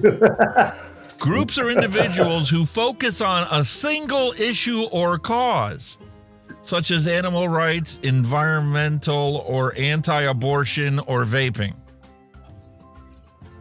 Wow. We got double whammy. Or the Patriot Movement, a term used by right-wing extremists to link their beliefs to those commonly associated with the American Revolution. Also, Christian patriots, constitutionalists, and other patriot groups. Holy fuck. DHS has established dozens of fusion centers in cities and states across the country to monitor domestic activities. Local, state, and federal agents of the DHS, CIA, DOJ share information concerning the activities of our citizens. Activities monitored by the fusion centers overlap those stated in this DHS report lexicon above, and further include the following: frequent references to the Constitution, support of third-party candidates, support for the audit of the Federal Reserve, opposition to a carbon tax, to be paid to the World Bank, opposition to U.S. submission to the United Nations and or World Health Organization doctrine and whim. Oop, there's Trump. There's all of us. You wonder why we were censored? Holy moly. Meanwhile, our position hasn't changed on the matter. You don't like me? Hold on. I need a few seconds to recover from that tragedy. Yeah. Fuck you. Cheers. Yeah, we'll sit back and dwell on that one, eh? Yeah. Now, there's been a lot of conversation and communication recently about California. Right. Because of the wildfires around Los Angeles and such. You know what I mean? Yeah.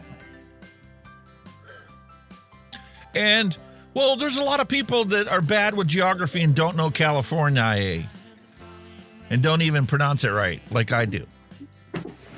California. Yeah. Some people call it California. That's probably what Depends on how much I've had to drink. Anyway, this northern section here is basically Oregon. So, no worries, right? Right underneath there is a bunch of rednecks. And how'd they become rednecks? Well, because they live next to the Asian hippies and the weed farms. Right? Now, in the little corner here where the California makes a bend is a little town called Carson City that houses a bunch of skiers. That's all they care about. They're nothing but ski bums, right? And just outside of Sacramento, between the skiers and downtown Sacramento, there was the gold rush people that still go out on the weekends digging up the backyard to try and find some gold that might have been left behind. Okay. Santa Rosa is wine country. And then the city-dwelling hippies have taken up residence in San Francisco, between Oakland and Modesto. Tourists, all they go to see is Yosemite National Park. And then naturally, there's a bunch of hikers over there too, right? And then you run into the desert where you have Death Valley National Park, and that's essentially just, LA's water supply, the desert. Because they're not smart enough to use the aqueducts that go from Sacramento all the way down to the southern tip here, which is basically Mexico. South of Los Angeles, San Diego. There's legit aqueducts that go from the northern end of the state to the southern end of the state that could literally flow as much water as they wanted to. But see, really? A bunch of these cities decided any rainwater we get, we want to just dump into the ocean. Jesus. We have droughts year after year. We tell people you can't wash your car with your hose on drought days. So we just, when it does rain, it runs into the ocean. We're not smart enough to actually, build an aqueduct to store all that water. In case we need it, it doesn't rain for a month. Wow.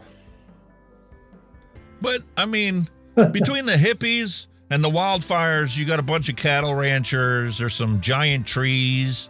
And tourists like to go along the ocean, trying to find a celebrity home that they can invade and, get a signature once in a while. But that's pretty much California. Jesus. I love my Bit maps. of a breakdown. Here's a question for you. How many of you out there used to have these for all your CDs? And you'd flip through them in the car while you're driving to switch music. Yeah, they had them in the car, yeah. Definitely had some of them. We had some of the ones that fit on your sun visor. You put them in your sun visor one. We all had them, mate. Yeah. And then if you were real posh, you got a windfall tax return one year, you went out and bought one of them 6 CD changers. Oh, we had one of them, yeah. So you could have 6 of those suckers lined up in there, and it would just automatically switch between them. Yeah. My question is, how come they never come up with a 6 CD DVD changer? Nah, true. Come on. How come you couldn't have a DVD player that automatically changes when the first movie's over and then switch it to the next movie? Happy Hippie's like, I still need to replace my Quiet Riot CD. Darren D's like, I still got them in the basement somewhere. I suppose in this country we don't even drive far enough to watch the first movies, never mind the second movie. I've been having trouble lately because the energy efficiency standards requirement of these frickin' streaming platforms nowadays, as soon as you watch 5 episodes, it just shuts off. Really? I wake up in the middle of the night, it's dead silent, and my tinnitus all of a sudden reminds me, hey fucker, there's no TV on. It's dead quiet in here. Haven't got a good night's sleep since they implemented the power saving feature of our streaming platforms. Wow. Oh shit. All right, I told you, here's a picture of the whole cast and crew. Who is your favorite? Somewhere in the middle. You're getting squeezed pretty hard there, mate. You know what it is? I used to like the sheriff. Sheriff Roscoe P. I thought he was fucking Roscoe P. Coltrane. Yeah. I used to laugh my tits off at him. There is one member of the cast and crew that isn't on here. Oh. Kuda? No, he's there. Flash. Dog's there. Oh, the dog. The dog. Flash. Yes. Roscoe's dog, Flash. Oh, that's it. He's a beagle. He's a beagle or something. He just sits and ignores him all the time. Hound dog or something. Yeah, that's right. Holy moly. Crazy cooter. Enos, the do-gooder. Yeah. Enos loved Daisy Duke. Would do anything for her. Them were the tears. Them were the tears, man. What an amazing cast and crew. What a great show. Can't believe it's over 40 years ago, though. All Jesus. Right. Here's another question. Rack your brain. Only the Alzheimer's people are going to get it. What is this? Ooh. All right, go lay down. That's not Viagra because they're blue. Oops. No. Oops. How'd I know that? Oops. Didn't have Viagra back then when we took these. Oh, what the hell are they? Your dentist gave them to you, or you got them in health class in school? Oh, off your dentist. You chewed them suckers up, and whenever you didn't brush, it showed. Yes. That's it. The Denti tablets. That's what they were. That's right. God, you're going back. Darren D's like, is that Pepto-Bismol? You're going back there, aren't you? All right. Jesus. How many of you miss being able to look forward to the Sports Illustrated swimsuit issue? Every year that thing came out, a brand new swimsuit issue. Never ever seen it. That's because you had Playboys. Who are you kidding? You and Hugh Hefner were best friends. I know the truth. Some of us churchgoers were only allowed to get the Sports Illustrated swimsuit issue. And even now it's a little risque sometimes.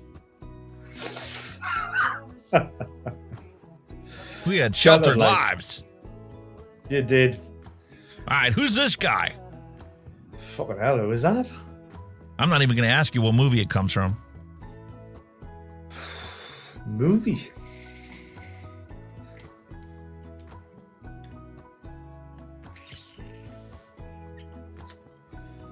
Just a bit outside. Ball 4. Bases loaded, strike 3. Bob Euchre. Mallory Gates right on it. Now, can she tell me what the movie was? I grew up in Cleveland. It was a baseball movie. Yeah. He's dead. Yeah, he just died. Rest in peace. Major League! Hit the nail on the head. Oh, Major League. It's about the Cleveland Indians. And the new owner takes over and wants them to finish dead last so that attendance can fall below the contracted amount and she can move the Indians to Miami. Right? So she cuts their budget, right? They stop flying commercial airlines. They get them a little old beater DC-9 twin engine turboprop that they fly the team to the ball games. They get rid of their hot tub, so they're forced to use, an old farm bale bin with a trawler motor for their sore muscles. Yes. Filmed at Milwaukee's County Stadium, yes. Awesome movie. I've heard of it, but I've never seen it. Have you ever seen these? From the UK, I doubt it. Mutual Omaha's Wild Kingdom.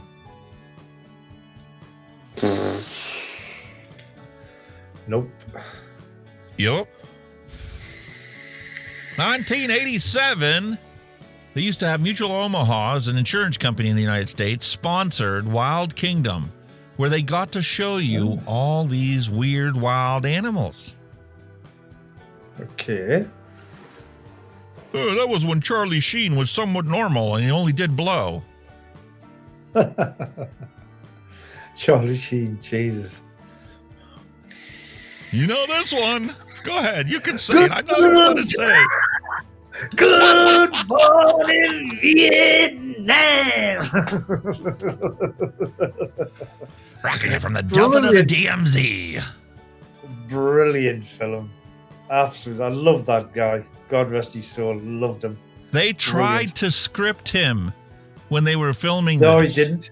They tried to script him, and he ad-libbed the whole frickin' thing because it was 10 times better than whatever they tried to get him to follow the script. I think they just said, just let him get on with it. Just let him get on with it. He's got 5 minutes. Let him get on with it. Right, we'll just edit it. Listen, this is why I could never be an electrician. All my boxes would have to look like this.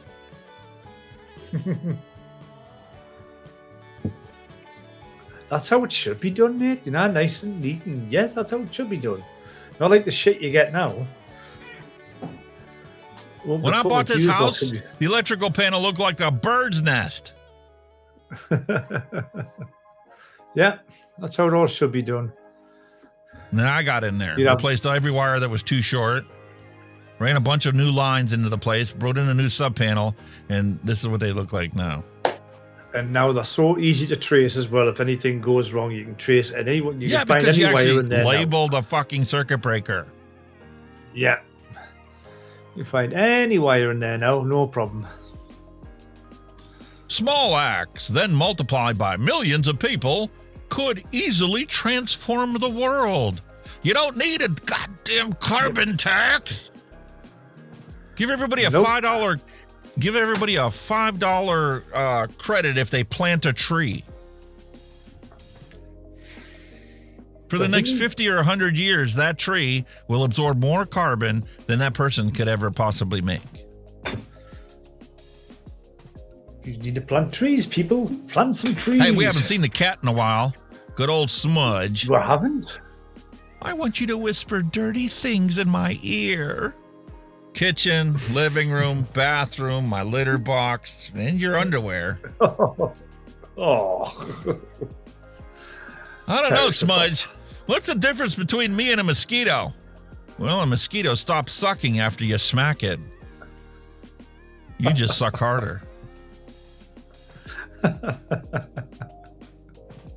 worked hard. 7 years hard for my PhD.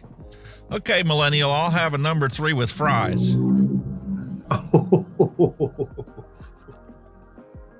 Yeah? Ouch. I ain't a millennial, and I know exactly what that fucking feels like. I got 3 master's degrees, can't do shit with them. Oh, my God. I heard the devil whisper in my ear that he's coming for you, Smudge. Okay. Could you have him pick up a pizza on his way? I'm starving. Definitely Smudge. Hey, man. Whoa. Want to go retro? We could have a retro Holy show. Lord. Damn. There's some old shit there. I got both of these downstairs in the basement. I know how to fix these Really? CRT monitors. Commodore 64, Commodore 128. Hell yeah. I'm sure we could pick up the rest of it from the Goodwill. Commodore 64, man. Jesus. Don't you dare say when they came out. I don't want to know how old they are, because they are fresh in my memory as well. Why do you always disagree with me? Well, because if I agree, then we would both be wrong. Makes sense. I asked my date to meet me at the gym today. She didn't show up. And then I knew we weren't going to work out. Oh, God. Last night, I dreamt I was walking on a beautiful sandy beach. Yeah, well, that explains the footprints in my litter box. Oh. So I thought, crossed my mind. Wow. That must have been a long and lonely journey. What's the difference between light and hard? Well, you can sleep with the light on. I want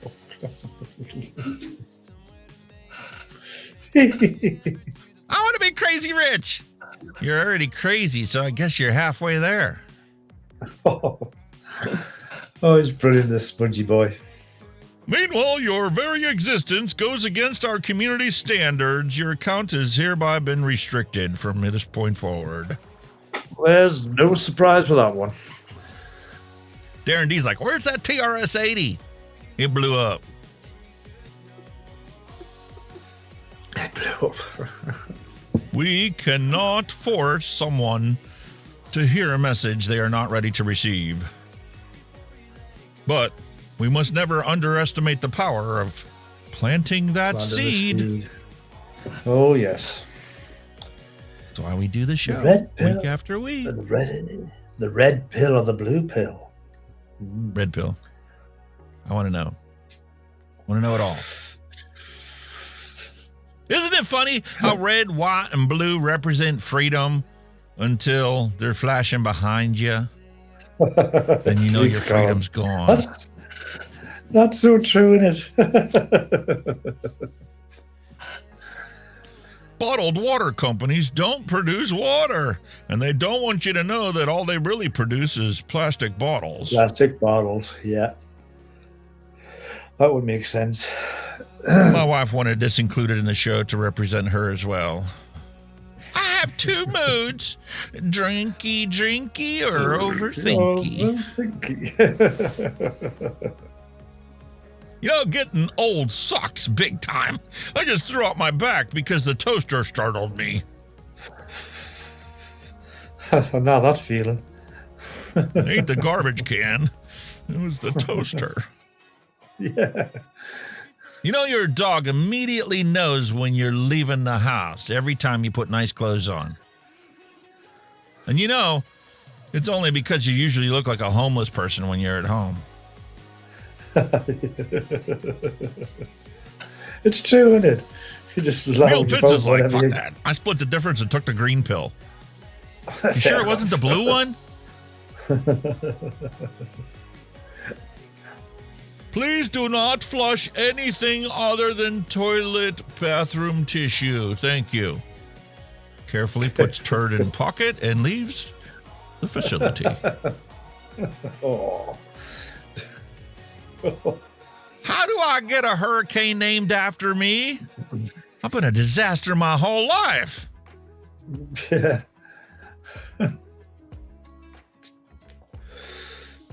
You might be a badass, but you'll never be a World War II Marine smoking a pipe with a flamethrower badass. Yeah, that's kind of risky. Like, holy moly. Where's the health and safety with that one? Health and safety is the least of their concerns when they go to war. Exactly. Listen, my wife made this lovely cookie. I was scrolling Facebook looking for dad jokes for this week, and I found this lovely recipe for a blueberry cookie. Ooh. She made it. And that's what it looks like. Very nice. Does it taste nice, mate? Did you enjoy it? It's gone. It's all gone. I want us to make that as an e-liquid. Mm. It was a perfect cookie. It wasn't too sweet. The blueberries were there in forefront and juicy and nice crumbly cookie with a sweet outer crust. The bottom had a little bit of a crisp to it. I want that in a vape. That would be nice, blueberry cookie vape. Mm-hmm. Blueberry muffin cookie with streusel crumble. And she didn't make the streusel crumble because she forgot to buy the streusel. All right. Even so. Meanwhile, my son pointed out we've got a microwave that's labeled for food only. Please do not heat urine. What? I'm like, where were you at when you saw that? You wouldn't tell me. Okay. I saw Phil Basardo posted this one. He wants to know if it actually works. Control a woman. Make her do what you want. We have beer, sex, food, nagging, moaning, whining. The nagging, moaning, and whining are stop buttons. The beer, sex, and food is give me. I like it. Forget. Forgive, forget, move on, say no, remove clothes, say yes, cook, clean, leave. Plus a negative. Stop and pause. I like it. He wants to know if it works. Nah. You don't like it? Go see Phil Basardo about it. This is his remote control post, not mine. Because this is the world I live in. Stopped at a gas station the other day, right? I pick up a bag of chips, and I'm like, you know what? Don't want to cook when I'm at home. Let me see what I can pick up. A sandwich that tastes like sandwich with chicken. What the fuck? What is it really? Is it insect larvae or what? It's not a sandwich with chicken. It's a sandwich that tastes like it's a sandwich with chicken. That's pretty worrying, that, like. What is it? His ex-wife? And they're charging $6.50 for a sandwich? That tastes like chicken, but isn't chicken? Babe, wake up. The new Milwaukee dropped. I need to go and get it. I'll have one of them. Boom. One of my friends, that's all he buys is Milwaukee stuff. He would be right up that. And he wouldn't stop until he had it in his possession. Wow. Caution, icy. Walk like a penguin. It's kind of true, because you do. So terrified of falling and breaking a hip. Yeah. I thought this was the coolest sign ever. Open? Nope. I like that. Just that slide the end around. Yeah, it's mint. Are you open? That's a great idea. How come I've never seen that in my whole life? Brilliant. What brilliant. You know, I don't want to adult anymore. Hell, I don't even want to human anymore. I want to goat jump around randomly, eat whatever the hell I want, and headbutt whoever the hell annoys me. I can kind of go with that one. Definitely. Except I quit having that much energy 20 years ago. Yeah.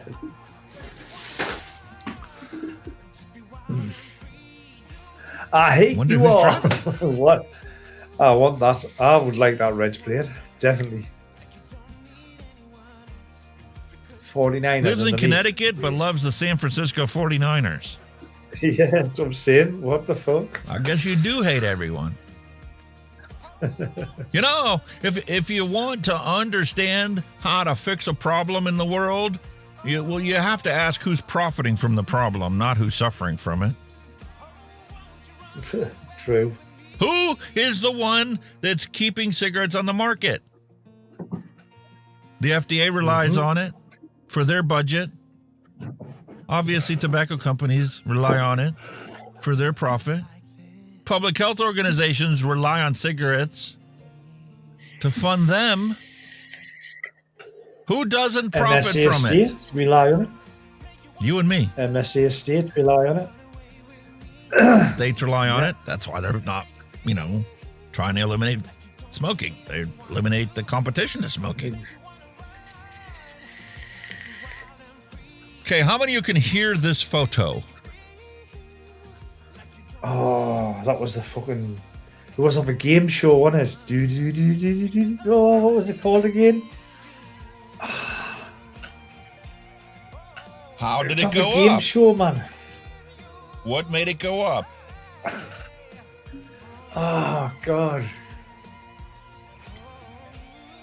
What was it called? If you know how the game is played, you definitely know what the name of the show is. Every time you were off, this would go up by how far you were off. You were off, that's right. Unless Cheryl Demers got it.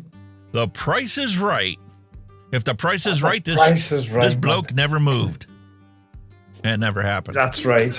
If you're off and you're two, if you're two over, it went over the top. That's right. I remember that.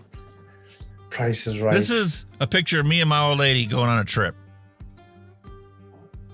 Can't you ever relax? Pretty much. She has a day off work. She makes me feel so bad because, like, I didn't run the sweeper recently, and I didn't, like, put the dishes in the dishwasher. Or I didn't unload a dishwasher. She never stops moving, dude. Ever. That's kind of me, but I'm her, if you know what I mean. I'm the one that didn't stop moving. I'm terrible. Want to come over and help me clean out the garage? You do realize cleaning out the garage is 5% cleaning, 25% complaining, and 70% playing with the cool shit you find along the way. Hey, I didn't even know I had this in here. Mine is, actually. I didn't know I still owned this. Hey, man, I got rid of my Escort GT like 15 years ago. What am I going to do with these brake rotors? I don't know. I'll put them on the shelf. Yeah. I forgot I had that, but I'm still going to keep it. They're brand new.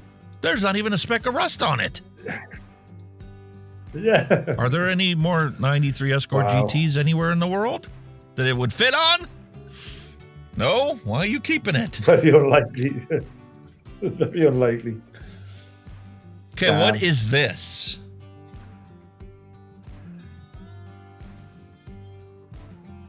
Needle for record.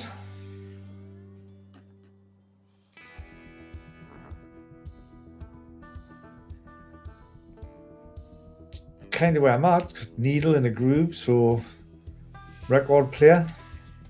That's exactly what it is. It's a black and white close-up inverted picture of a record player, because you know records are usually black. Yeah. And this is the needle. Vinyls. Right. So Neil Pitts has an announcement. This is Tim, an advocate for Liberty's birthday. For his birthday, Bull City Flavor is going to be giving away a $100 gift card between February and March. Every order over $75 between February and March gives you a chance to win. Just use AAFL in the coupon code. Oh, very good. Very good. When's your next big order, mate? You might have to put one in. I'm gonna have to. Listen, the old lady was going grocery shopping for my brother, and she's like, I'm gonna drop a pretty penny here, so I'm gonna have to make it up to you. I'm like, flavor order? Yeah. With a possible chance of $100. AAFL is the coupon code. Much better investment than Hunky V. Definitely. Imagine if I spent $100 and I won a $100 gift card. $200 worth of more flavors. Oh. Then I have to drop $50 on 2 more shelves. I thought vaping was supposed to be cheaper than smoking. That's until you become a hobbyist or a mixer, mate. Then it gets. Hey, I am going to follow through. Like I said, I told Kenny this before the show, and I've been thinking about it for a while. I'm definitely going to do it. I don't know exactly what day it is, but I'm definitely going to start doing a show. It might just be a random thing where I just pop in whenever I have some time. Do the Flavors Diary. I'm going to do shows, and I'll try and limit it to like an hour or so. And, you know, that way I can do it multiple days of the week. If I get an hour of time, I'll just go live. Post it like an hour ahead of time or something. Go live for an hour. Single flavor test. Yeah, that, folks. An hour. An hour.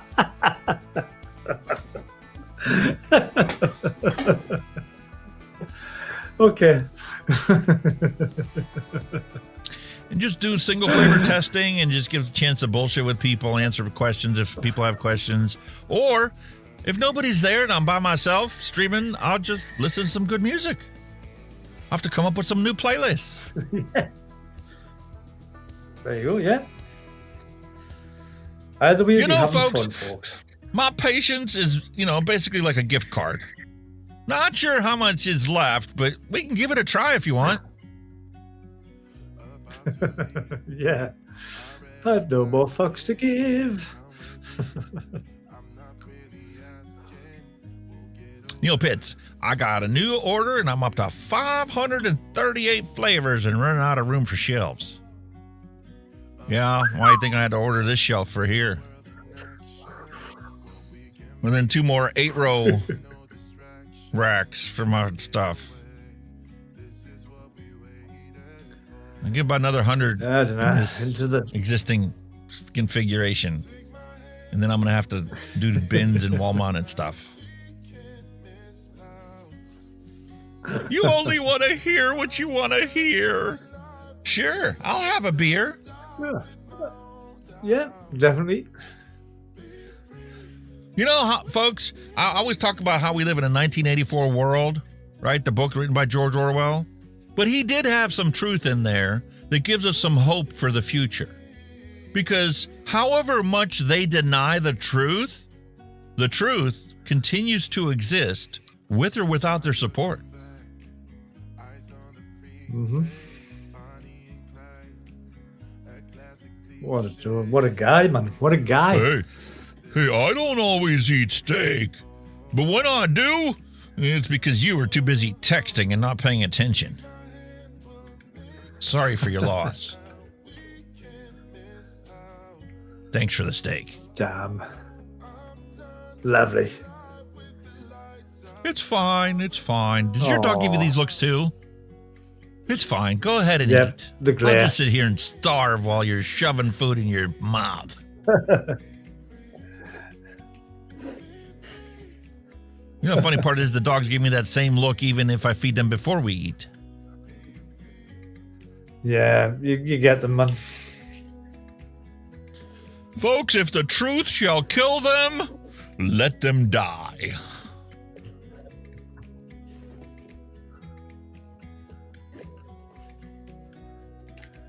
Another piece of advice, public service announcement. Reading can seriously damage your ignorance. No, it can't. It's education. The more you read, the more you learn about things you didn't even know existed. Exactly. Every form of addiction is bad, no matter whether the narcotic be alcohol, morphine, or idealism. That's a hard pill to swallow. Carl Jung. Coming from somebody who used to be a Carl perfectionist.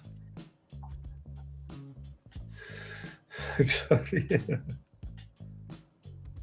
I'll see people my age out there climbing mountains and zip lining, and here I am feeling good about myself because I got my leg through my underwear without losing my balance.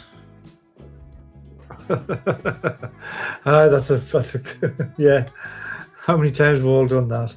Listen, we talk about this all the time. How many of y'all remember as a kid running to the store and trying to check out what models they had in stock? Oh, yes. Absolutely love it.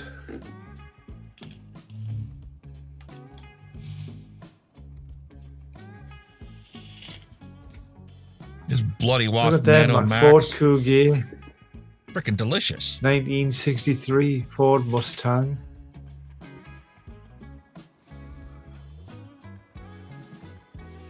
I like the Bel Air as well. Who made the Bel Air? Was it Chevrolet? Chevy Bel Air. Yep. 1957 one, I think, with the big massive fins on the back. Love These them. things have gone up ginormously in price. Oh, You used to go to 380 GTO. auction because they would have like some Star Trek models. And they were expensive back then, but they're outrageous today. Like $100 for these models now. Really? Really? Wow. Got a new book for you. I don't know if you're interested. It's called How to Cook Like the People You Just Deported. Authentic ethnic flavors for bigots who don't really deserve them. I like it. Meanwhile, we got a picture of a brand new jet for billionaires on their way to a, climate change conference to talk about carbon tax you need to pay. Yeah. That'd be right. That's what I'm saying. It's a load of bollocks in it. All go jet setting round the world. I tried putting a sign up like this. My wife wasn't in agreement with it until she decided, you know what? That is pretty funny. I kind of like your idea. You come from dust and you will return to dust. That's why I don't like to dust. You know, it could be somebody we know.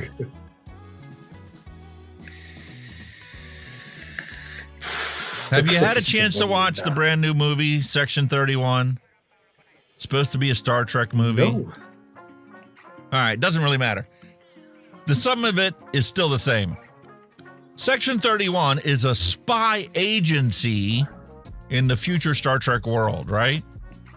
Only wrong answers, please. What do sections 1 through 30 do if Section 31 is a spy agency?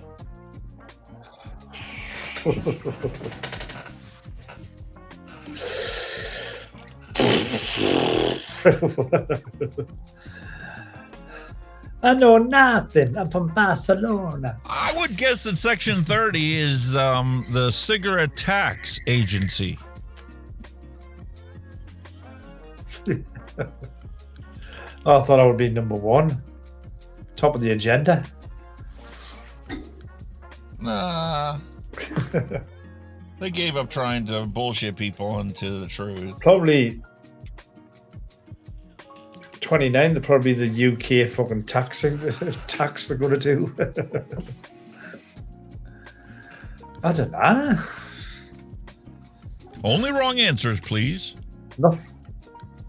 Nothing pops in my head, mate. Honestly, it's gone to mush. You're knackered. I need more alcohol. Okay, have another one. You know, instead of saying I trust science and experts, it would be more honest to say I don't have the cognitive capacity to think critically for myself, and so therefore I default to believing whatever most people believe. So that, you know, I never have to feel as gullible as I actually am. Definite true statement, that, like, isn't it?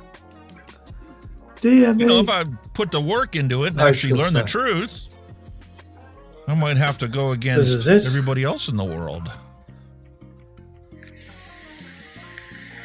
And folks, if you've ridden one of these suckers, you might be a veteran. I actually have. The floor polisher. Yep. Whee! I would much rather have that duty than the never dull duty. Never dull is a polishing wool for brass. Navy loves brass. Yeah. Brass handrails everywhere. Everything's brass. Yeah. Oh. Even brass buttons on your tunics. Yeah. And as you polish them, your hand and everything turns black. Mm. All right. More piece of useless knowledge to make you go, Do you know that the human eye can see frequencies between 430 and 770 terahertz, while our ears detect sounds between 20 hertz and 20 kilohertz? Kilohertz. Unless you're old farts like us, or attended rock concerts, then it's much smaller. Regardless, these ranges represent only a small portion of the entire spectrum of light and sound, meaning there's so much happening around us that we could never possibly see or hear. It's so true. It is. Wow. Everything in our lives is nothing but a frequency. Mm-hmm. There's actually cancer cures out there where they use resonant frequencies to destroy cancer cells.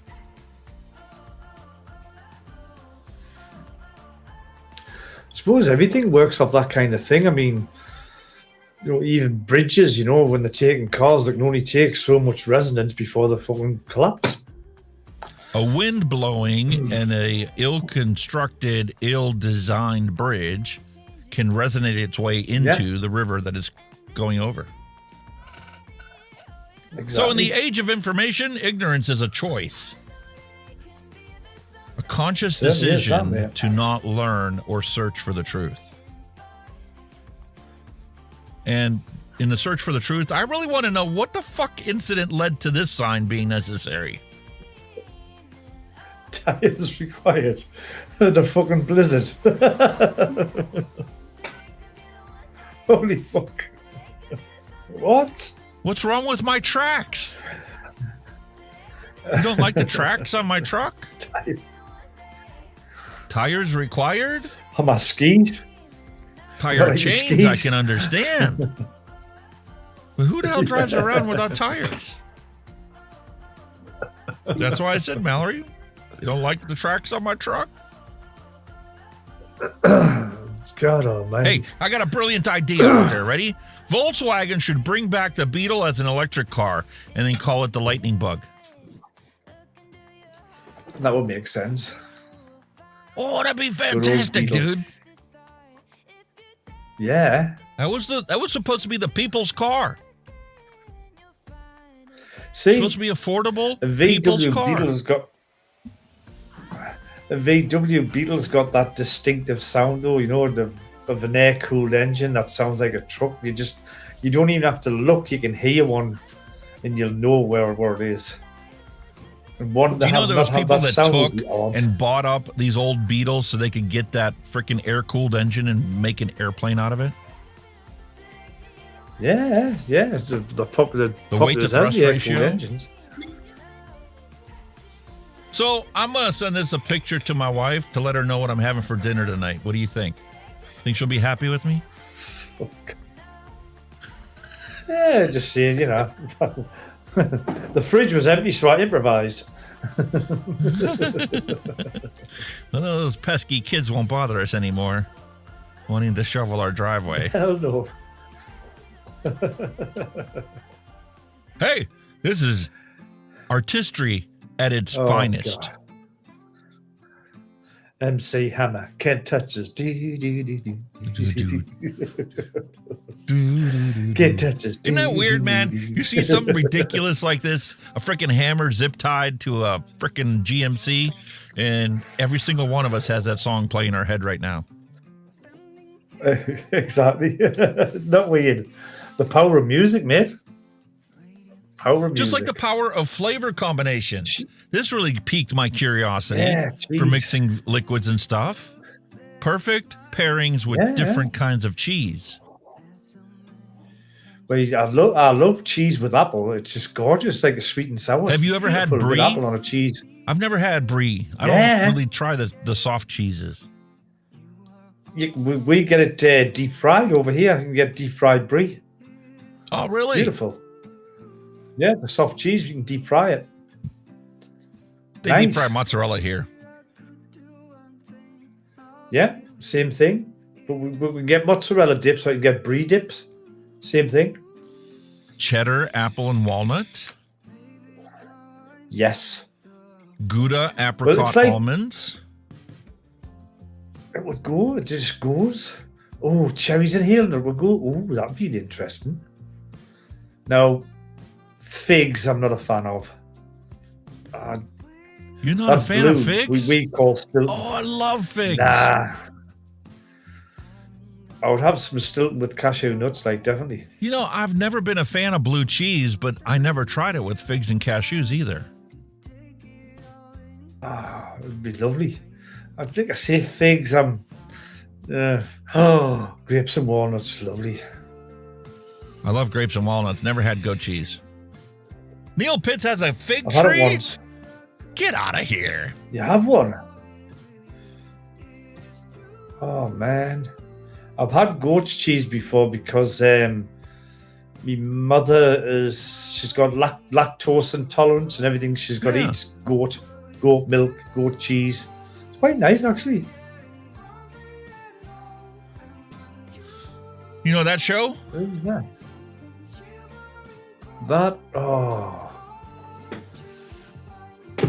It's the guy in the cap that looks familiar kneeling down. What the hell? He looks like Casey Jones. Remember that one? Gilligan's Casey Island. Jones? Do you remember Gilligan's that one? Island Casey was the Jones? name of the show. This is the professor. And Gilligan. This is the professor, this is the skipper, and that's Gilligan. And that's the SS Minnow. That's full of holes. Okay. The boat used as the SS Minnow in Gilligan's Island was a 1964 Wheeler with a cruising speed of 12 knots, which means they couldn't have traveled more than 41.5 miles. Honestly, I'm starting to doubt if the show was even real. My God. Vixen's Gentlemen's Club. Rare Pokemon in VIP room. Ask Clapidus. Oh, God. Oh, dear me. Holy shit! Cat turd, I'm in the hospital with a bowel blockage. I'll give more details tomorrow. No, I thank can see you. the headlines You just already. Cat's full of shit. I don't need the details on that one, like, sorry. Oh, you want details? I got plenty of details for you. Please answer this question. What the fuck is that? Fish assholes. Is that real? Is that actually a thing? Secret formula fish asshole. What the? Oh. Gourmet fine dining. Oh my God. I mean, how big's a fish's asshole? I mean, really? How many dead fish did they have to? I mean, what are they going to do next? Circumcise the fish and sell the foreskin?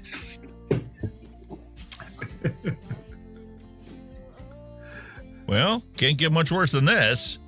When your son Kyle is hungry after motocross practice, you can feel confident that he'll be refreshed in energy from Monster Energy Ham. Caffeinated sandwich ham. meat. Caffeinated ham. Fuck. What they won't think of. Damn. Started growing my own pot. Not sure if it's doing it right. Oh. Nope. Nothing's going to happen with that one, mate. Might be good at catching conspiracy theories, but that's about not so it. much, growing a doobie.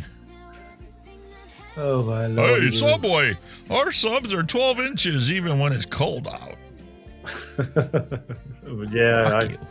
I haven't seen 12 inches in, I don't think ever.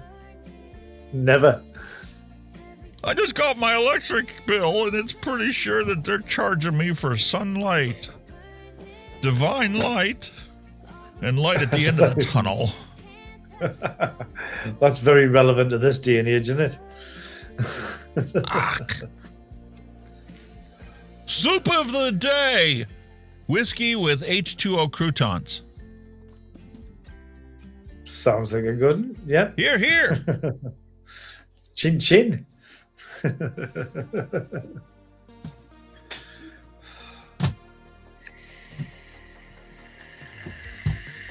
Reason to open the fridge and get another one.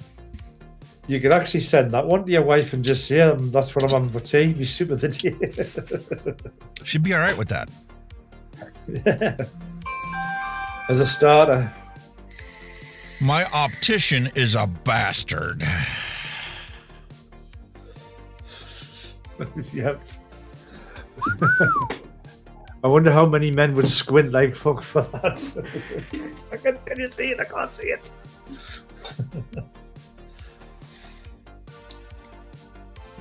Oh, you can't see it. Asshole.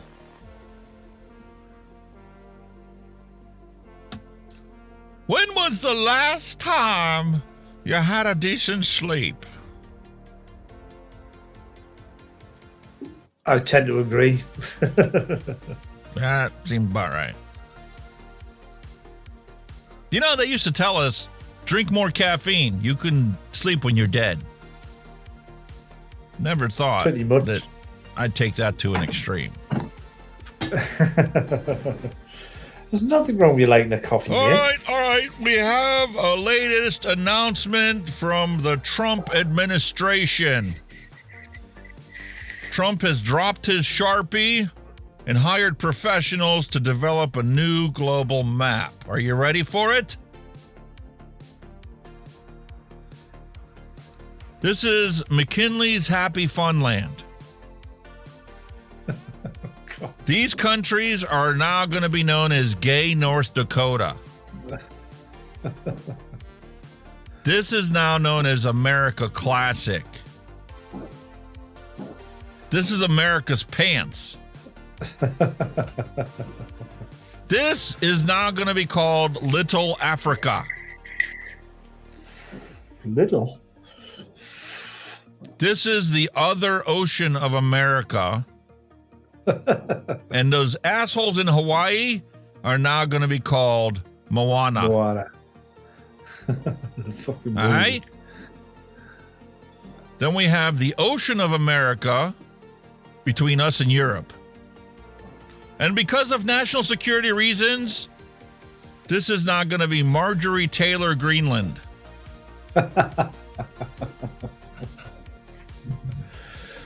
England, you are now called Bad Teeth America. Cheeky bastards. Up north, we have America's Santa Workshop.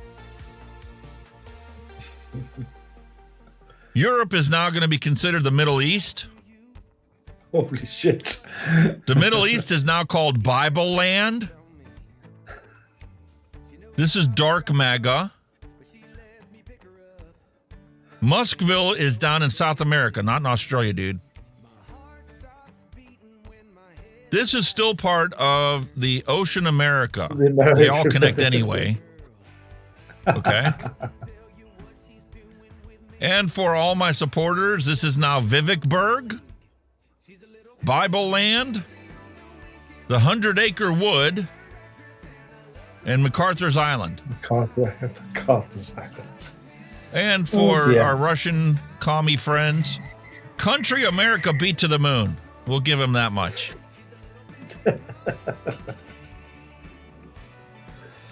Dear me. And South America is now America's freezer from this point forward. It wouldn't surprise if you actually adhered to that him. It wouldn't surprise That's the us. Donald sanctioned global map. Shit. We're all in trouble, folks. Nah, man, we've been in trouble this whole fucking time. Ready? Vienna is Austria. Austria is about 8,000 miles east. Vienna is the capital of Austria, motherfucker. Do a quick Google before you try and correct people. Jeez. Fucking hell. All right. Remember we talked about battery technology, right? It's not going to be lithium-ion batteries anymore. It's going to be aluminum-ion technology, and it can charge like a freaking full-size car battery in like 20 minutes. What used to take 8 hours. Well, would you be surprised to find out we're going to have free energy soon? All my bitching about the cost of electricity and how, AI is going to triple our demand for electricity. How are we going to be able to achieve this? Well, imagine a world powered by clean, limitless energy. The Arc Fusion Power Plant is set to be making that a reality. This power plant is run by fusion. Remember hearing about that when you were a kid? Current nuclear technology is fission, splitting the atom. Fusion combines atoms and releases energy when you combine the atoms. That's right. That's what makes it limitless. Well, the Commonwealth Fusion Systems, an MIT spinoff, is set to build the world's first grid-scale commercial fusion power plant in Chesterfield County, Virginia. Known as ARC, the plant is projected to deliver 400 megawatts of electricity, enough to power 150,000 homes.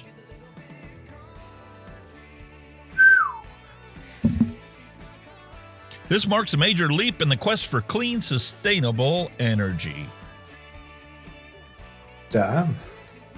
Fusion energy, powered by hydrogen and lithium isotopes, produces no harmful emissions or toxic waste, making it a game changer for decarbonizing the energy sector.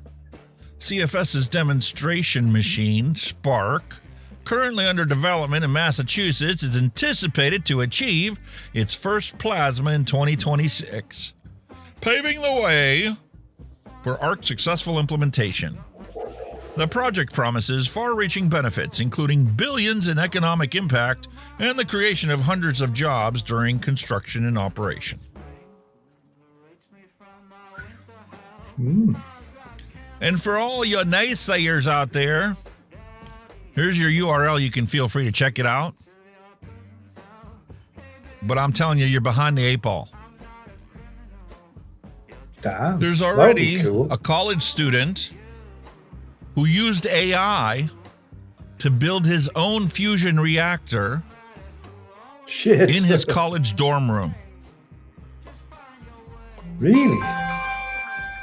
Took him like 8 months to source everything and to put it together. And he already had a fusion reaction that lasted like 15 seconds. And that's not the only one. I saw an article from the China News. I forget what the name of the paper is. China is doing the same thing. And has already had one that lasted 17 minutes.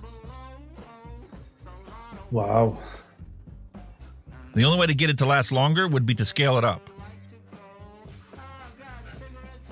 Yeah, I can get that, like. Well, boo-hoo. I'm sorry your feelings got hurt, princess.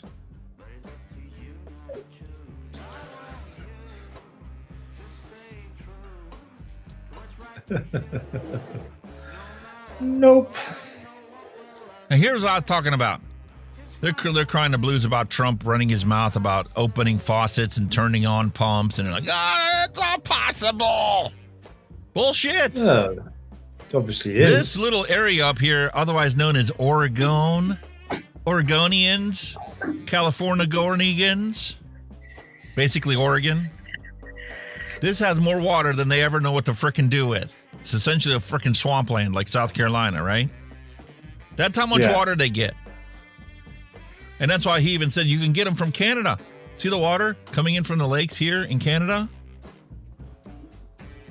They can all be connected into this lovely series of aqueducts. They legit have this California aqueduct that runs this entire southern half of the country, and dozens of other aqueducts that they could very easily pump from here to here to have water from the tip of California, the northern tip of California, to essentially flood this desert down here. But you know what? The southern portion of California wouldn't be hurting for frickin' money if they weren't trying to grow monsoon crops in a frickin' desert.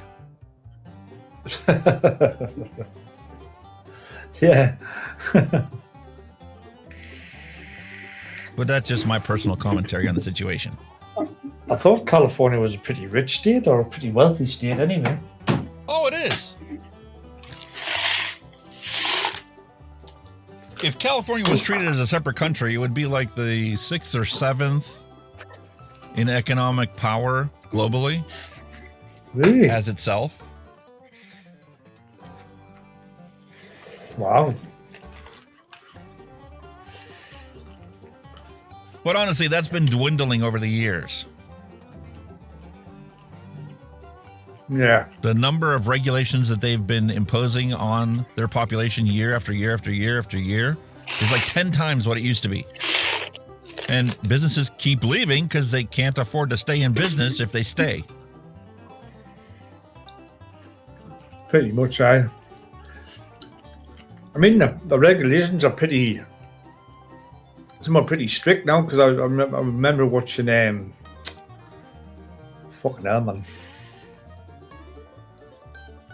Oh, you did Wheeler Dealers when they were out there, when they were doing cars, and they were based in California. And, you know, they were taking all these souped up V8s and downgrading them to meet the restrictions for the emissions for California. Well, what's the point of having a V8 if you're going to take it from 500 brake to about 250 brake just for fucking emissions? You know what I mean? Pointless. And you remember when Ed China was working on the body of the one car, and he like did some welding to put in supports to make it an off-roader? Yeah. And he couldn't get it to pass California inspections because he welded the actual frame. Yeah. They wouldn't sanction it for California roads. It's a strange old state, California. Yeah, and that's why a lot of the cars nowadays are made to California emissions. Why are they going to make separate cars for California and separate cars for the rest of the world? And in the beginning, when California first started doing that, they would convert, certain cars into California emissions requirements. And then the auto industry just got sick and tired of making two different cars, so they just made all the cars in the United States California emissions compatible. Mm. It's pretty crazy, man. It is wild. I've been watching, I don't know if you've ever seen it, like it's a UK version, like it's called Shed and Buried. Mm-mm. Basically, this guy will go around people's sheds. I mean, the shed, you think, God, these things are massive, where people collect, like classic cars, classic motorbikes, all that, and they buy them, do them up, and sell them on, making a profit. The guy who'd done that, before he'd done that, he was a journalist. He was a video camera operator, I think he said at the time, but he'd done a series before called The World's Greatest Motorcycle Rides. And you seen him doing some of the rides across America, like, and fucking hell, wow. But he stopped at he'd done like the Route 66, but not so much the conventional way. He was like shooting off and doing all these little, what you could almost call like redneck little towns that were in the middle of nowhere, you know what I mean? And honestly, some of the stuff over there was fine, but he was doing on like he's doing on various different bikes. And he got the Steve McQueen Desert, was it the Desert Racer? You got a replica of that built, because I think it's the Melissa or something who built them, or Melissa who built them. They're called Melissa. And the Steve McQueen replica didn't make it, so they had to dump it and get a KTM. It was a Desert Racer or something, But I think the actual frame snapped. And like with all British bikes, it had a horrible oil leak as well. Like all British bikes had an oil leak, you know what I mean? So, oh yeah. But it and the tires, it had like enduro tires, but because they were more for off-road, where the long roads on 66 are just long, straight tarmac. The little knobbles of the tires were actually falling off when he was driving. He's done rides all over the world, and it's quite interesting, good laugh when you see some of the stuff. Like, it's crazy, but he went over California, and he said one of the reasons he got the bike was to meet California emission regulations, and it was a KTM. Yeah. Otherwise, we were picking another bike. It's nuts, though. How one state can be so restrictive on all their standards that it ends up applying to the rest of the country. I mean, like here in the UK, now we're talking petrol and diesel cars. I don't want to be selling them after, 2030, whatever. I want everything electric or hybrid, whatever, right? They seem to forget we are a little fucking island, right? We are a tiny blip on this planet, right? And we're all about saving the fucking environment, right? While you've got fucking India, China, Russia spewing out fuck knows what, And America as well. You've got three of the biggest landmasses who don't give a fucking flying fuck, spewing out all the shit, and we're trying to make a clean air fucking place. Save the planet. You're like, are we realistically though, when you here, took a or look what? at the whole world, regardless of whether the United States is stringent about its EPA and pollution requirements and continues on the path they're on now, or whether they get super stringent like you guys are with carbon taxes and all this other stuff, it's not even a drop in the bucket compared to what China and India do. Exactly. They don't care. China They don't because give a they're a fuck. manufacturing powerhouse across the globe, and India because of their sheer population. Mhm. And the sheer Russia as population well. that hardly makes anything over the course of a year. So they're driving around all these not zero emission little scooters and stuff. Mopeds, Yeah. essentially. Souped up mopeds. And a lot of those Fucking are horseshit. two-cycle motors. Exactly. You know how much exhaust a Horseshit. two-cycle motor puts out? Oh, two-stroke. All right. I used to love two-strokes. The smell was mint. Love a two-stroke motorbike. Definitely. Oh, bastard spook as well. All right, I guess it's time for a retro vape. We're at 4-hour mark. Oh shit! Right, God, we've been yakking away like old fish wives I again. have a feeling it's going to end up being a 6-hour show again. Looking that way, innit? We're heading All that right, way. bumper for the retro vape.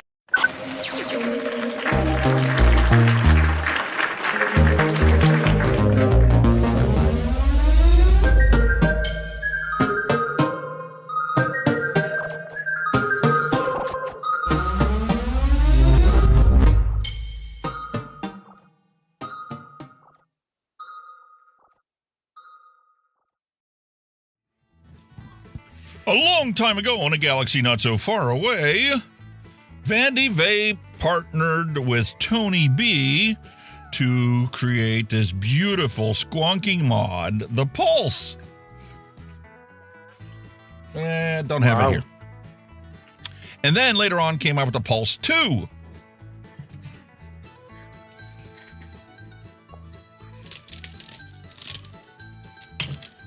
Very nice. Let's have a quick shift on it, right? Let's see when that will go.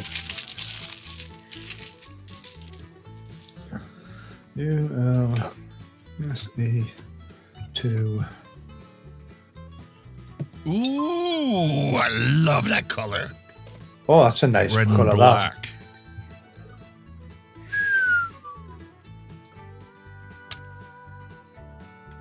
When was the Pulse 2 out? Wow. I love how this nicely fits in here. The original Pulse I had, we had to push the covers on because the tolerances were pretty abysmal. Holy moly. When was it first released? Look at that.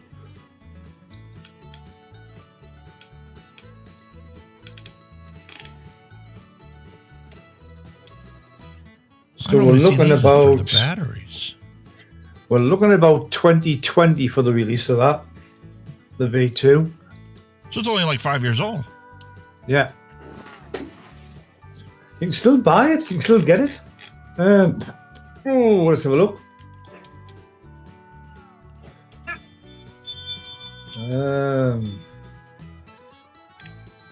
Still 50 quid on Evolution. That's pretty cool. So this is actually a cap for the bottle.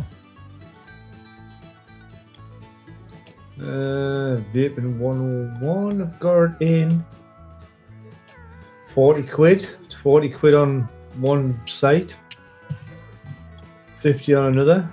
Still for sale.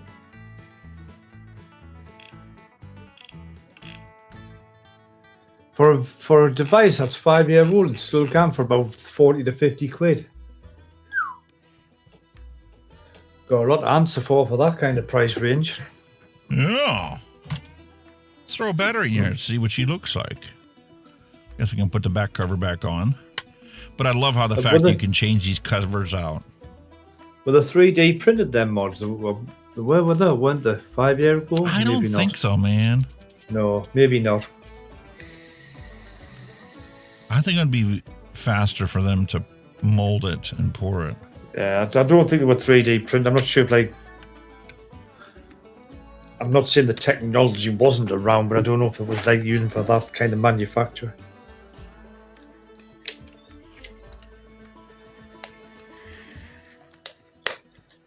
My batteries are low. My batteries are low.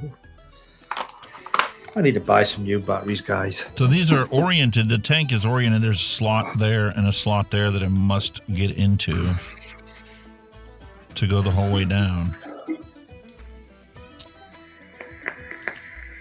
This I find pretty annoying is this little flap. Oh, I hate them type of friggin' battery doors. That pain in the arse. Well, this one's an e-liquid door. That's what you ate, yeah. Same. I think. Is that who's got that on as well? I'll tell you who might have that on. There you go. The Lost Vape Centaurus Quest. Look at that. That's got the fucker on the vaping door and the fucking battery door. Two on that one. How dare they?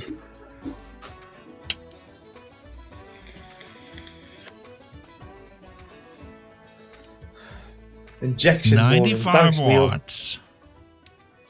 Does not round robin.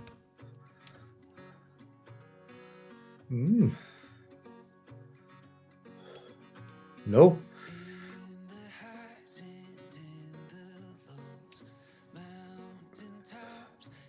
I really love this feel and the color of this.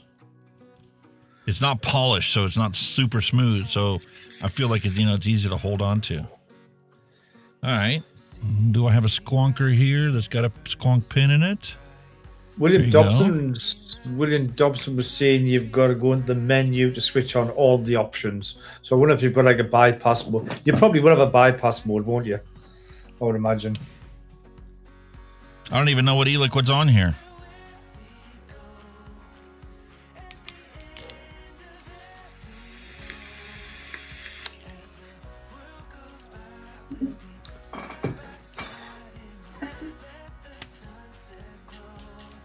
Ooh, she's firing gorgeously.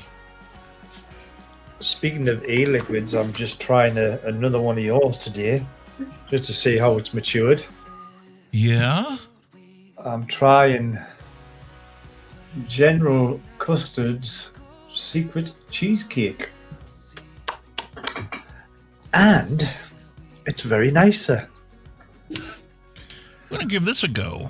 Orange 23V1. I've got it sitting in the Blaze RDA on the good old heavy hitter. And wow. Where's that tasty? Beautiful orange. Wow. When was that one done? When did you make that one? Episode 22 last year. Last year? Jesus. It's had plenty of time then.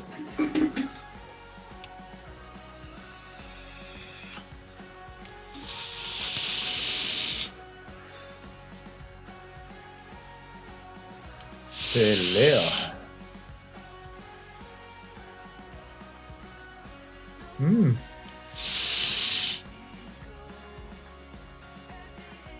Chucking out plenty cloudage, mate.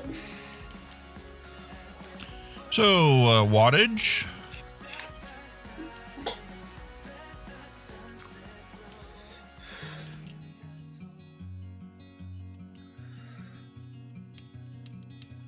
Were we locked? May have to check, consult the destruction, man. Normal, soft, hard. We'll zoom in a little more.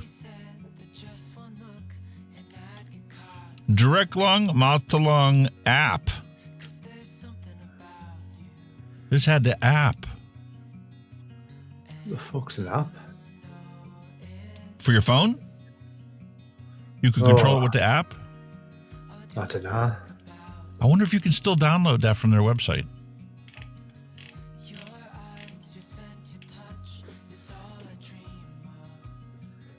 Got temp control.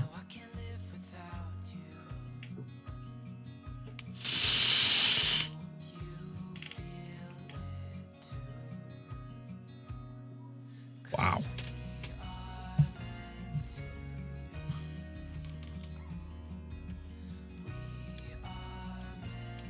So 3 clicks gets this light flashing, but it's not adjusting. Right, I've got some stuff here, right? 5 clicks of the fire button to turn it on and off, which we know.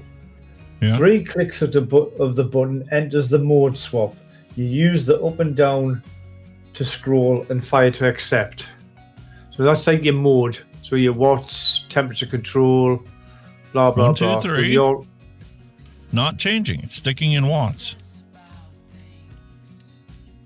oh, that's odd. Yeah. Use up and down button to scroll and fire to accept. What? 1, 2, 3, 4.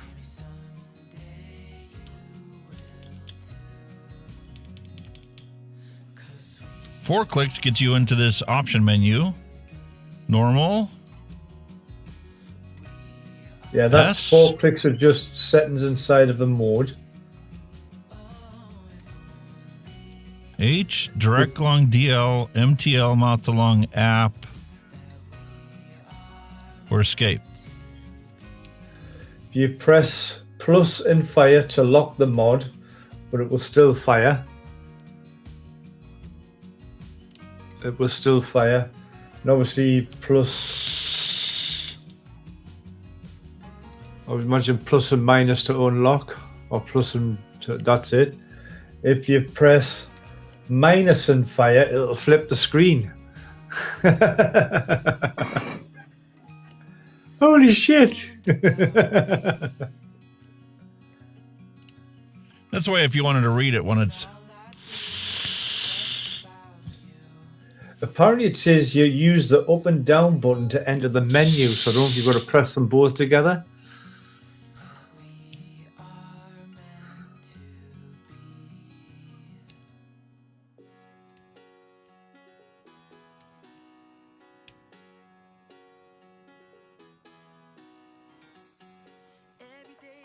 There's your There you menu. go.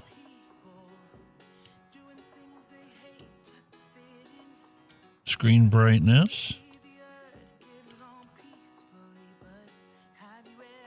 Whee!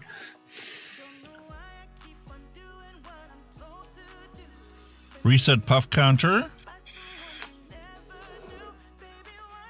Completed. Replace UI colors. That's your colors, yeah. That's your There's the version. actual version numbers. App. Download the app. QR code. Yeah.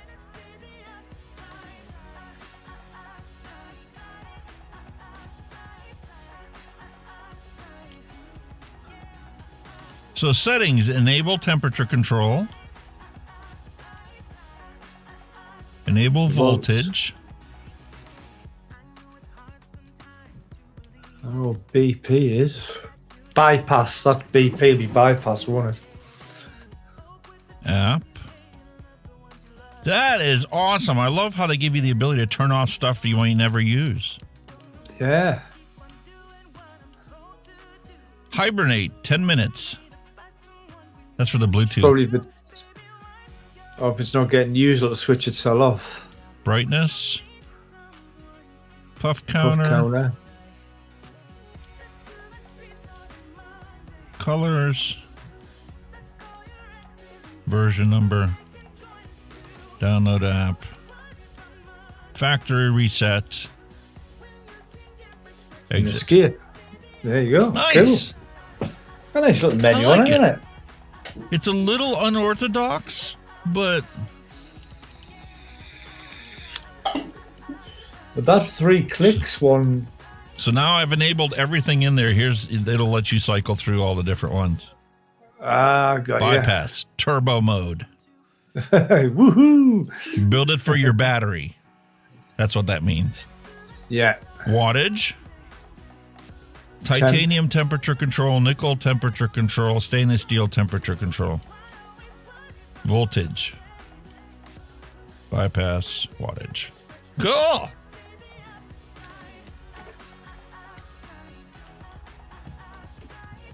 That's a cool little idea. I love the feel of this. The other one was more boxy than this.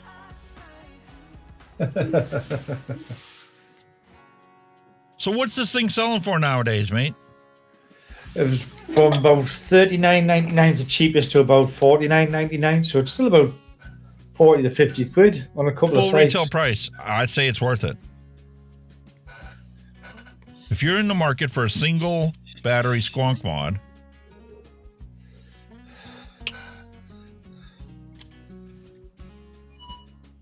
so let's check her out.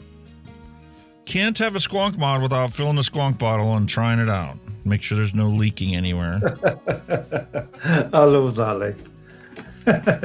See what happy hippie put. No.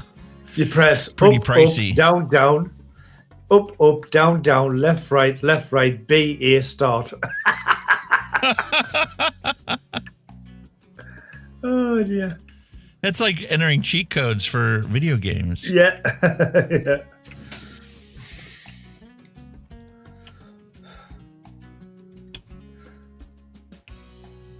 You know, I really like how you fill this tank up.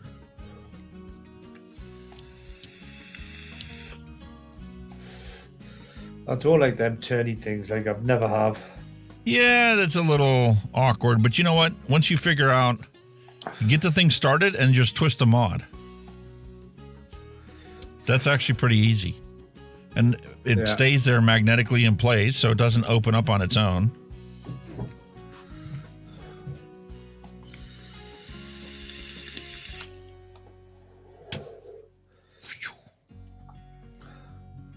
It's a nice colour, like. I mean, nice red, nice little plate on it. It's nice. I really like it. For a little squonker, you know, a nice little small. I say it's small. It's not that small, I guess, when you think about it. It's still what they call a handful, isn't it? It kind of reminds me of the VandyVape Swell. Yeah. Pretty much, isn't it? It's pretty much identical, isn't it? Identical face on it. This has the Bluetooth capabilities.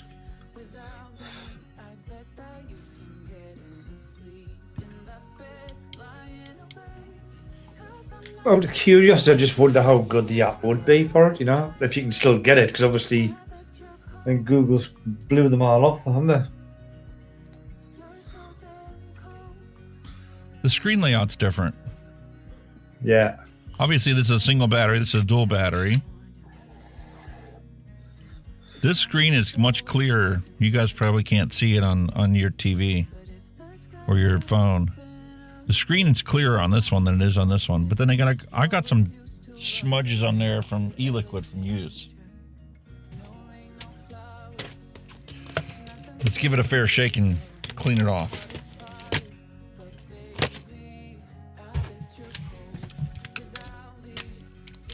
USB-C charging versus USB-A charging. That's probably the only difference. If you covered them up and put them literally side by side like that, they're nigh on identical.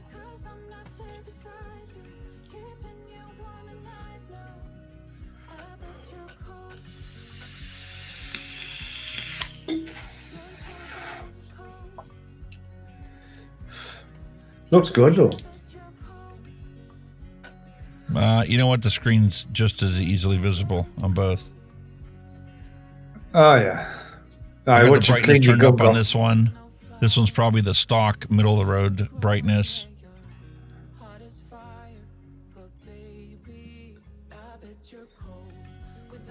Yeah, it's still similar. Very similar.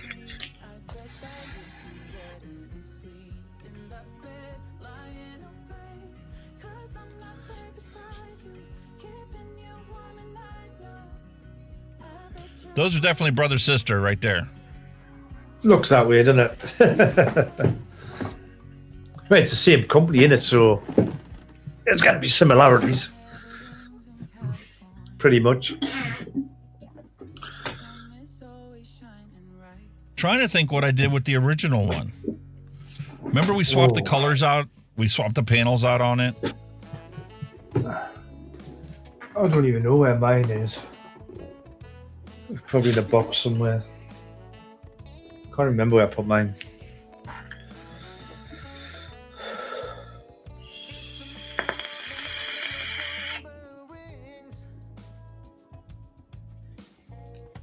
Wow.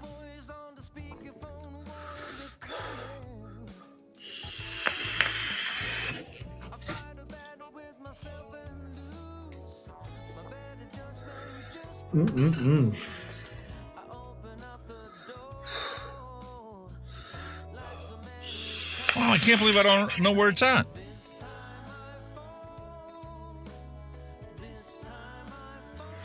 I'm the same. Might have been. I've got a good idea, but it's way up in a box somewhere. Holy shit.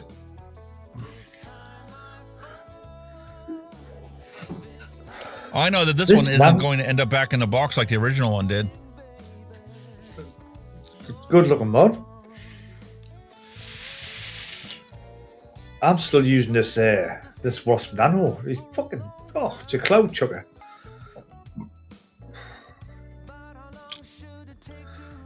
I am probably very blurred at the moment because you can't see us with fucking vape.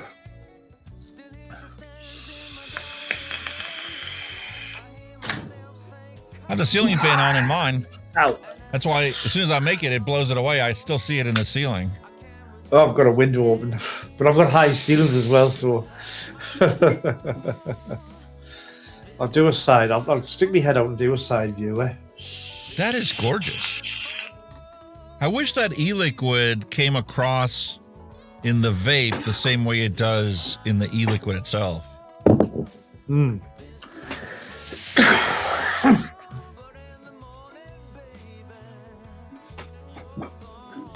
I'll be a bit more conservative now. Little fucking... Turn the wattage up. Maybe it's not hot enough.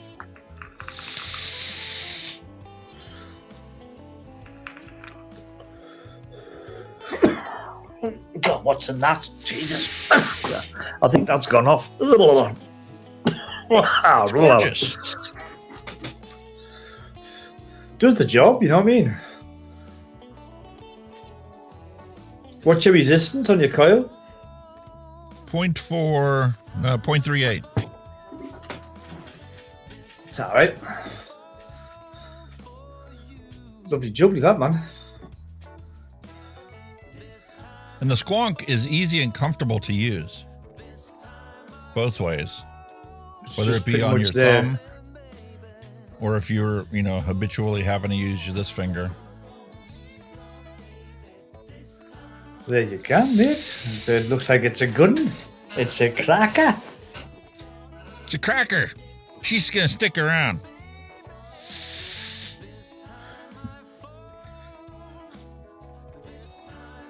She's going to stick around for sure. Definitely. Just like the Wasp Nano. Nice. The Wasp Nano Max you made, I'll cover up the mod so you don't have to look at it. She's gorgeous. Matchy. I still use it. It's a proper cloud chucker, man.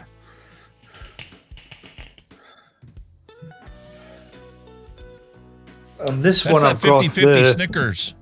The original Snickers recipe with the Snickers we were working on. In this one, I've got the coconut almond cheesecake that you've done, and it's absolutely fantastic now. But this thing's a cloud chucker. I mean, I'm getting good flavor, but clouds.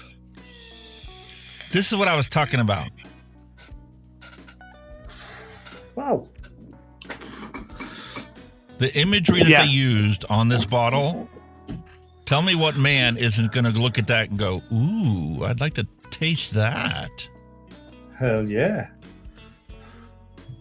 And the name is written so small on the bottle, but it accurately depicts a candy cane. But it isn't just like a peppermint candy cane.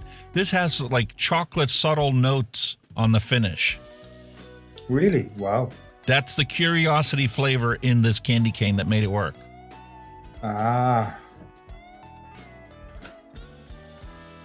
So you kind of got like a peppermint bark flavor, but the sweetness was there, and the primary inhale flavor was candy cane, straight up candy cane. The finish was peppermint bark. That's the way I could describe it.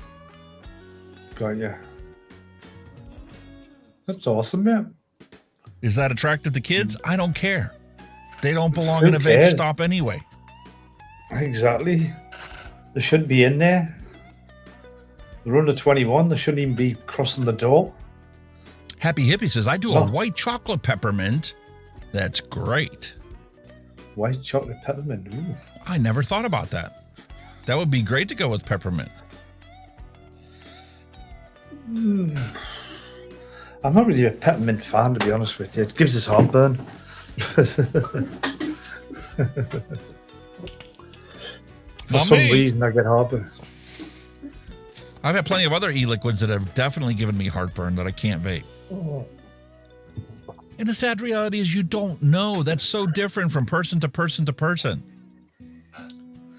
Exactly. You don't know till you try it. Who these people are, what expertise they claim they have.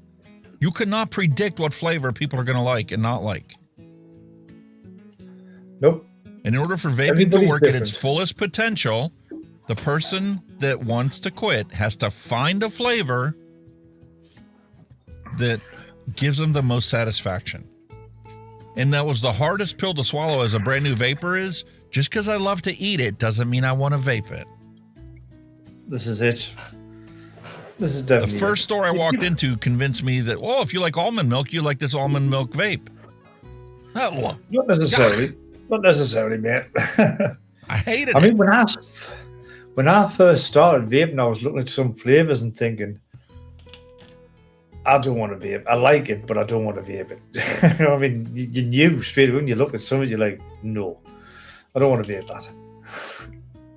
But as time goes on, you think, now it is. Shite, I'm going to give it a try. You know how many times I was like, I'll give it a go, and I try it, and I'm like, holy shit, I would never want to eat that, but I certainly want to vape it. Yeah. Or like you say, vice versa, isn't it? Someone think, oh, shit, yeah. Definitely. So yes, there may be some people that would benefit from the flavor name restriction to an arbitrary, F18, F standing for fruit and 18 being for the 18th registered fruit. But that does no justice to the people that have food aversions to like grapes, but they don't have food aversions to strawberries. How are you going to tell F18 from F16? This is the thing, because it's like you said, a lot of flavors have got a different flavor profile. Like you said, a strawberry, there's tons of strawberries. Watermelons, tons of watermelons. My grapefruit, my wife can't eat grapefruit because the medication she's on. It would just fuck her up. So if you had And how many different kind of grapes are there? Yeah. You can't even just say, oh, it's fruit 1 through 1,000 is going to be all grapes. First off, how do you know there's only 1,000 grape flavor combinations? It's stupid. It's I can get the idea, but I can't see it like working in real life. That's the thing. Without giving it a fucking like a thorough description of what it is, and that would kind of defeat the object, wouldn't it? Or a curiosity name with a curiosity flavor that kind of represents what the name is, but doesn't give you an impression in your head of what it's going to taste like, that as soon as you vape it, you go, that's not really that. I mean, it's like, say, I don't know, you baked a cake. It's got F for flour. What was it? Self-raising, flat flour. Then you've got S for sugar. What was it? Sugar? Cane sugar? Yeah, we already talked. There's 100 different names for sugar. Yeah, it just... And that's not even getting into the artificial sweetness that is available to replace sugar.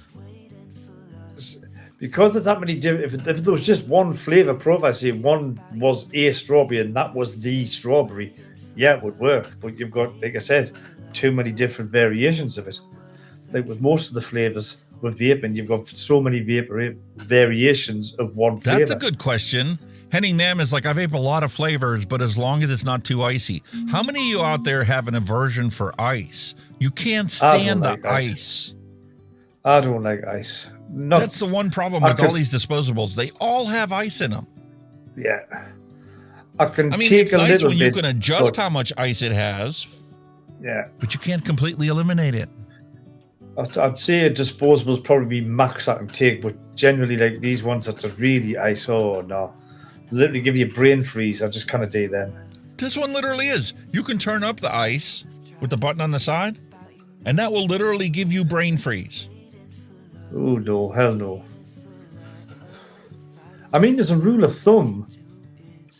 The only ice that I vape one is puff. that's it. In disposables.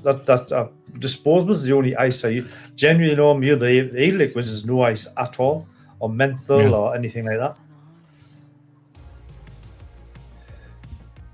Happy Hippie's like, ice covers up a bad recipe. Sure. Yeah, sometimes it's too over the top, like. So the sweetener. Yeah. A little bit of sweetener in there accentuates the flavors and broadens the palate of the flavors, but some of these sickeningly sweet commercial juices just hide the fact that it's a shitty recipe. Yeah. Definitely. But some go the other way. Some have gotten out in, you need a bit in to bring the flavors out, you know what I mean? The commercial ones. I've always found with a couple of commercial flavors, you've got to add a little bit of sweetener to bring it out. Yeah. But I've learned the hard way that there are some flavoring ingredients that we use that are coil killers in and amongst themselves without any additional sweetness. This Water Malone recipe that I've been on is my all-day vape for probably the past 6 months or so is one of those ones. I made a batch with 0 added sweetener, right? No sucralose in there, no super sweet in it whatsoever.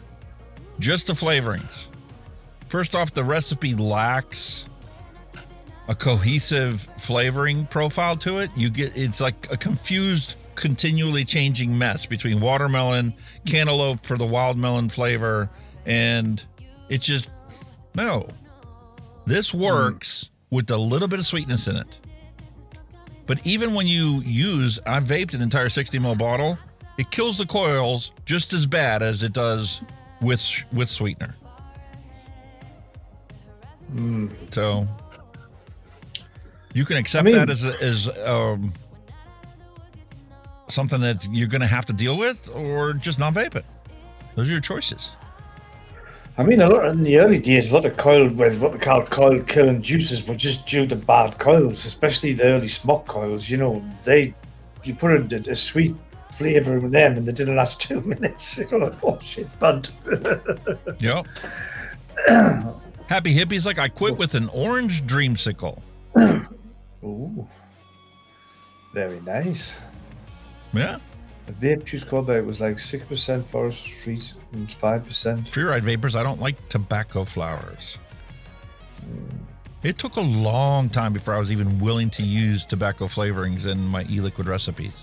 I just wanted nothing to do with it. Yeah. And then Darren gave us a flavor recipe the one time, and I'm like, oh, it's got tobacco in it. I'm like, I'm probably not going to like this. And then I vaped it, and I'm like, I get it. It's not traditional tobacco flavor. It's got the tobacco-y characteristics of a caramel undertone that it provided to that recipe. I think most of the harder tobacco flavors, like the tobacco leaf flavors, they're like your probably your closest to an actual tobacco, you know, but they're vile. I kind of get away with them. Yeah, Mallory, we covered that in the news today. We covered that in the news, and Skip commented on it and asked me a question, and I replied back to her, and then she replied back to me, and I replied back to her, and then I sat down right before I was going to schedule the stream and gave her a real reply. I wasn't trying to be rude or anything, but, you know, it gets to the point where I'm like, somebody needs to draw the line in the sand back where it realistically belongs. Yeah. For the last 20 years, vaping advocates and regulators and vaping industry people that have been fighting regulations have been making concession after concession after concession after concession. And now it's like, no, none of those. We need to go back to where it was 10, 15 years ago. It was a safer marketplace than you have now. I mean, like I said, the vaping industry generally wants to adhere to rules where it's only for adults. We don't want kids vaping if we can help it. We don't want them vaping. We don't want people underage vaping. And we already have called Tobacco 21. Yeah, and in that case, we're happy to have rules. I think in the UK they're talking about a licensing scheme. We're all for it. Fine. If that's what it takes, let's do it. But in the UK, it's probably the same in the US. The easiest way to control the sales of vaping is stop garages, corner shops, all that crap selling it, and just have dedicated vape shops selling it. They ain't going to give up their ability to sell it. They're going to fight for it tooth and nail worse than you and I fight for flavors. I get that, but that would be the only way to regulate it properly, because it's probably your corner shops who are the people that sell to underage in the garages and your petrol stations. What you do is you set it up exactly like New Zealand did. Your petrol shops and your corner shops that want to sell tobacco get to sell tobacco, mint, menthol, and maybe a handful of flavors that are broadly described as like citrus or whatever, right? Yeah. Like Zine did with their flavors. But specialist tobacco shops that play for a separate vaping license must be adult-only stores. Yeah. To get a vape license, you need to be an adult-only store. And then what's going to happen is the same thing happened down in New Zealand. Stores that do a good bit of vape sales are going to put a little adult-only section in their store that will be where you go to buy your vapes. And only adults can go into that back corner, just like they did with the pornos back when we were going to the vape video stores. Yeah, it was like a similar thing. Yeah, that's right, yeah.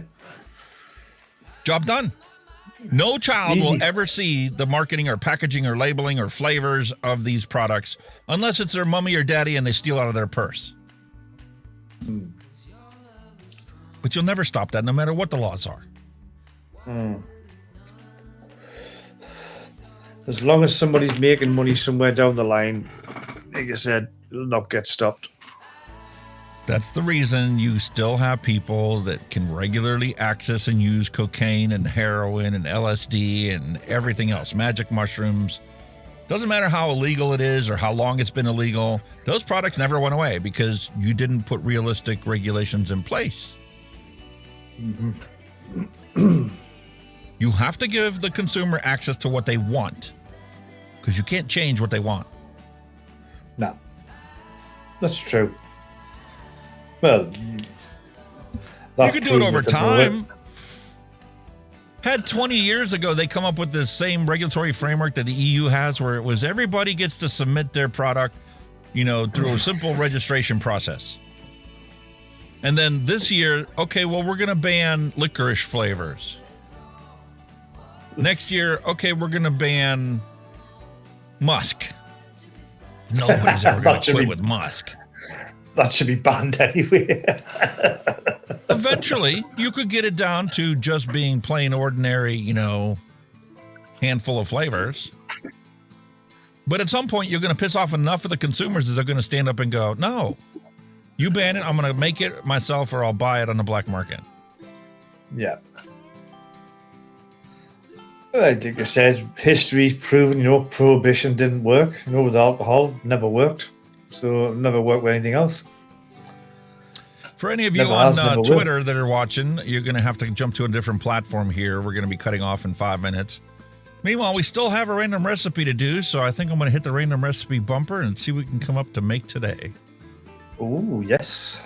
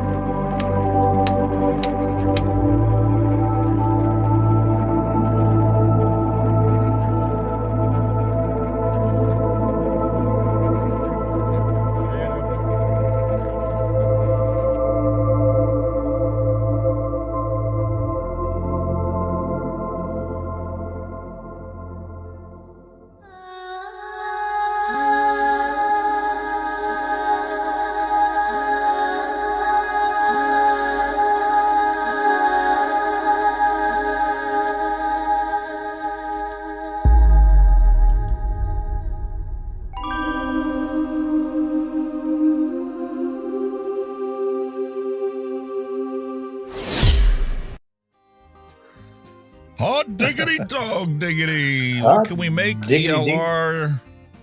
Brand new list. David Lloyd has a creamy coffee recipe. Ooh. Oh, come on now, Dave. Seriously? Very, very simple. Purellum caramel coffee with sweet milk, vanilla bean ice cream, equal parts with just 1.5% super sweet. Instant hit. I don't know. Instant hit that won't reach its full end flavor profile for 30 to 60 days. Yeah. But something you could easily shake and vape. 1.5% sweetness will let you do that. William Dobson asked, does anyone know of a good pie concentrate, as I've got the apple and the caramel done? A pie? What was that one you'd done? The pie crust or something, Just wasn't it? pie crust? Simple pie crust? Yeah. Pie crust. What kind of a pie is it? You have an apple pie? Simple pie crust is all you really need. If you want it to be more like a apple crumble, you can do a little bit of pie crust, and then there's some Wonder Flavors crumble topping and maybe a little of acetylpyrazine to give you that cereal-esque component to a crumble. He's doing an apple and caramel. So whether that be a pie or crumble.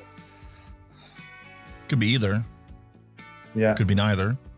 Could just be a simple apple caramel coated apple. Yeah. Happy Hippie said sugar pie flavor.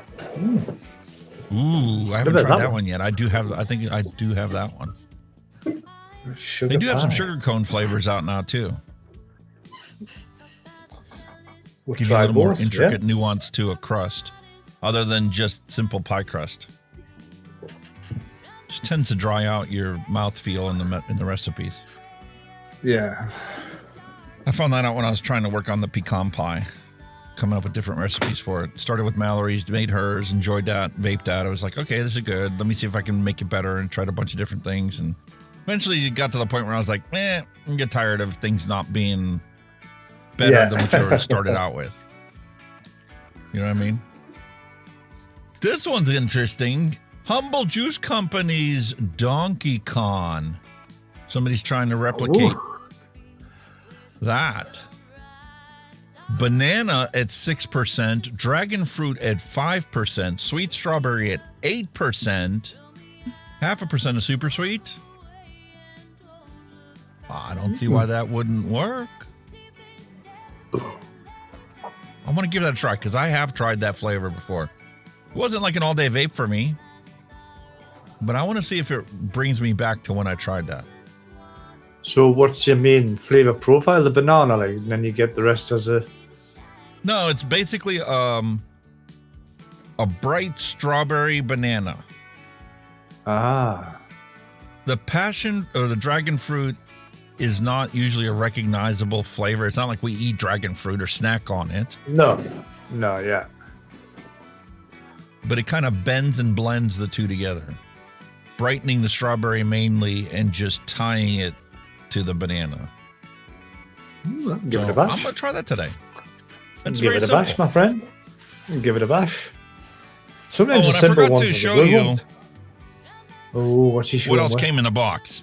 Obviously, you got an 18650 adapter for your battery. Oh, yeah. But inside there is a spare silicone. Notice how it's open on both ends. Fits into the plastic casing for the squonker. Fits in the ends. That's cool. And this I thought was pretty cool. To help you get out the tank. Yeah. They give you a little hook. Cool. I love that.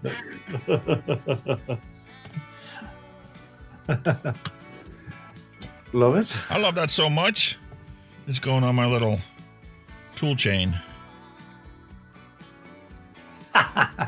His accessory chain.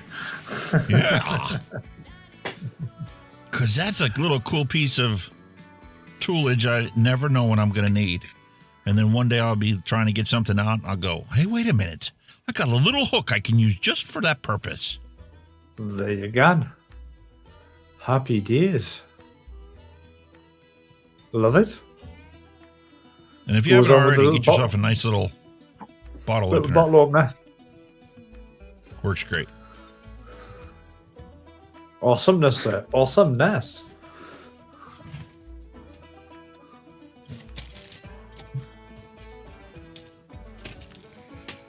It's 30 a mil Barbie bottle. back scratcher. It's a Barbie back scratcher. Happy Hippie said. Barbie back scratcher.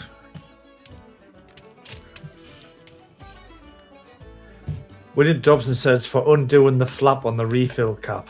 Yeah. That would make sense. Nice. You hook the little handle up.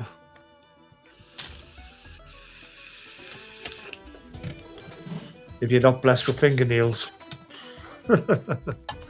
Not allowed as a YouTube reviewer to have fingernails. These are already too long. Somebody will comment on it.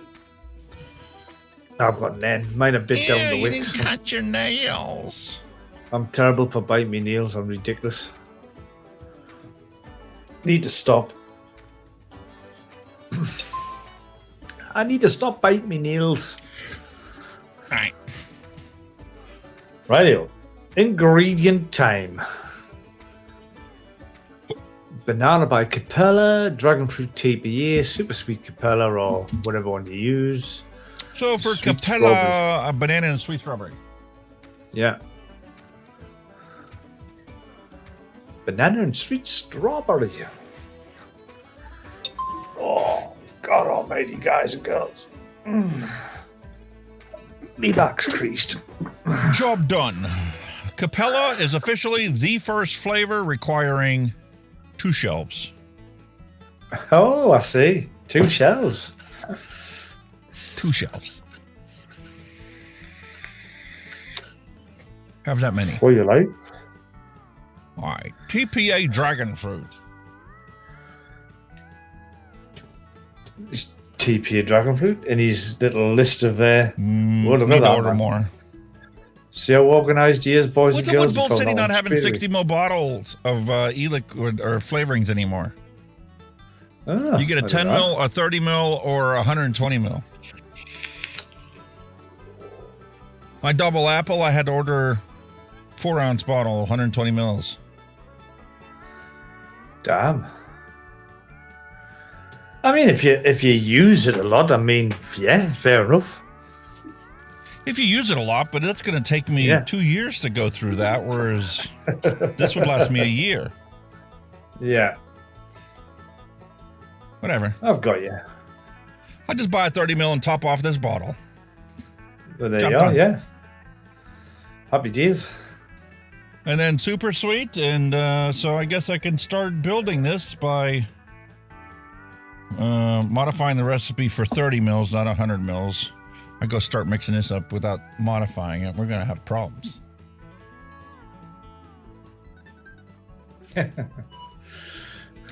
That's the only change.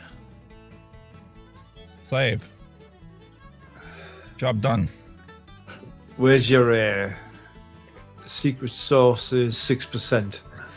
1.86 grams. The secret sauce, boys and girls. The secret sauce. Whose name shall not be mentioned, as they say. Strike, you're out of here. Bullshit. Crazy, crazy, man.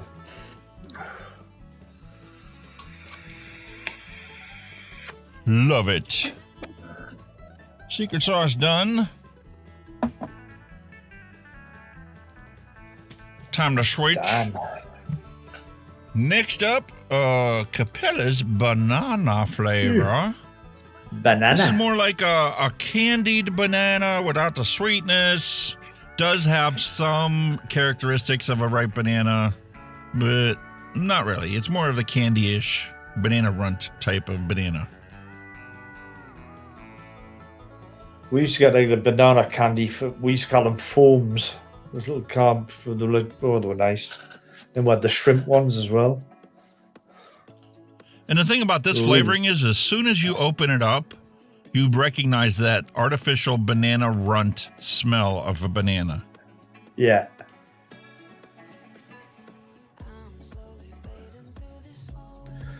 Looks good. Nothing wrong with it. But there's been lots of people that have been looking for the real banana flavor, and it's hard to find in the liquid. Oh, God. SSA has a beautiful banana that's a kind of a banana ripe, but even that isn't exactly right. No, it's a hard one to replicate. Cotton banana. The dragon fruit. 1.54. The dragon fruit. What do you loot? Oh, yes, that's right, mate. You get them with chocolate on them as well. That's correct. Yes, I remember them, William. Oh, chocolate foam bananas. Some of them had half. There was the one that was half-y. I can't remember what it was. I wish I could describe this flavor. Dragon fruit. It says. I'm so familiar with it because of all the different e-liquids that I vaped, even commercial ones. I go, that's got dragon fruit in it for sure. Yeah. But I see how it perfectly works with the banana and the strawberry, because when you smell that banana and then you smell this right afterwards, it's like, that kind of is like a banana, but it's like fruitier. And the taste is completely different than what it smells like. And then sweet strawberry, a staple. This is like the third or fourth 60 ml bottle of sweet strawberry. I just made that many strawberry recipes and used it that many times in my cotton candy, blue raspberry cotton candy with some strawberry added to it. That's right. Even this recipe, 2.4.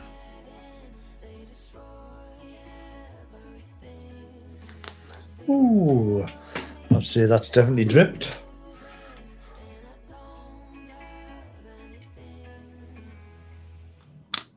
And don't forget, folks, if you're ordering from Bull City Flavors, AAFL, coupon code, use it during the next month. And in for a draw. For Advocate for Liberty's birthday, they're going to be giving away a $100 gift card. Every purchase, every order over $100 enters you for a chance to win $100. 75. Anything over 75. Oh, I'm sorry. Anything over 75. Yeah. Wins you 100. What the hell? All right. What else we got? Little rice burner muffler. That's what we heard. Yeah. Some idiot with a little sawn off exhaust flying around. 1.4. Delicious. Dragon fruit. I might have some of that somewhere. I'm sure I've got a bottle of that 30 ml bottle of dragon fruit. Yep, I think I sent you some. Yeah. And this is all flavoring in Nick right here. That's your PG. And what I put 1 point, almost 1.5 unadulterated PG in there. The rest is all flavoring. Ooh, it smells really good. Really? That's a good start. That is a good start. When you smell it and it excites your fancy, freaking thing spewed VG all over me. You've never tasted your VG, taste your VG. It lets you understand how much sweetness it actually gives to the recipe right off the bat. It is pretty sweet, isn't it? That's what I've heard. I've never ever tried it, but I've heard it's kind of sweet. Just put a drop on your finger and lick it. I've never even had the inkling to try it, if I'd be honest with you. I don't know why. I was kind of hesitant at first too, but then I'm like, doing the research and the news and stuff and learning it's in your freaking ice cream. It's in so many of the processed foods that we eat all the time. Yeah, as a sweetener. As a sweetener. It's not just as a sweetener, but it also, like the PG, inhibits freezing temperatures. It modifies the freezing temperature. It modifies the consistency of the food, the mouthfeel of the food. A lot of the same things that we're looking for in our vape, So I tasted it and I'm like, oh, wow, that's actually not bad. I don't want to squirt it over my pretzel or anything, but I get why they're adding it to foods. Even if it was just a filler. It's there for a reason, isn't it?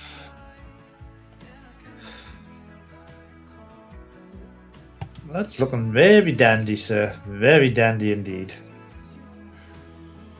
I'm going to shake and vape this thing today. Ooh. Well. Yeah, we're over. It's a possibility.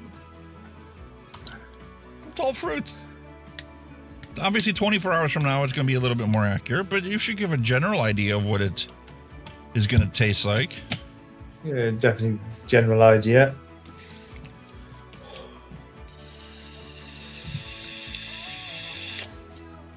So excited.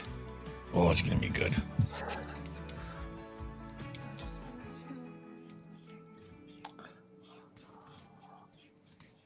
Oh, God. I think this microphone is all of a sudden in my personal space. Get out of here.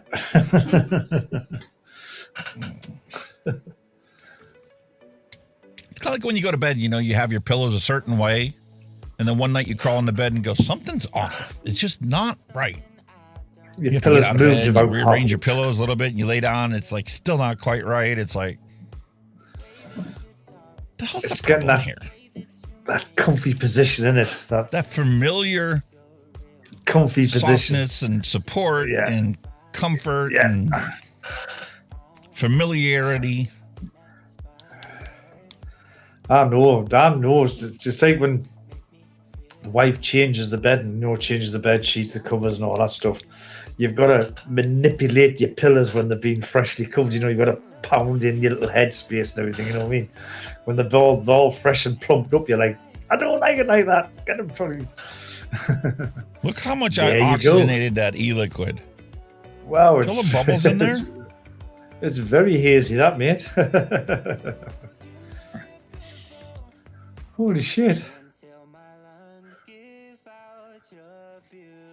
Should probably do this section of the show a lot earlier so we can sit. I do it ass backwards. You know that.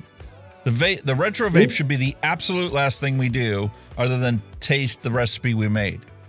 Yeah, because that would allow me to let this rest for a good half hour at least to settle out. Do the recipe first and the retro vape last. That would make sense. Definitely. Might appease the YouTube gods a little more than we did last week too. Although they have a vengeance-free jewel, so it doesn't matter. I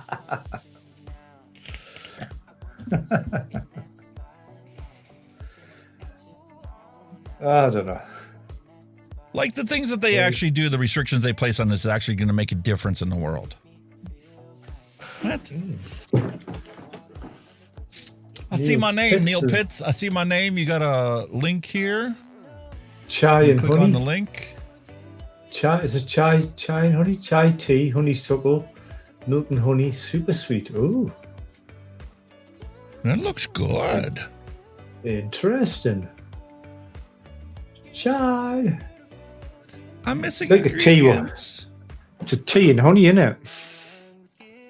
Or a honey tea. Oh, I just got 3 more things I need to get added to my flavor order.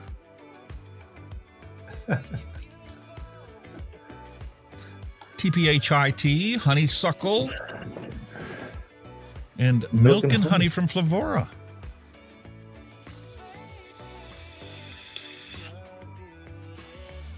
Bloody fantastic. Thank you. Adapt this, hit save just the way it is, so I can order these ingredients. Thank you, Boom, sir. job done. It's a unique flavor recipe. Very unique. And that's a wonderful thing. You know, they talk about, you know, there's certain flavor names that you're not allowed to have because it might be attractive to children. When you get a unique flavor like that, what name are you going to call it? If you're not allowed to attract children, that means you're also not allowed to attract adults. Yeah. I mean, plus, like There's you no see, accurate way to describe that. Normally, like the flavor profile is normally there is a clue in the name of the juice. So, yeah, it's a bit of a hitty missy, isn't it? What am I going to call it? English chai tea? Yeah. Because it's got the cream, it's got the tea, and it's got a little bit of honey in it. Don't Right, want to you mention call it the honey honey. tea. Oh my goodness, that it's attractive to children. Children love honey. Well, you know what? So do adults. Yeah. Everybody likes a bit of honey. I like honey. Beautiful. I love Fresh honey in my tea. Straight. Ooh, I like honey. Ooh, damn.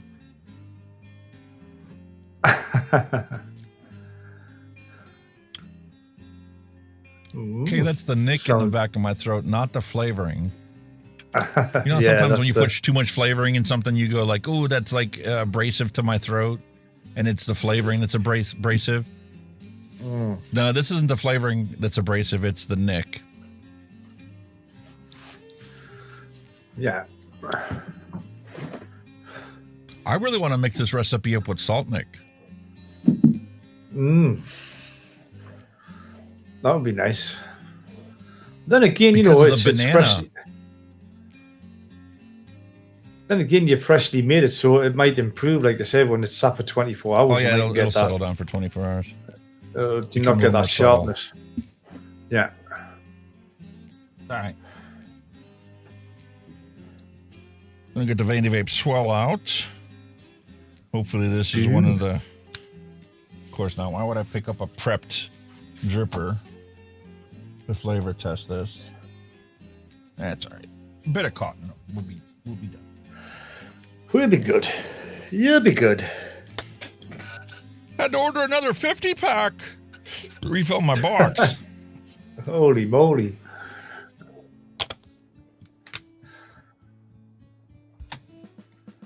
That recipe looks like it might be pod. I don't know. Percentages. 20% flavoring, yeah, it'd probably be really good in a pod. We'll see what it's like when I do this. If the abrasiveness that I feel in my throat, I normally don't get on a shake at 6 milligram, is too strong, then it's because the concentration's too high. And it's very easy to simplify that and cut it back. You can use the exact same recipe there and modify it to a 15% flavor total. Yeah. For a dripper.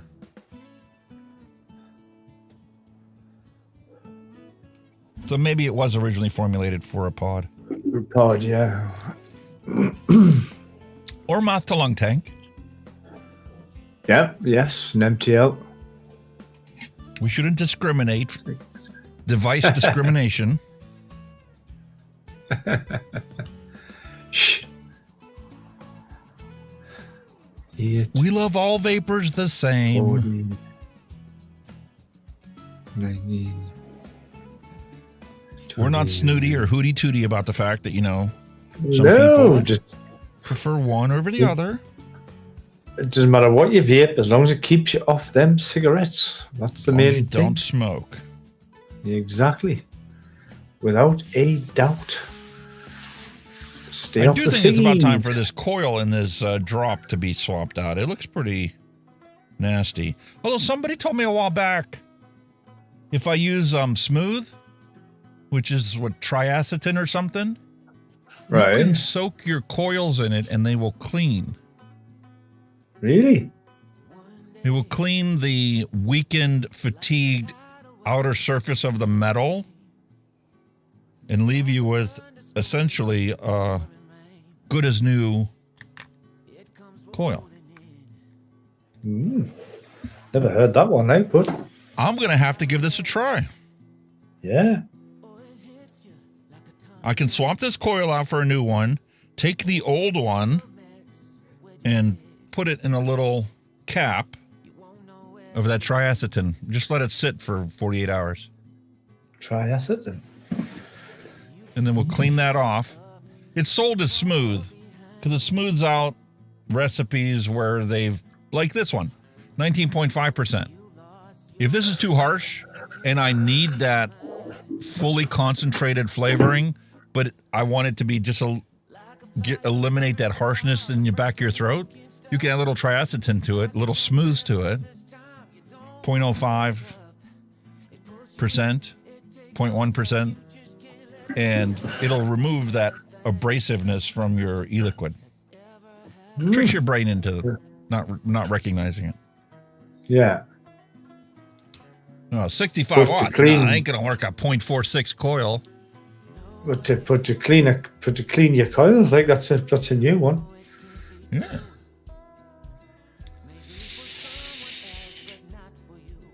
It's definitely a new one. Cut the airflow down.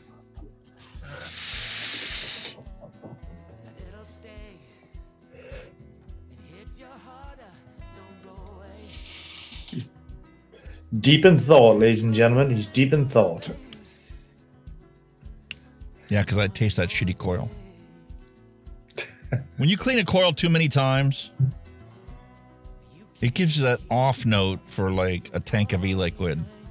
Yeah, the do. I mean, they've got to die eventually. You know what I mean? I've got 300 coils here. I'm just a cheap ass. Lazy fuck. I need to change Nothing wrong with that.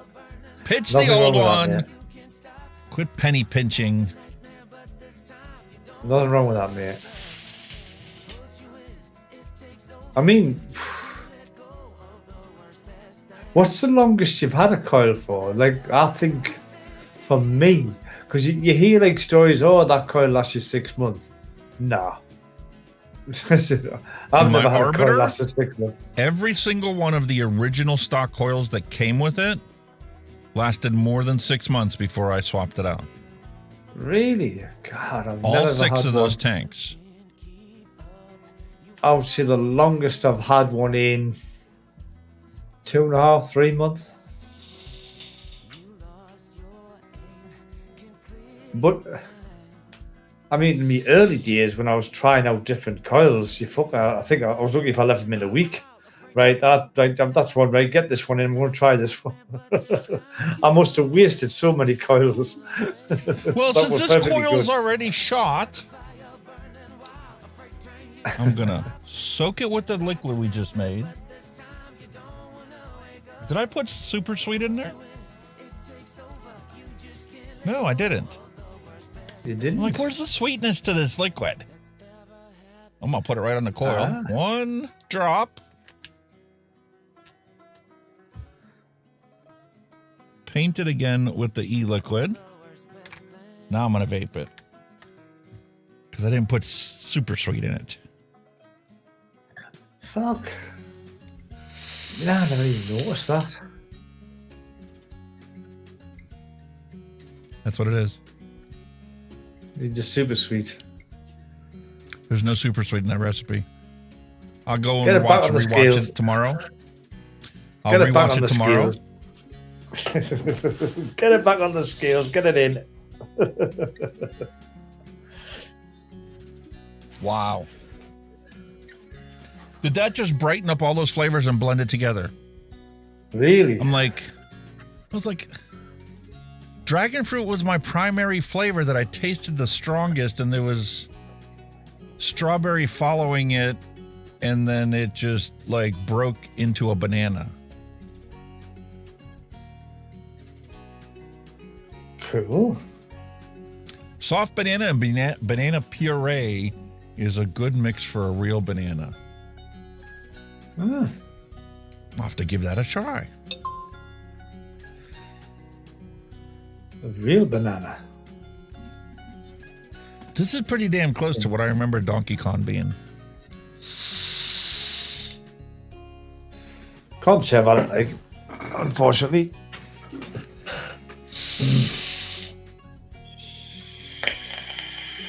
Now, as I continue to vape it, I'm going to put some more super sweet into this.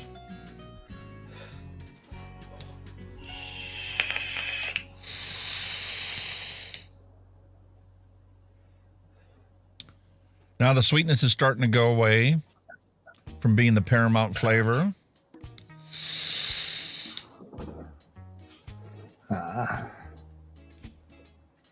The subtle tartness of the dragon fruit is present again.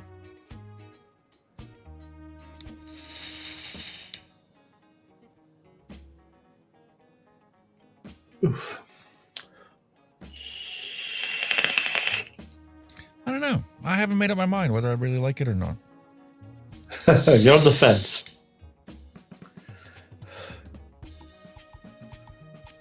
I think that the shitty coil is taking too much away from it. I'm going to put a new coil in that. I'm going to add the sweetener after the show's over today and wait 24 hours and then reevaluate it on a new coil. Could be good. Like I said, your first little drop of super sweet there enhanced it, didn't it? So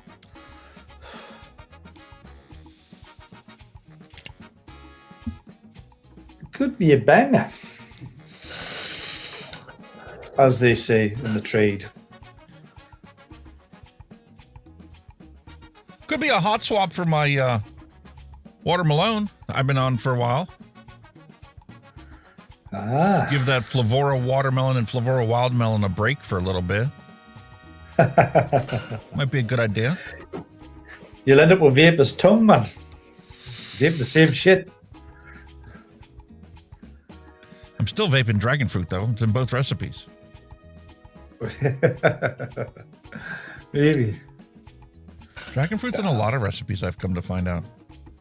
And for very good reason. It's a very nice ingredient to tie flavoring profiles together. Well, it kind of like fuses them together. Yeah, maybe it fuses them together a bit better. Like if you were to take a banana and strawberries and throw them into a blender, you would have distinct banana and distinct strawberries. Yeah. As your flavor profile. You can't do that with an e-liquid. Banana and strawberry just don't blend as a vapable combination. You need a triad to make a chord. So basically, you've got to help them along a bit to blend. You know what I mean? Yeah. Otherwise, they're contrasting flavors that just contrast. Yeah. And it's like, is this a banana or is this a strawberry? They don't work together as a duo. Yeah. Good simple recipe. Absolutely brilliant. But you, like I said, beautiful sometimes flavor profile. I really like that flavor profile. You'll find that sometimes, like I said, I've probably said 100 times before, sometimes the simplest recipes are the best. You know, cook a few little flavors in, boom, job done. Instead of like something that's too complex. Yeah, just like once in a while, just to clear your palate, do like a banana nut bread. Single banana nut bread flavoring, a little bit of sweetness in there.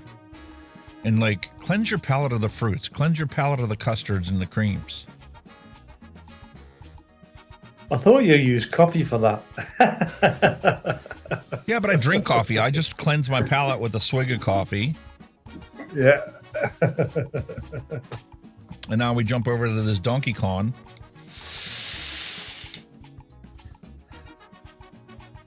And that is a very good recipe because that coffee is completely gone when I'm vaping it. Really? Wow. And then the coffee residually comes back into my consciousness. Mint. As those flavorings wash off my tongue with saliva. I hope it's good, mate. See, get your sweetener in. Let's stand. New coil. Happy days. And I'm getting that sweet strawberry now. As I've added more e-liquid to it and vaped it more. Awesome. I love it. Check it out next week. We'll check it out next week. It's not an exact Donkey Kong, but it's not bad. About 90% of the way there.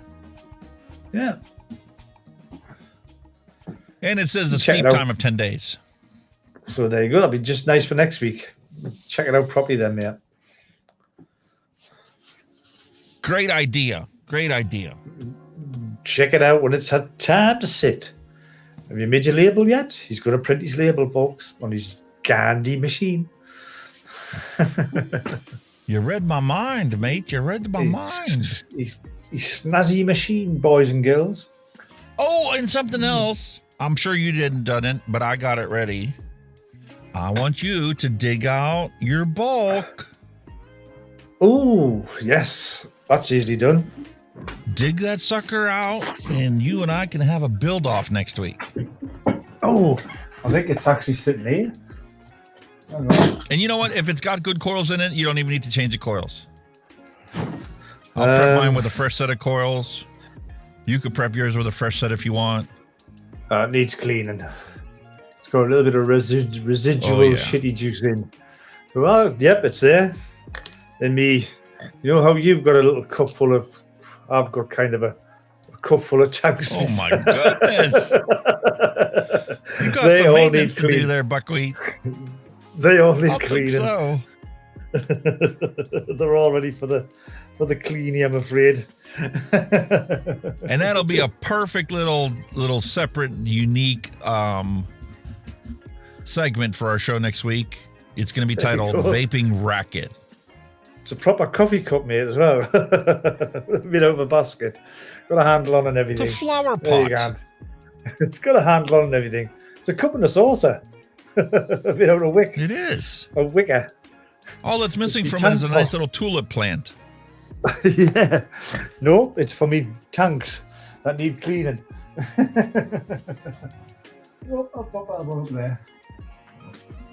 Yeah, that's me. That's me cleany tank pot. We're all going in the me little doodah machine. Get them all cleaned. Hot diggity. What an amazing day. Yeah, I used to love the bulk. It was a cracking tank. The bulk was awesome. Yeah. That was the precursor to my love affair with the Arbiter. Yeah, it was awesome tank. And if I'm not Absolutely mistaken, he was a little upset when the Arbiter came on. He's like, they stole my idea. Well, I think because the build deck is pretty close. If I remember correct, I think your coils in. I think the Vaping Postman done the FP, and that was very similar to the bulk as well. I think if I dig it out, you'll probably see how close they are. But yeah, good old bulk was awesome. Awesome tank. Still is. Still stands toe to toe with your modern stuff. Born on date, January 27, 2025. Neil Pitts, if I get Vapor's tongue, he eats some pickles that usually cleanses his palate. I do, I eat pickled onions. Love pickled onions. A big handful of pickled onions, delicious. Love them. That's really nice, That looks that. nice. I kind of like the way that looks. That looks really Well, I nice. got to as change well.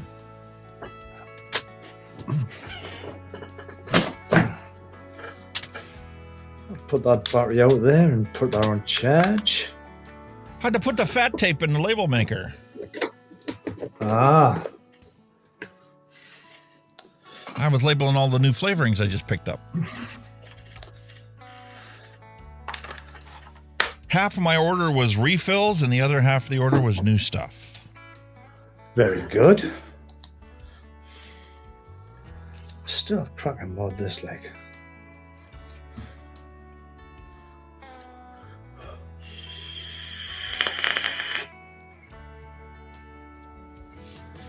Tri-core lead coils in his bulk.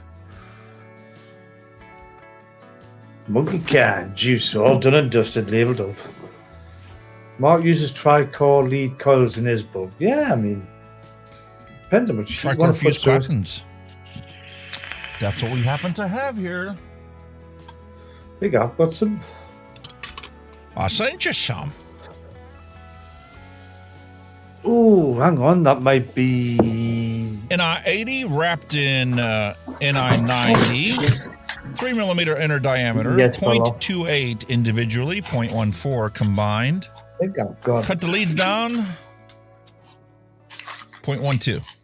Job done. How them guys there? That's them, them. isn't That's them, matey. it? Lovely. Same box. I've got some nice. Pull it out. Where is it? Is that it? What's that?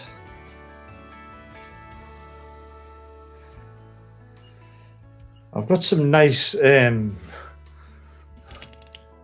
snake alien wire. Have you had any luck with that? That pirate coil stuff? This stuff, love this stuff. It's nice. Yeah? Really They good. sell that yeah. here on Amazon. I was kind of hesitant about buying it because I've gotten some really crap wire before. No, this is but on the reel itself, it's okay. It's 3 times 28 gauge wrapping 32, and for an alien, they look really good. I mean, yeah, they're nice looking aliens. Yeah, I really love those Really NNK nice. coils. Yeah, they're nice. I got 3 boxes of them sitting here. I send him a box of them. Oh, they're nice. Like you can drop them in anything. They're really nice. Yeah, because And they've been very consistent. That's what I like about them. They're very consistent, and that's what I loved about putting them into the Arbiter, because it perfectly fit inside there. They perfectly ohm out. And I was just cranking away 65 watts every single time. Never had to mess with the mod after recoiling them. I mean, like I said, the reason I got that is because that was my go-to coil in my early days. I used to love vaping on aliens. Used to love them. Then obviously the fuse clappings, obviously when your tri-cores and your quad cores and all that shit come out, so kind of tried them, and that's where I ended up. But I used to always use alien coils. I think Bogan likes aliens as well. I'm sure he uses aliens a lot. Bogan. Happy Hippie's like, man, those are nothing but old bed springs. Who you kidding? They're all right, mate. I've tried making aliens before, and I can't do them for love nor money. I keep running them too tight. I don't get that little pattern. I just fucking... It just turns into a fucking clapping.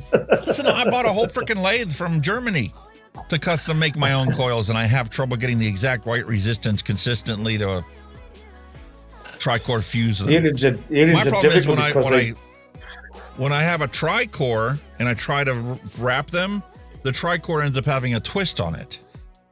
Aye. And then it's not a flat. You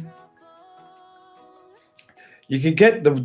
I mean, I don't know if you've ever watched any of the old builders, but they used to put like daft little clamps on that would move as you spin it. I have the clamps. Yeah, keep them flat. You know what I mean? Yeah, keep them flat. But the problem with the clamps is I mean, that you're I've done starting one and with- stopping. Yeah. No, these other ones that actually move with your wire. So it's actually gone along. It's actually moving along with your wire. Oh, really? I seen one made with a button. It was a button and a elastic band or something, and he just whopped on it and he just moved it. It just went along and it kept his coils flat. But that's like old school stuff. I couldn't even tell you who'd done that.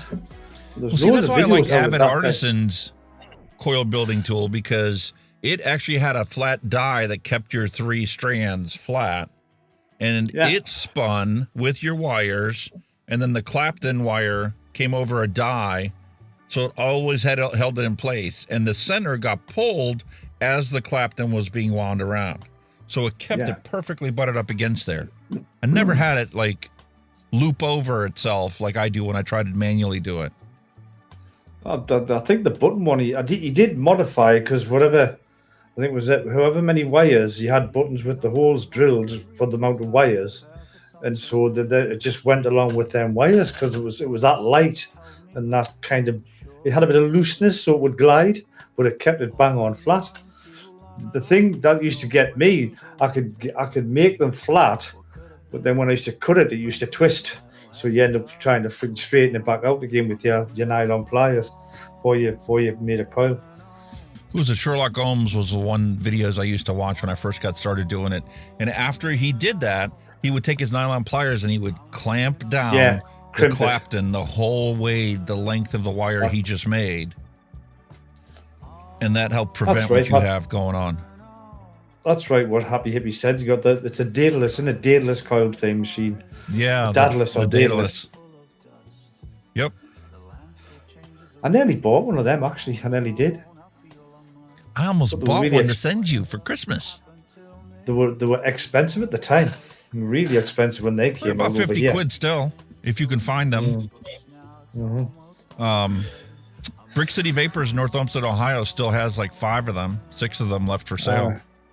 Last time I was there. I think they were about when they first come out over here. Anymore.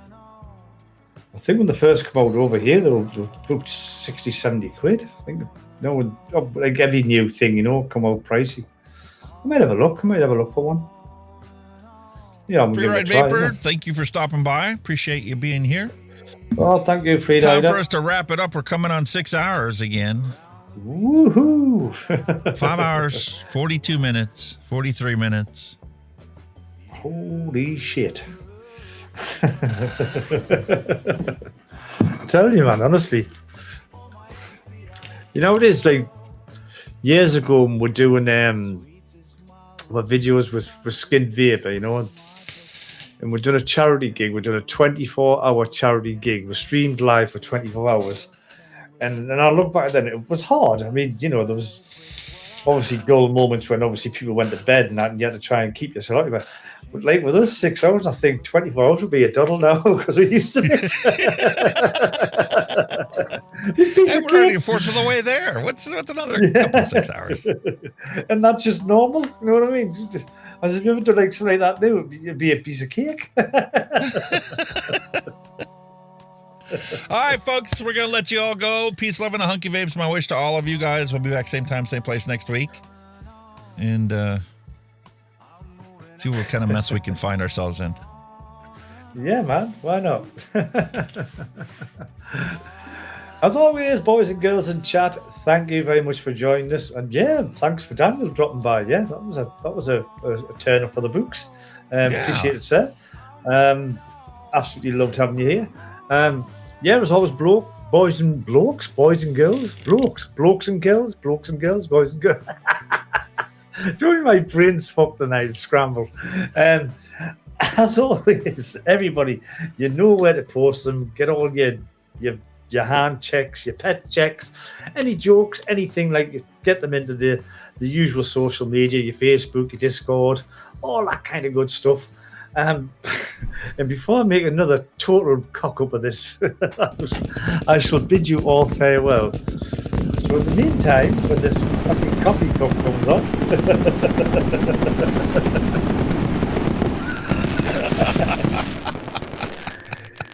so yeah, I've just gone to me floor there as well, you know what I mean? But as always, folks, you all stay safe, vape safe, and we'll see you all very soon. Cut! Just cut! Bye-bye. Thanks for listening. We'll be back next week again for a fresh round. How it sways in the sun, keeping our stories in its motion, lies the truth about us.